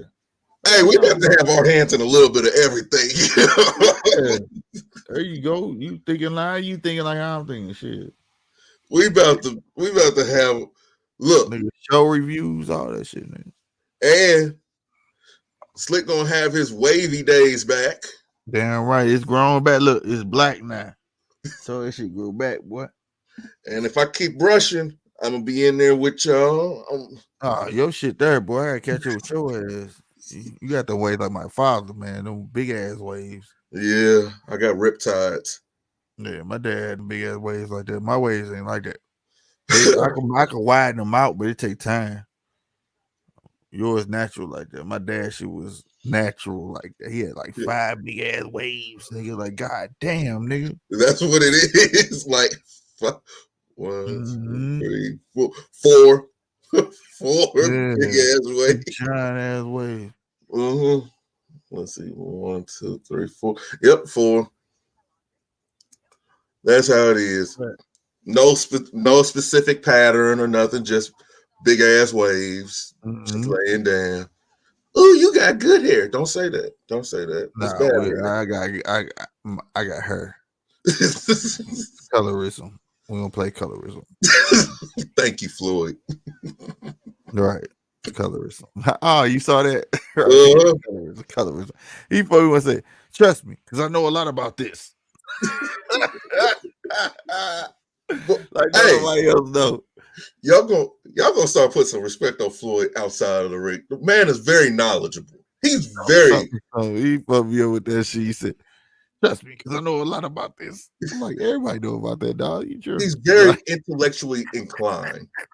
I respect Floyd outside of the ring. He's a very brilliant man. Very brilliant. Oh man, I want to see if he can play offense, maintain the energy. I'm down. We just got a lot of stuff, man, and it's gonna be put in order, trickle through the year. Just know it's coming, bro. We just need y'all support. That's it. Oh my God. Y'all gonna be the ones to make it happen. You know what I'm talking about? We're gonna talk movies. We can have. Y'all think our debates on boxing is gonna be heated? Wait till you hear some of the debates about comics. Shit, comics. That's gonna be. That's the entertainment side. That shit is just real life. Yeah. It's real. Y'all don't be hearing the phone conversation we be having, bro.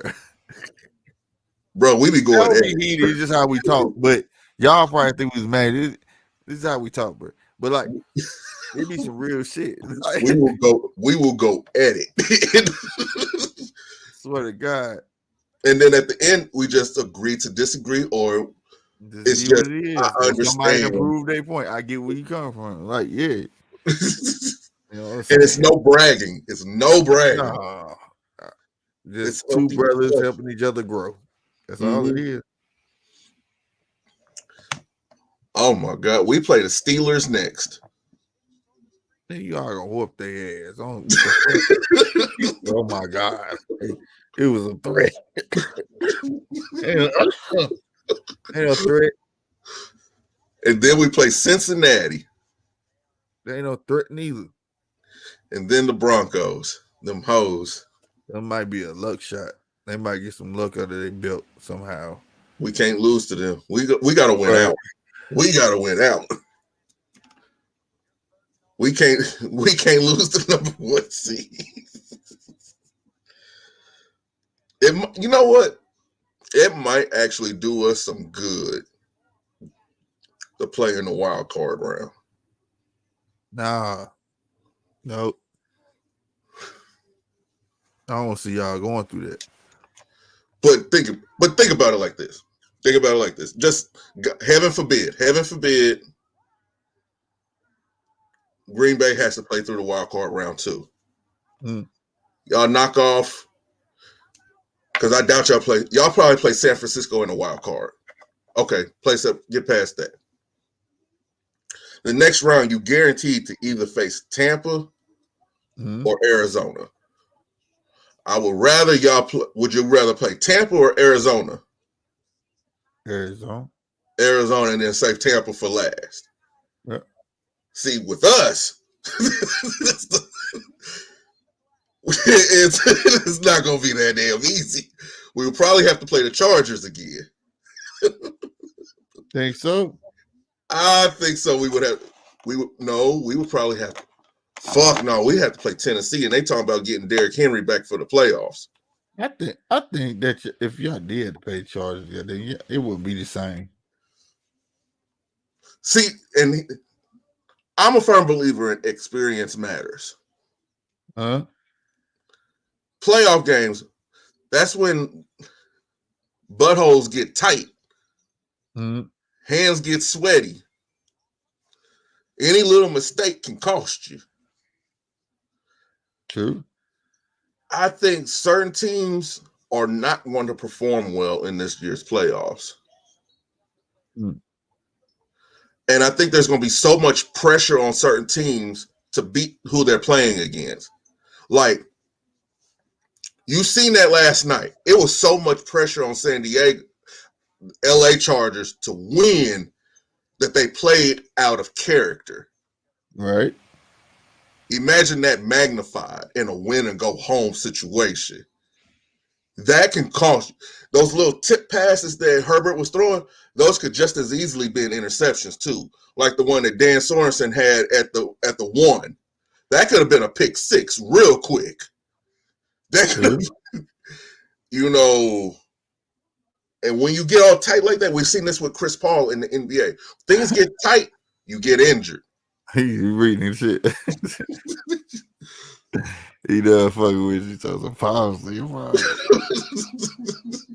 Hell nah. But Hey, I'm gonna stop you there. Go on, keep talking shit. Put you on the big screen. My baby waiting on me to give them a motherfucking fruit snack for a minute. Let me give them a fruit snack. okay, the playoffs is gonna be. It's gonna be some serious stuff, y'all. Who y'all roll? Who's y'all teams? It better not be no Cowboys fans in here, because y'all gonna be in trouble.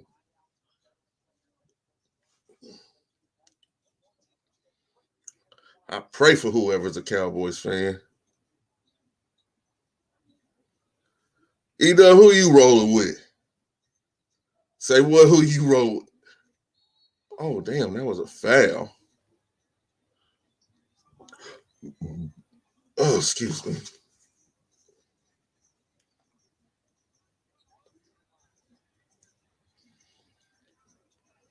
Panthers, Hornets, Tar Heels, and Yankees. Oh my God, you a Yankees fan?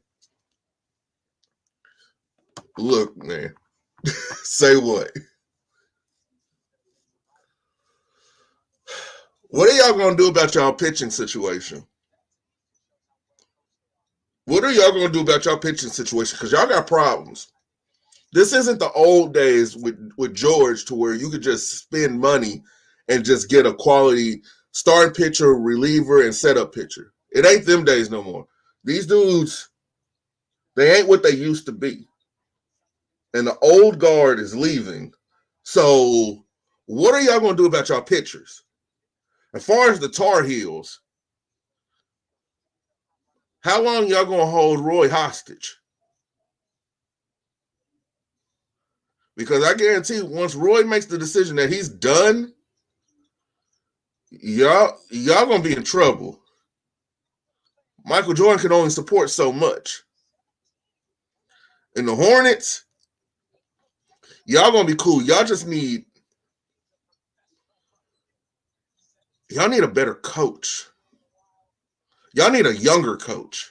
As far as with the Hornets, y'all need a younger coach. Y'all don't need no old man coach. Y'all need a young coach.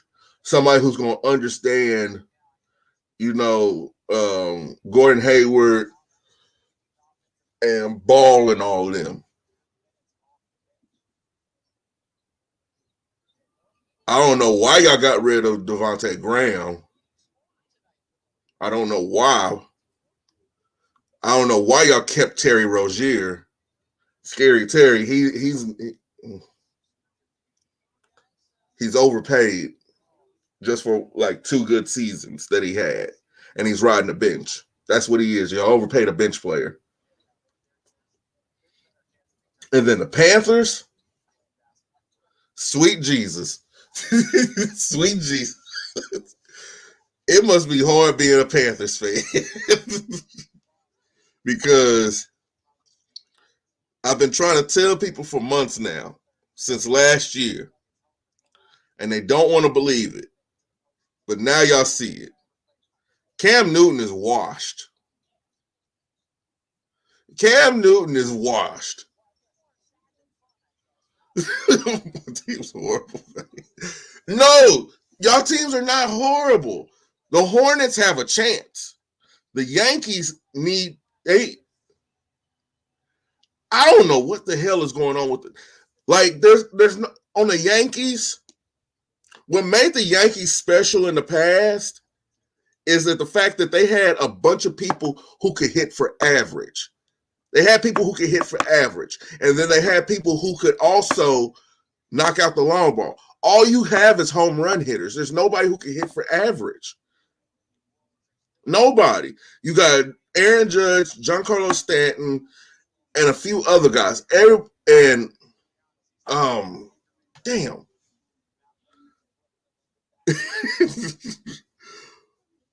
Oh, you want to cut his hair?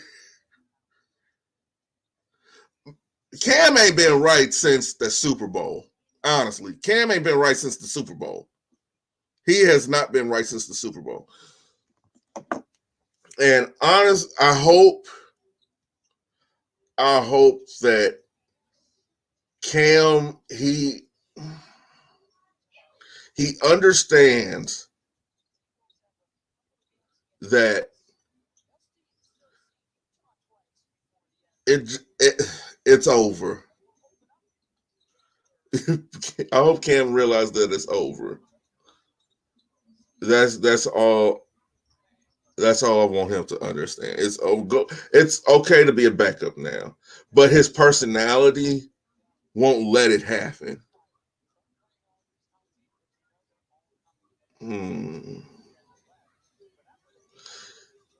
See, I want to know why the Yankees thought it was a good idea to bring on Joey Gallo, another home run hitter at first base.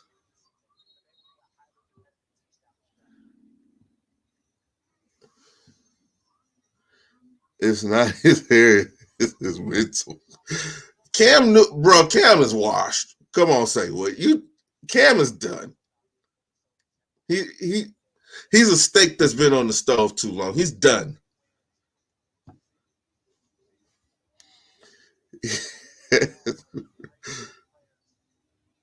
You know how people love to say that. I can only speak far as with my quarterback. That the league has caught up to Patrick Mahomes and everything like that. Granted, it could be true. But when it comes to running quarterbacks the way that Cam is, all you have to do is stack the box and put somebody in his face. The same thing that's going on with Lamar Jackson. Now, people say I'm hating for this, but I don't. I want Lamar Jackson to succeed, but I do not believe in the brother. I do not believe in the brother at all. And what you're seeing in Cam Newton is going to be Lamar Jackson in the next 4 years. You're already starting to see it a little bit this year. You're seeing it a little bit this year. They're not just going to let you prove that year that he won MVP and because everybody was stacking the box and everything like that, worried about him running. No. We're not going to let you run. We're going to blitz you every down, and we're going to play straight up man to man. If your wide receivers cannot win that battle, you don't look so good because you can't make every throw. Cam Newton can't make every throw. And that's what issue that I have with a lot of the run first quarterbacks. They don't go through their progressions too much. They look like a deer in headlights when they go to a 5-step drop. Lamar is too young to be getting hurt the way because he's a run first. He runs first. He prefers to run up rather than. Browne got outboxed for sure. Browne got the hands put on him. Browne got the hands put on him. That's what happened to Browne. He pissed off Beterbiev and got the club. That's what happened. But Lamar Jackson, if John Harbaugh is not careful, he's going to get fired. Because it's almost as if he's running Lamar into the ground. Analytics can be used and they can be a good thing. But at the same time, it can ruin you. It can ruin your franchise. Throw mechanics. I don't think his mechanics are solid. But if you can't hold your accuracy beyond 7 yards, then what good does it do you? What good does it do you? You're not a dink and dunk quarterback because they're loading the box on you. And the way that Greg Roman and all of them are going to call the plays, they're going to call power run plays all the time. And since if you can't run and then people are forcing you to pass, look, they're not San Diego. They're not even us. They're not even Tampa Bay. You force them to throw. If you force him to throw, you win the game. You force him to be a quarterback, you win the game. It's just that simple. It's really that simple. And that's how he's getting hurt. It's getting hurt because they're forcing him to be a quarterback, not an overglorified running back.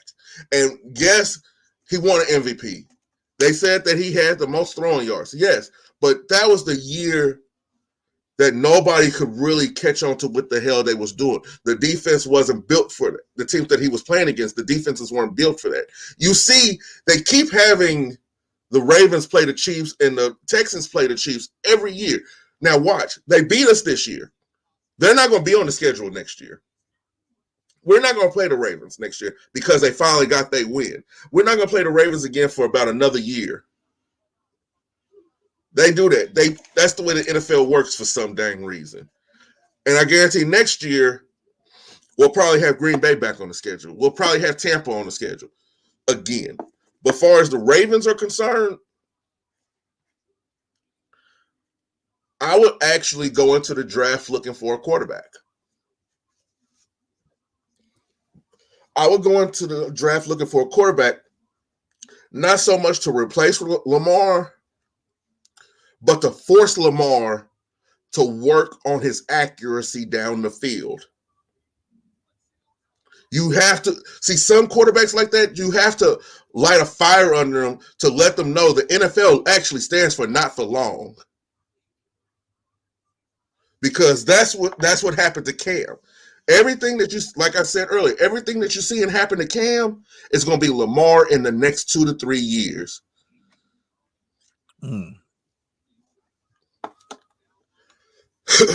It may sound like Monday morning quarterbacking, but I've seen this story before. I've seen how it plays out. There were some great running quarterbacks. Great. Randall Cunningham, Doug Williams, great. Even Steve Young to a lesser degree. Great mobile quarterbacks. But the thing about them, they look to throw first. Mm-hmm. They went through their progression before they decided to run. Right. Unless it was a heavy blitz. Unless LT was coming off that left end. But when LT was coming off the left end, it wasn't too much you could do any damn way. It wasn't too much you could do. Hell, when Reggie White was coming off that right end, it wasn't too much you could do. Mm-hmm. When Derek Thomas was coming off that left end, it wasn't too much you could do. It was just one of those things. But every team didn't have that. LT made that left tackle necessary, nigga. He made it to. He's the reason why a Willie Roaf, a Larry Allen, Will Shields, names like that are in the Hall of Fame. He's the one. Mm-hmm. Yeah. Mm-hmm. So gotta protect that blind spot. You gotta protect that blind spot. You have to. And if you can't protect it, hard day for your quarterback, ask Aaron. Now imagine the way things are played today. Could you imagine Lawrence Taylor on the field today? Bruh. Percussion City. Broken legs. Yeah, good. And the nigga wasn't even trying. And here's the thing, something else. I think offensive linemen have gotten worse over the years compared to the earlier days. Mm-hmm. Quarterbacks have gotten better. Offensive linemen have gotten worse. Running backs have gotten worse. Wide receivers have gotten better. But also, cornerbacks have gotten better. Linebackers have kind of been on the decline. Yeah, and I definitely agree with you on the running back because it's like teams don't have a formula no more when it comes to running back. You know? They don't believe in the fullback no more. No, I think the thing is, I'm saying, if you look at linebacker, have a fullback, You have a fullback, for added but protection. that's because that's what he is, but not necessarily because of what they wanted. You understand what I'm trying to say? Yeah. I think the Uh, last great fullback was Mike Allstott. there you go. Whew. Having linebackers, if you look at the current landscape of linebackers, they look like safeties. They look like safeties. And that's only because of how fast the game is played now. Well, let's look at the word consistent. I mean, Yeah, it's they look consistent amongst their peers because like, they playing the same game. yeah, But compared to them same consistent linebackers of today, of like, yesterday, okay, who great linebacker, Von Miller. Von Miller. Would you rather have Von or would you rather have LT? but them Even different set of rules too, though. yeah, but holding is still holding. It's been the same call since the beginning of time. Yeah, yeah. You literally had to damn near hold LT to be able to say these have gotten bigger and faster. This is true. This is Yeah. true. But when it comes to And nowadays they have proved to be more valuable. yes, they have become. But when it comes to safeties, would you rather have Sean Taylor or would you rather have Earl Thomas? There you go. I would rather have Sean Taylor. Yeah. When it comes to corner is one of the hardest positions, honestly, on the football field to play. Because you're dealing with guys who have 4.2 speed all the time, jump cuts, all these different types of things, the slant routes, the give and goes, the 15 and back, the curl route. You know, Uh-huh.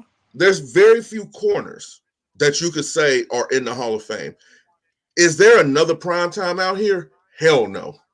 Not right now. Fuck no. There's But at the same time, though, can you say they have the same freedom as a prime time, though? they have more freedom than what prime time had. You think so? I believe so. Hmm. These corners today have more. See, today's football, they let you rely more on your instincts than they did then. See, when it comes to the whole thing about bringing out people's instincts, it was case by case, coach by coach.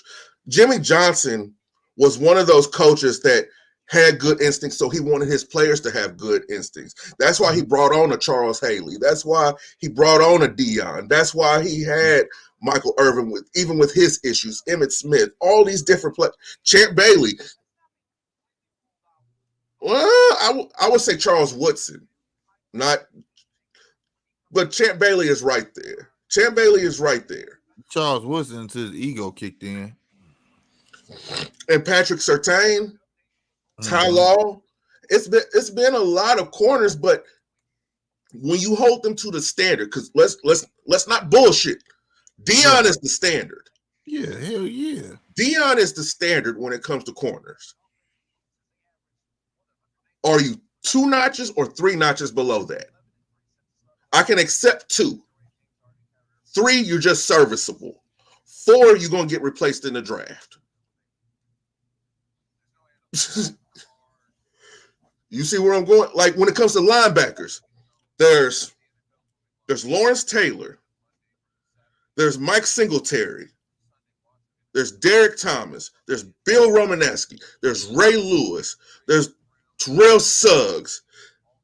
Even on some of the Steelers teams, James Harrison, Will Ferrier, these are linebackers. Are you on that level or are you below it? Are you just serviceable? Because today's game, you can't just be serviceable. You know, it's even if it's levels to it. It's levels to it. Like safeties today, I wouldn't take none of them over Steve Atwater. I wouldn't take none of them over John Lynch. Would you take any of them over Ed Reed or Troy Polamalu? No. No. And it's not an era bias. It's a skill bias. Right. I often say that these are guys who pride they position. Mm-hmm. When you say Troy Polamalu, what was any highlight if he is or any even in commercials? It was instinct. Right. And it was all about playing his role. See, and that's something that bothers me. It bothers me when I look at football today. Even to the lesser degree of the quarterbacks. I can say the quarterbacks have gotten more talented, but that's only because the quarterbacks have more free range today. They weren't going to throw it 50 times. Like, my favorite quarterback growing up was freaking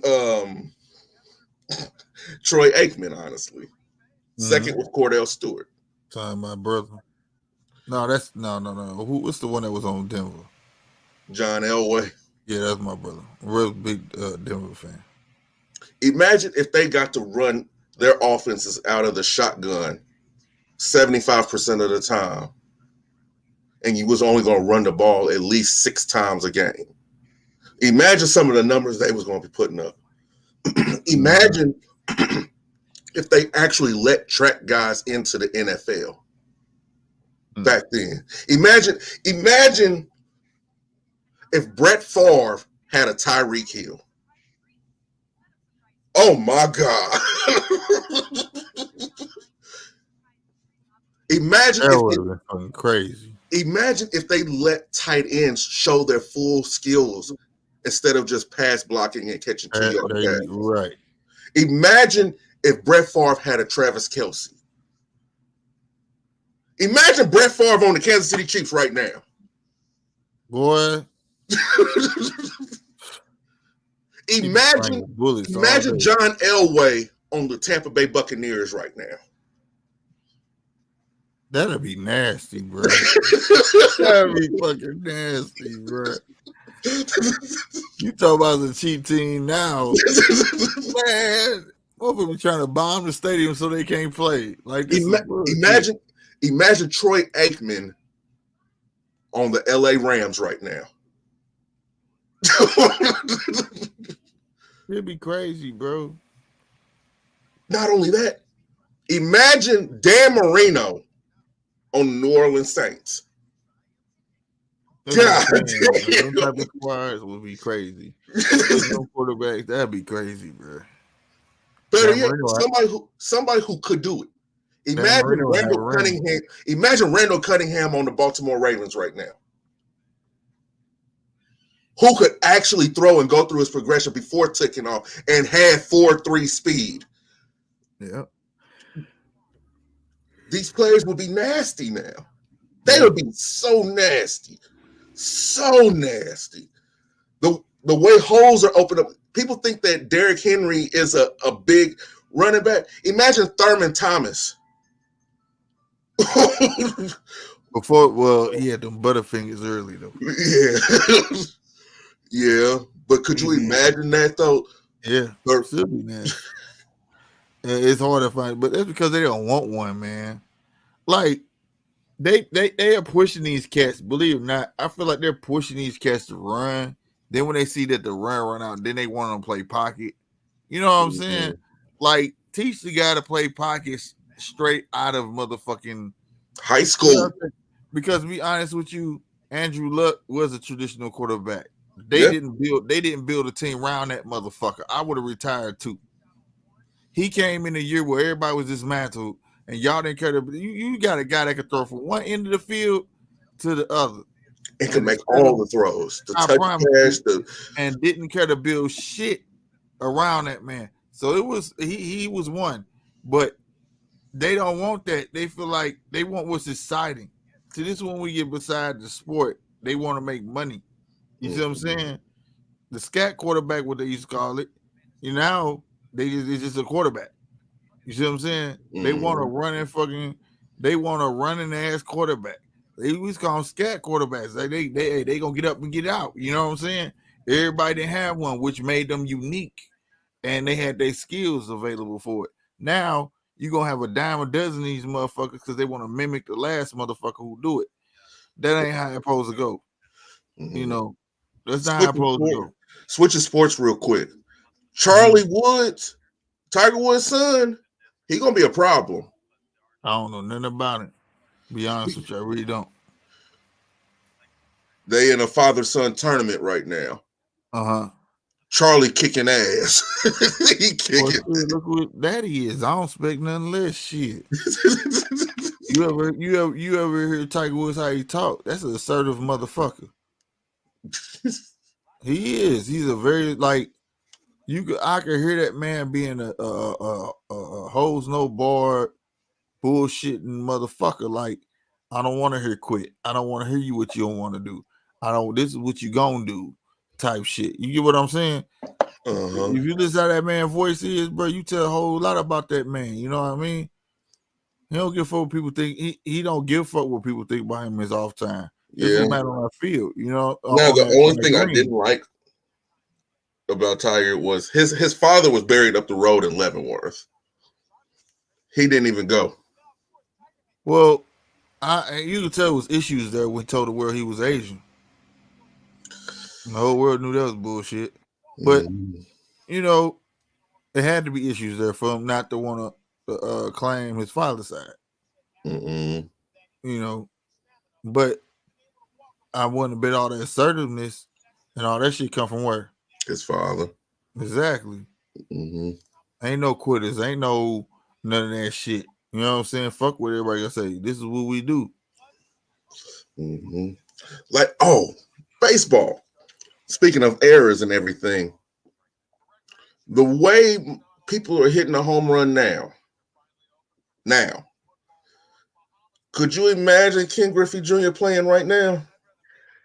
Man, stop it, bro. Bro. That's a cheat code, bro. Like, Ken Griffey Jr. was just, man, a phenomenal motherfucker, bro. Ken Griffey was just a joy to watch, like a Cecil. Like, you know what I'm saying? You had them ones, bro. Like, I used to watch Cecil Fielder hit the ball, his fat ass, and run. Man, that motherfucker hit like. He wasn't. Kirby Puckett was another big motherfucker who could move. Yeah, and it just fucks me up. Like, you have to, for that type of sport, to progress in that sport, there's so many different aspects that play a role. Like, you got to know the field you playing in.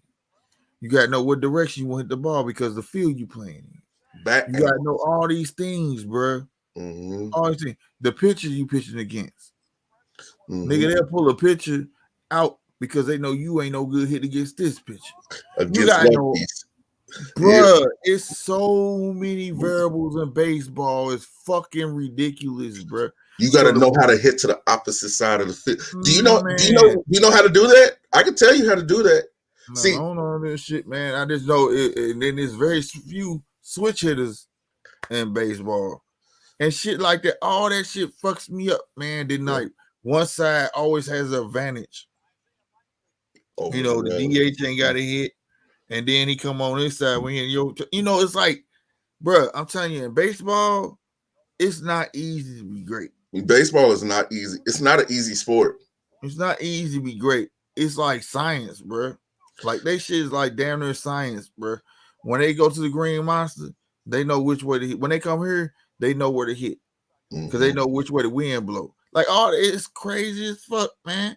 Man, it's not easy.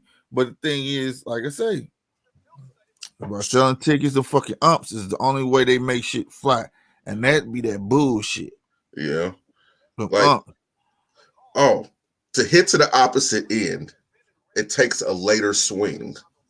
You have to swing a little bit later in your progression in order to hit to the opposite side. If you want to hit it to your dominant side, it takes somewhat of an earlier swing. A perfect swing will only get you center field and left center, right center. It will only get you that. If you swing in with a twist, depending on which way you twist, you will hit a ground ball or you'll hit a pop fly. That's why the pitch is important. Depending on the pitch, there's certain pitches that are designed for ground balls. A changeup is designed for a ground ball. A Right. knuckleball is Where it come off designed the for a bat. ground Right. ball. A splitter is designed for a ground ball. Now, there's the cutter. The cutter is made for a base hit, basically, and you could get lucky enough to get a home run off of it. But never swing a power swing on a changeup. It's going to turn into a pop fly. That's an alien ball, man. That's an alien ball. Like, you gotta be alien throw that. Have y'all ever really watched the magic of a pitcher, bro? Well, say what? That's not necessarily true, because a later swing, the back foot, yes, it could deter. No, it's not even your back foot; it's your forward foot. Honestly, your forward foot, like in boxing, your lead foot, like your lead foot. If you right hand, if you orthodox, your lead foot is going to be your left foot. It's the same in baseball. Orthodox swing, your left foot is your lead. So wherever your lead foot is, that's usually where you're going to hit it. But that determines how you're going to swing. If you're going to have a sweeter swing, you should be more even keeled in the box. That your feet should be even with your shoulders. And you should drive off of your hips. Man, that's what I'm talking about. See, this shit science, bro. That shit science. These motherfuckers got this shit down pat, bro. Man, I be fuck me up. Nigga throw the ball. I'm about to do the alien, bro. The motherfucker ball was going straight, and then it just go. Motherfucker start wiggling on his way in. How the fuck you do that? Okay. That shit fucks me up every time. And I'll be like, damn, bro, dude didn't have a chance in the world. Okay. He ain't no dude was gonna put some magic on that ball. Baseball. Regular grip, fastball. Straight down. Knuckleball. All that shit. Yeah. Man, they be throwing them motherfuckers. One finger tuck. Knuckleball. And it's not so much of a throw as it is a push. Man, that shit crazy. Bro. Change up. That's when you're going to throw it with the motion of the fastball, but the bottom is going to fall out of it. That shit crazy. See, and then there's English, the submarine pitch. The submarine, yeah. He said, look up a submarine picture. What is that? That's what a pitch, like Randy Johnson. The sidewinder. Yeah. It's called sidewinder.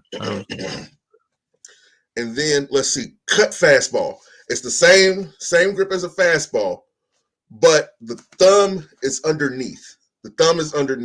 So you're gonna throw it, and depending on how much English you put left or right, the ball's gonna go straight, but then it's gonna cut that way. That shit weird. Curveball. It's all English. And it's actually one of the hardest pitches to actually throw, harder than a knuckleball, because you have to throw it as hard as you can, but with enough English to where it's going to drop and curve at the same time. That shit weird, bro. That shit like magic, bro. That shit like, I be thinking like we got more mind power than we believe, man. Like, for real, bro. Like, you got to wheel that ball to do that shit, nigga. But the dangerous thing about those pitches, if you don't get it right, it's a pitch over the plate. And any pitch right over the plate is a home run. Yeah, they be fucking me up inside. 2-seam, 3-seam fastball. The two-seam fastball is when you put your fingers on the two seams of the ball. You purposely put them there because you have to feel around for it. That's the two seams. This is thus a 2-seam fastball. And you just do it. 3-seam is when you have your fingers on the seams a little bit closer in the middle of the ball, but you have your thumb on the wider seam. And you throw it. It's basically a traditional fastball. That's the 3-seam. The 2-seam will average between 87 and 92. The 3-seam can go up from 95 to 101.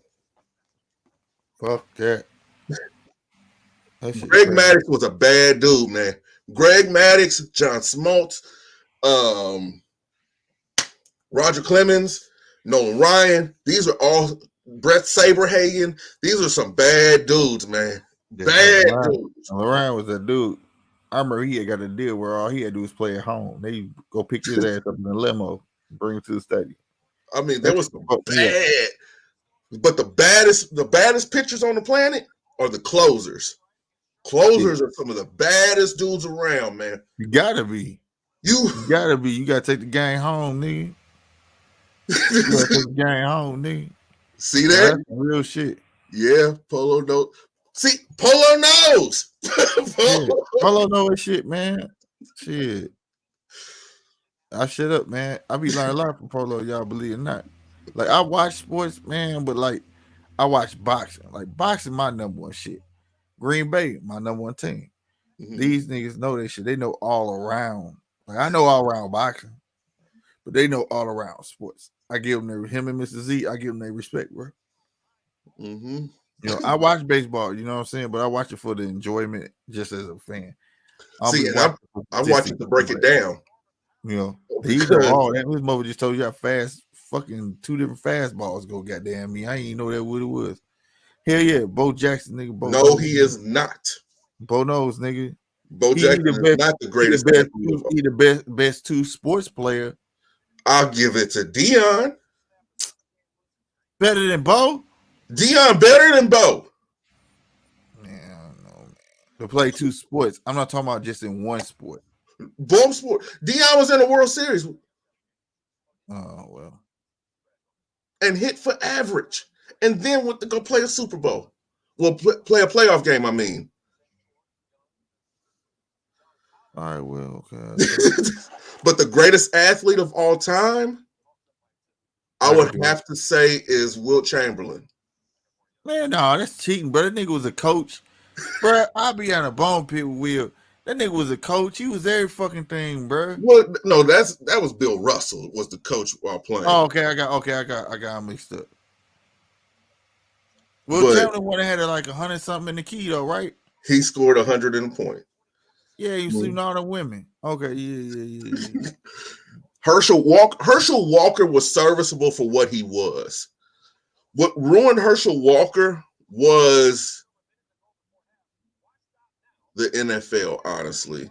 You know how certain players are just great at the collegiate level, but when they make it to that next step, it's like everybody is what they are.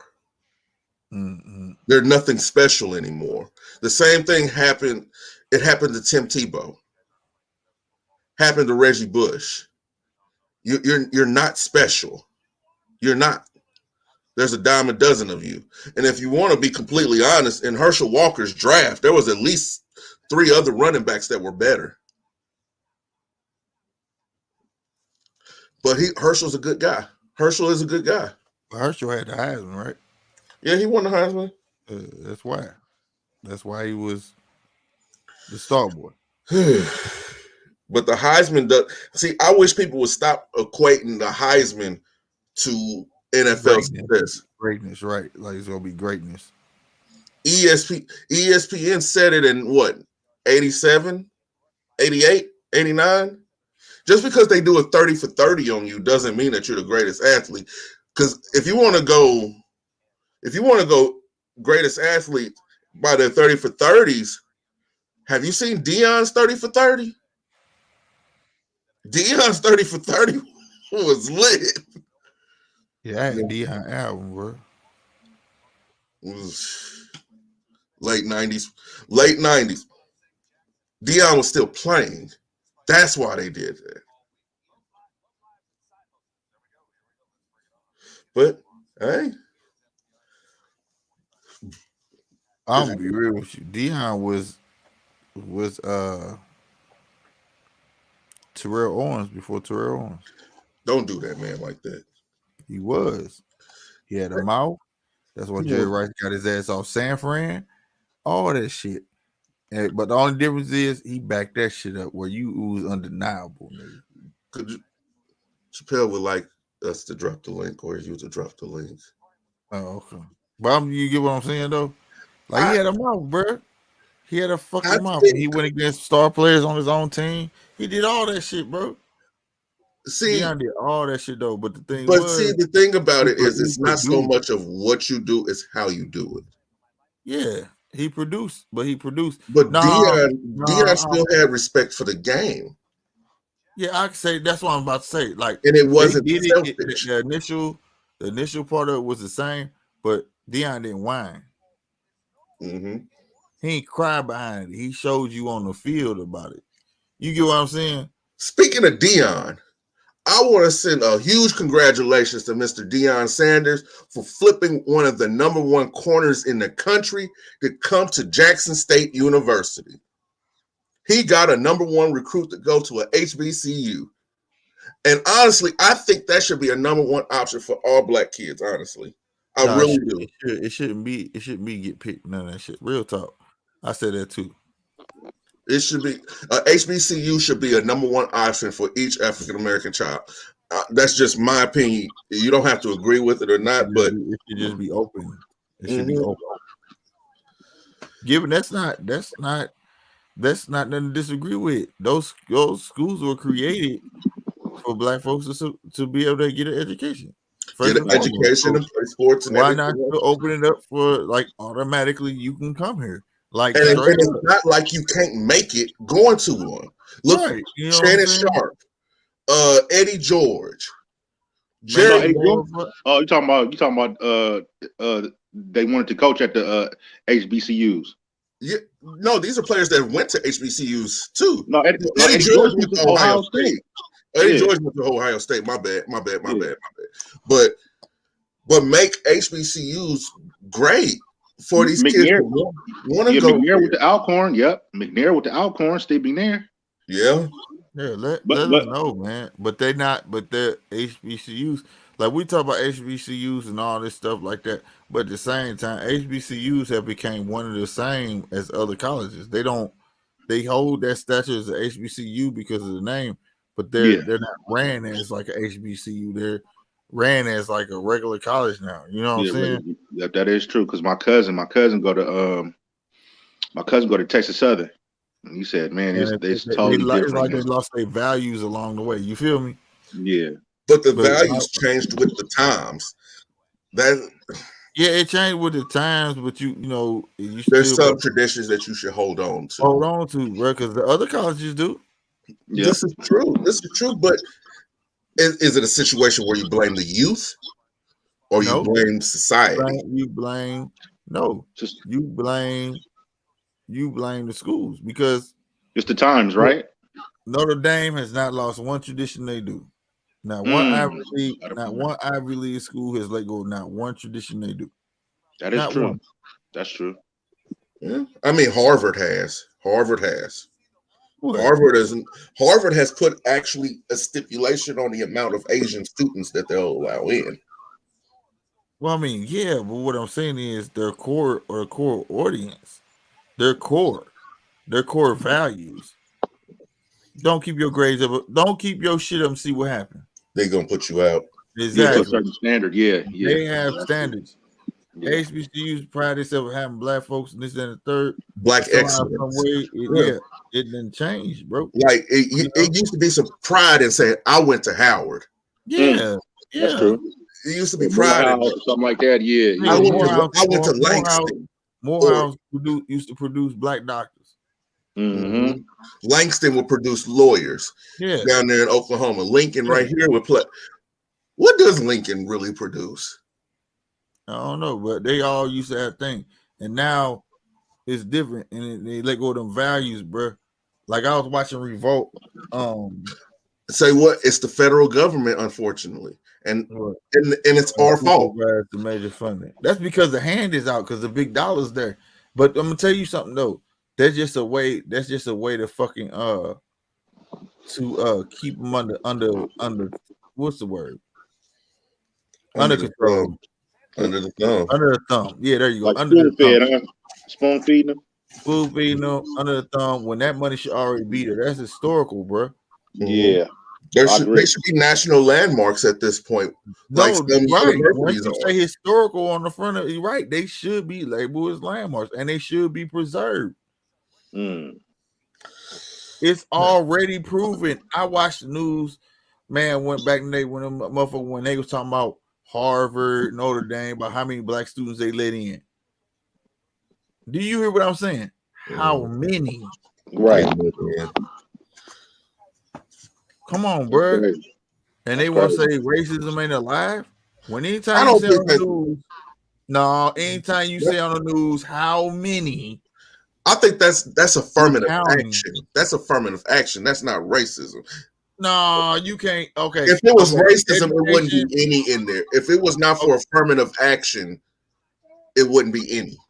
But it has to be racism to get affirmative action to get them in there, right? Okay, so first off, I'm gonna start by saying this: are you a proponent or are you for affirmative action?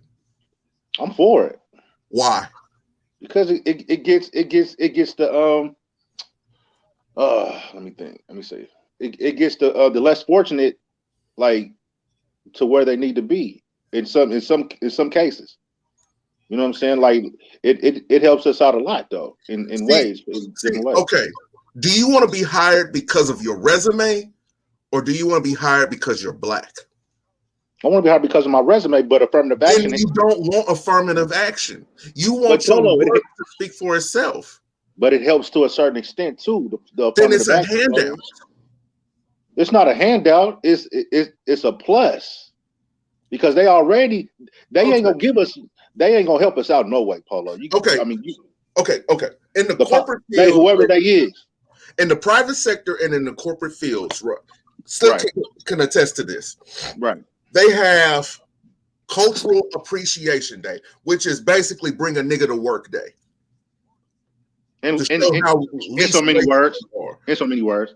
To show how least racist you are. If you have to show how least racist you are, if you have to show how least prejudiced you are, that already disavows the point that you were trying to make in the beginning. I am not for affirmative action. I am not. Why for not? it at all. Why not? Though? What's your stand though? What's your stand on that? What's my stand on it? If I can't make it at that job because of my own credentials, my own resume, then I don't need to be there. I don't. Because if that's the case, when I get there and I'm working there and I'm only hired because of a government policy, I'm gonna be miserable at that job. The room for promotion is always gonna be slim to none in a job like that. That's true, but what if that helps you get in the door, Paulo? There's a difference between peeking in the door, standing in the door, and being in the room. But what if that gets you in that room that you want to get in? Ooh, I gotta come in this one. But I'm just saying though, bro. Just saying though, because being in the room based on a handout, based on being forced to be in that room, it's not the same as being welcomed into that room. But what if that handout gets you to that point you want to be? Look, like I said, with affirmative action and all that stuff, you're only being hired because the government says that they have to. They have to have a certain line. They have to have a certain number of niggas in line. Let's just keep it a buck. That's all affirmative action is. That's true, but you have to have a certain amount of niggas in line, or excuse my language, a certain amount of black people. Or all right, can I interject? Okay, can I interject? I am not torn, but I agree with both sides. Now, what I was like, I don't agree with affirmative action neither. Affirmative action is just a way to say that, hey, I hire niggas too.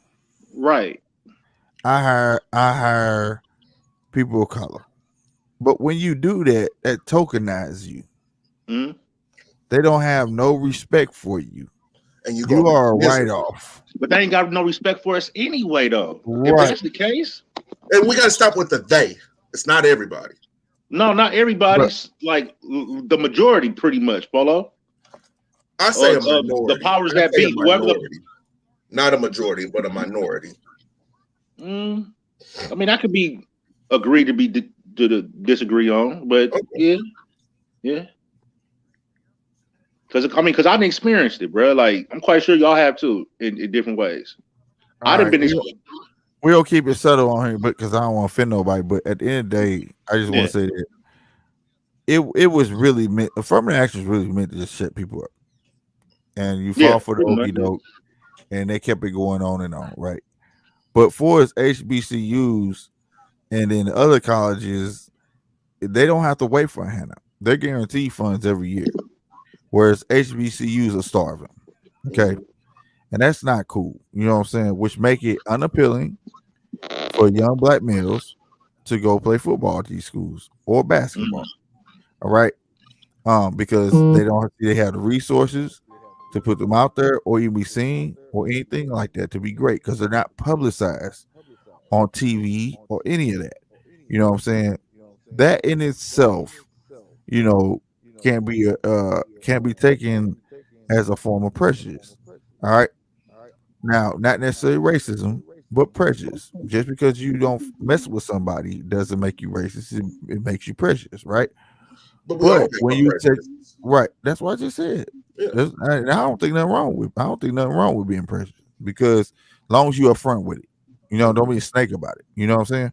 Mhm. Um, but at the end of the day, when it comes to these colleges, like you say, it's historical. Why aren't they labeled as landmarks? Why aren't they being pumped in schools, high schools, and say come this way?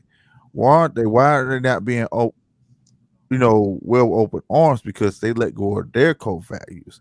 If you think back to everything, that's everything we ever been swindled out of. Period. Our core values. I want to Right? know, why have HBCUs been seen as a downgrade? Why is HBCU seen as a downgrade? It should not. That's the point. HBCUs have I won't call them outfit, but what is it called? Organizations to make sure you weren't swindled to go to a white school. Right? If you have an organization like that where you're paying funds into that, why aren't you paying funds into draw students to come to that school? Right. Right? That's where you done lost track of what the real mission is. Mhm. You get what I'm saying? All right. Where you could pay that much into that. Man, we need more of these conversations on a broader scale. See, say Yeah, what? I look, agree with you. I yeah. agree with you 100%. But the thing is, these conversations won't be had because these conversations take money out of people's pockets. Well, that and It illuminates this the issues. we got freedom and stations don't. It is what Yeah, it is. yeah. Trust me, some stations probably do want to talk about stuff like this. That's what make podcasts popular because we get to discuss the stuff that people actually want to hear and stuff people can relate to. You know what I'm I mean, it saying? has to be talked about. It has to be talked about. Like Right. it has to be talked And at the about. end of the day, it do ails me that you'll have a cat like I was watching Revolt. They had their yearly thing and they had my boy on there, David Banner. And he had a real talk. He was like, "Man, I'm getting sick of hearing this about HBCUs, and this is why black people this." He was like, he just broke it down. Why you think these black boys getting white wives when they go to pros, and you send them to a white school, you send them this. That's all they know after a while. They don't know nothing I when disagree you with that. when you separate them from their own. I When disagree you with that. That's not true. I mean, it got some truth to it. If you go peep this. If my parents would sent me away, and I'm gonna be real with you, if my parents would sent me away, say junior year, right, to go live with another family and be in an all white school, and then I go from that school to high school, all white high school, then you go from there to an all white college. 9 times out of 10, who you gonna bond with? Who are you gonna be used to? But Right. that goes back into ecosystem also. Because No, but you just but by they just your but they sent me to a whole nother ecosystem that I had to get used to. Like I Right. said, Bob B, aka B, goddamn it, we could his name Bob, white boy, ecosystem was black, and who he fuck with? Nothing but black folk. You can't tell me you're not black. Which is nothing wrong with that though. In the same No, but I'm breath. just saying though, but that's the narrative of things. And Right. his point was if you want to draw people to these colleges, bruh, you can't say go to this white school and then transfer to this school. It don't work that way. And he was also saying y'all should be welcoming these students with open arms. You can't sit there and say that you're not good enough, this and third, and then these other schools are taking because good at sports. See, and that's the thing. They'll make a way for it. Am I That's lying? No, you're If not you're good lying. in football, if you're good in No, football, that's real. and your GPA ain't that they get good, they gonna make a way for you to get in there. Am I lying? Oh, for sure. No, That's you ain't lying. that's a see. My problem with the whole college football and basketball system is yes, there's very few greats who have come out of the HBCUs. It could have been more. But exposure is a whole different ball game. But you need them players to get that exposure. Right. That's the whole point. You gotta get them in there. If you start getting them in there like they do, you won't have that problem. Yeah, no, that I'm not disagreeing with you. It's just, where are you more likely to catch an NFL scout at? Texas or Texas Southern? Right, but if you start bringing them players there, they have no choice but to come. But to go, yeah, exactly. We've heard with some schools y'all call AAA schools, whatever schools. It's scouts with them because the quarterback was damn good. Yeah, he may not have no time, but the quarterback was damn. He made his way there, right? Yeah, so right. It'd be one of the same. So like but it's us that is not catching up to the game plan. You understand what I'm saying? Yeah. We're not catching the game plan. I'm not by far saying they're stopping us. I'm saying that they're inviting them. They're like, okay, yeah, what we gotta have here? A 3.5. Well, okay, he got 2.8, goddamn it, but he sure could throw that fucking ball. Mm-hmm. What can we do to get him in here? They celebrate. They celebrate what you're saying, Slick. Our schools won't celebrate it. But there's a standard that should be involved in it, and it's like, well, there is a standard because, and I'm just going by what they say. They say when they get them in there, don't they get them a tutor? Don't they get them? They get their stuff up. They get a certain amount of time to get their GPA up, right?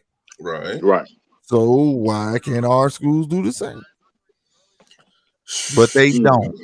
But then they complain. Then they say the students don't want to come there. Then they say, this is what I'm saying. You understand what I'm saying? Like, you gotta play the same game. Get them students in there, bro. You know what I'm saying? Get them in there, bro. It gotta be more than just a band playing. Yeah. That's real. Black schools are known for what? The bands. Battle of the bands. Mm-hmm. They look at us and say, because like y'all said, because like y'all said, Dion, Eddie George, and a couple other cats trying to change that though. But it's gonna, I mean, it's an uphill climb. So, yeah.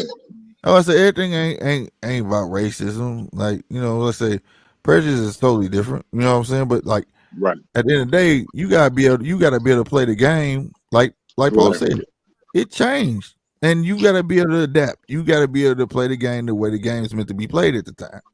Right. It's just 100%. But then you can't be mad at these kids when they choose. And my whole point about the go to white schools and getting a white wife and all that, my point of saying it is you can't be mad at these kids when they do that shit when you encouraged it. Right. Not so much encouraged it, but allowed it. Huh? Not so much of encouraged it, but allowed it. Well, I'm not gonna tell nobody who they can and cannot love, but you told your kid to go to Harvard. You knew it was there. You can't say to go to Harvard, but you better not touch no white women. Yeah. White women at that damn school. Everywhere, all around there. I'm just being real. They outnumber black folks. You know what I'm saying? Like, temptation is a motherfucker, bro. Like you got to understand it. So like, but you didn't sell your kid saying, why don't you go to Howard? Why don't you go to Morehouse? You didn't sell that. Because when you think of those schools, you got to see. We have to change the stigma that goes with these schools also. Because when I hear Morehouse and Howard and stuff like that, now I think party. But that's all them schools though. No, but more so when it comes to those, I think party. I don't think about a grade A education. I don't think about, well, shoot, I play sports. I don't think about being drafted. I don't think about those certain Right. things But now the drafting part, I never heard about Porter in that Morehouse, but like, and I'm pretty sure it does go on. I know all these schools do it, but at the same time, the only way to change stigma to sports is they have to play the game the way it's meant to be played. because in the Georgia Get area, them in there. there should Everybody. be no reason for Georgia Tech to be more popular than Spelman and all them other HBCUs over there. Georgia Tech, seriously, The band. banned. Yeah. Band. It's God, banned. And like I said, but that's something we have to correct. You know what I'm saying? Or they have to correct. You know what I mean? Mhm. Hold yourself at a high regard, but at the same time, you got to play the game the way it's meant to be played. Like I said, it's not like they're just taking the black students, the black football players and basketball players, and saying they have a lower GPA. We go just let them in. They have what they call it, academic what they call it, not a write up contract. You got to get your grades up, and you have to maintain this. And the coach gonna get you a tutor. Coach gonna get you this and that. Now I'm pretty sure some fuckery going on. I'm pretty sure it's some fuckery going on, like somebody doing homework or whatever. You know what I'm saying? But at the end of the day, it's still them that rule still is implemented. You get what I'm saying? You're not just going, oh, because I'm good at quarterback, I can have a 2.0 and I'm gonna get into. You get what I'm saying? Right. That's how I look at it. You feel me? That's all I'm saying. I don't think everything built around racism. Sometimes people get caught in a rut and don't want to play the way the game meant to be played. Yeah. Yeah. You That's know, true. that's how I see it. For real, for real. But it's but like I say, it's other twisted streams that go into it too. Your ecosystem, your attitude, and this is that and the third. Who's running the program? You know what I mean? Like it's all the avenues to it. You know, it's all based on that. But like, if the person running the program ain't good at the other person running their program and know who to draft from high school, and the other person don't, you can't blame that. That's true. Like That's I said, true. we can call it what we want to call it, but you never know what the variables is in this whole situation. But my thing is, one thing I can't say for certain, HBCUs do not make themselves appealing. They They do the don't. opposite. They try to. It's almost like they don't want you to go there. Yeah, like they do not. They do not. And for anybody take this the wrong way, do your research. White folks do go to HBCUs. Okay, Yes, they so do. it's not all black people schools. I hate for somebody to be saying Slick just want all black schools. You know what I'm saying? That's not what I'm saying. I'm saying that the funding, the stuff they need to get going to get them the funding that they need, they're just not applying themselves to. That's what I'm saying. Sad reality, bro. Sad reality. It's a lot of issues going on. I mean, I'm just saying, like stuff like this. Like I don't like painting a picture of the narrative of racism on it. You know what I'm saying? I don't. Because it's a school first and foremost, and then sometimes you go look up the dean, and then you look down the coordinators and all that. Look at them. It's an HBCU, but then most time they either Asian running it, they white. Like, so how can you expect them to hold black core values? And there's players that are trying to change that narrative. So And you get what I'm saying? So you there's never players, know. It's a conversation that's worth having, but at the same time, it really isn't because it's the name, but it's just I want to say they're becoming average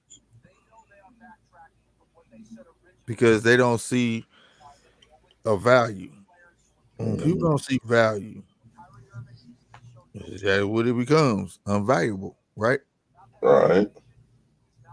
When something's valuable, you put your best foot forward to keep it at that valuable peak, Yeah. right? Right.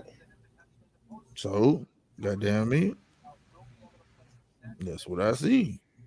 They don't value it. I don't see nobody fighting for it. I don't see none of that. Even on TV, they just complain about it. Nobody has a solution. Nobody says anything about like this is what we should be doing. This is that and the third. It's just a daily topic now when nothing else is going on. Semantics at the end of the day. That's how I feel about it. Real spit. And saying that I want to see them do great, but I mean, they gotta want to be great. Mm. You know, Damn. I'm being real. They do, Damn. bro. It's like I can champion you all day, but if you don't want to be great, you know what I'm saying? What's the point? What's the point, right? Like, come on, man. And and this conversation's been going on for years. It's not just now, Because it's easier to talk about it than to fix it. right? You know what I'm saying? Why are black football players and basketball players going to these other schools? Come on, bro. You're not playing the same game. They getting out of their head. They getting out there ahead of you. You know what I'm saying? Mm. Selling themselves. You gotta do the same thing too. You can't just think because you're a black school, this black player for to come in. Sell yourself. Get out there, play the game. Mm-hmm. And that's with anything in life. Nothing's given. Nothing. Whew. You are not lying. I know a lot of people, but I bet you if you open up with welcome arms, like y'all should, you know what I'm saying? Being so strenuous, trying to be like the next, they'll come. You know what I'm saying? It'll be a day and age, just like you just said. Who got who to come to Jackson? Dion. You see what I'm saying? It can Mm. happen. If he did, damn sure if he did it. See, but the thing that's special about the Dion situation, Mhm. he was a great player. Oh, hell yeah. He was a great, and it's usually hard for great players to evaluate talent. You see what's going on with MJ. Nah, he was never meant to be no coach or none of that shit. He was You meant to be know, a player. and he's doing a good job.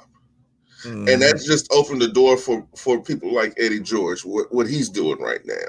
Mhm. It's opened the door. There's a lot of black former athletes that are going and choosing to be coaches at these programs. Like Mhm. Dion was actually up for the coaching job at Florida State, his alma mater. Mm.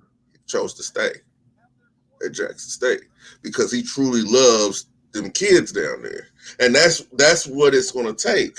So, like, was he already living there? See, I don't know the whole story on that. No, he purposefully took the job. He'll have Nick Saban come in and talk to the kids and all that different type stuff. He just had, I don't know why but it was a good thing that he did that. He had Brittany Renner come in and talk to the boys like, hey, just because she smiled at you, don't mean she wants you.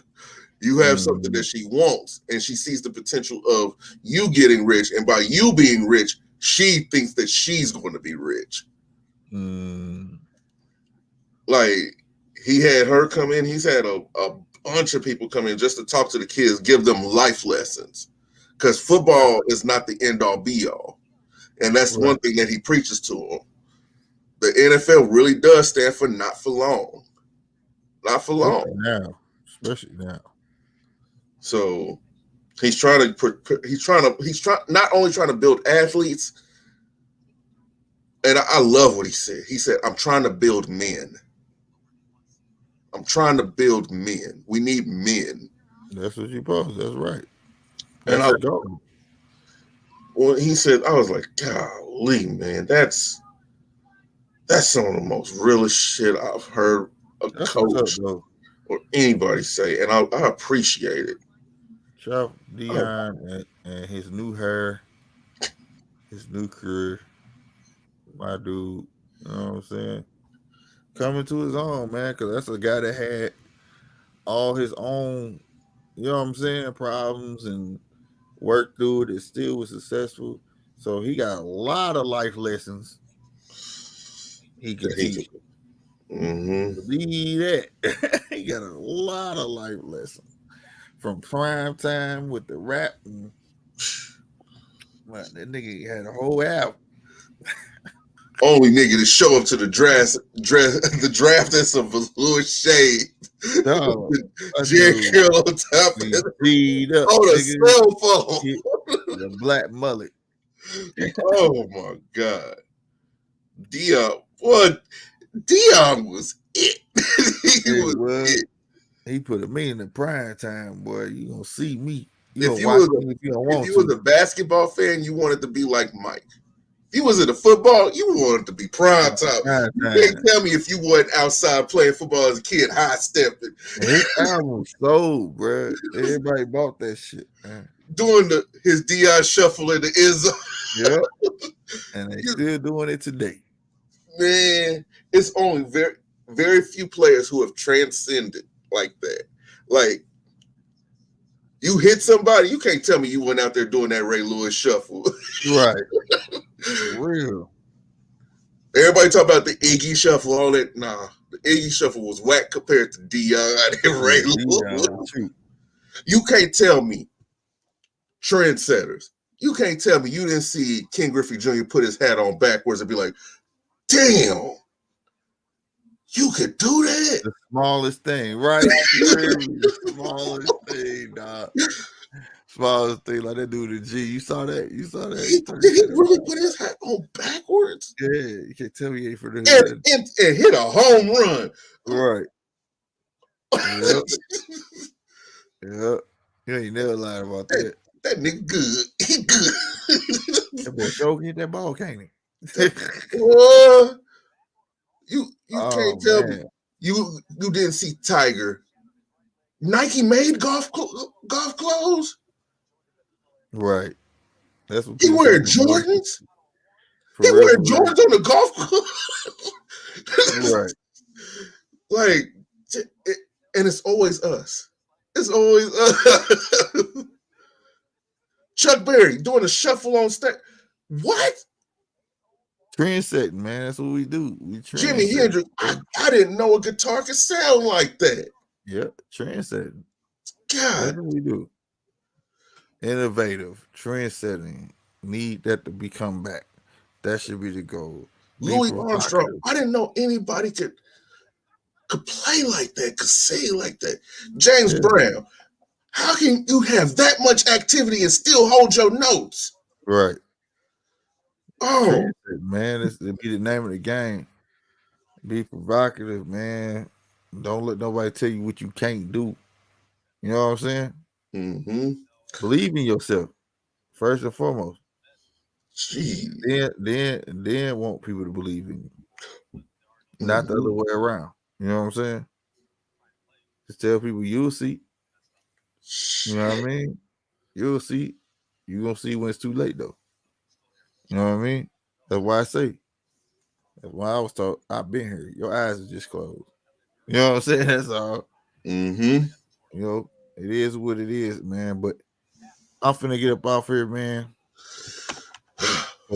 Tomorrow's a whole day of boxing. Hold on, where that shit go? Bro, we got Joseph Parker, Derek Chisora. You already know that's probably gonna come on early. And then I ain't gonna read all the names on this card, but it's 1, 2, 3, 4, 5, 6, 7, 8, 9, bruh. Now, Pete, this that gotta be in the morning, right? Mm-hmm. And then they got Gilberto Ramirez on the zone in Texas, and that card got 1, 2, 3, 4. So all together, these dudes got 13 fights, bro. No, hold on. Wait a minute. Damn, hold on. The zone got hella. I ain't doing all this shit. These crazy. Eddie gonna change Bruh. the game when he has an MMA fight on there. Yeah, he is. That's what we probably trying to start something, get a deal with somebody next. But this Mm-hmm. is ridiculous, bruh. But anyway, yeah, they got about 14 fights. I ain't doing all of them, but I'll be on sometime. I know I want to see your sword fight. Hopefully, it don't start too early. It don't got the time on here. For sure. He's fighting I'm gonna Justin find the Parker, time. ain't he? Yep, Oh, I'm gonna have to find the time, but I do want to at least do that one. And then I may check out Woodley and them, Tyron Woodley and Jake Paul. I may. And the cold part is 8 rounds, bro. Like, and they fighting at cruiserweight. Come on, bro. It is what it is, but you know, mm-hmm. did you just bust in on my session?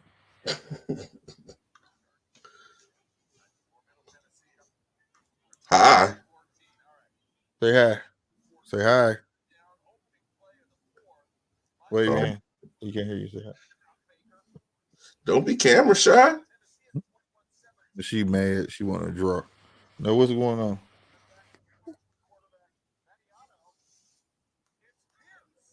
Well, tell her to let you draw. Where your pencil? You just had it. Go Probably get needs the to be pencil you had. sharpened. Mm-hmm. She finna go get it. Oh, That's probably what it is. She probably trying to get her sister pencil because hers went down or something. But mm-hmm. as y'all see, let me attend to this, and then they actually was supposed to be asleep for real. Yeah, drawing. But yeah, man, I appreciate everybody who came out, man. You gonna see us tomorrow. Polo gonna be on the UFC fight. Yep. I don't know dude name. What's his Derek name? Lewis. Derek Lewis fight. I'm be on some boxing. Then you might catch me over there with Polo on the UFC tip. All right. Having said that, I'm up out of here. You know what I'm talking about? We gone. Peace, y'all.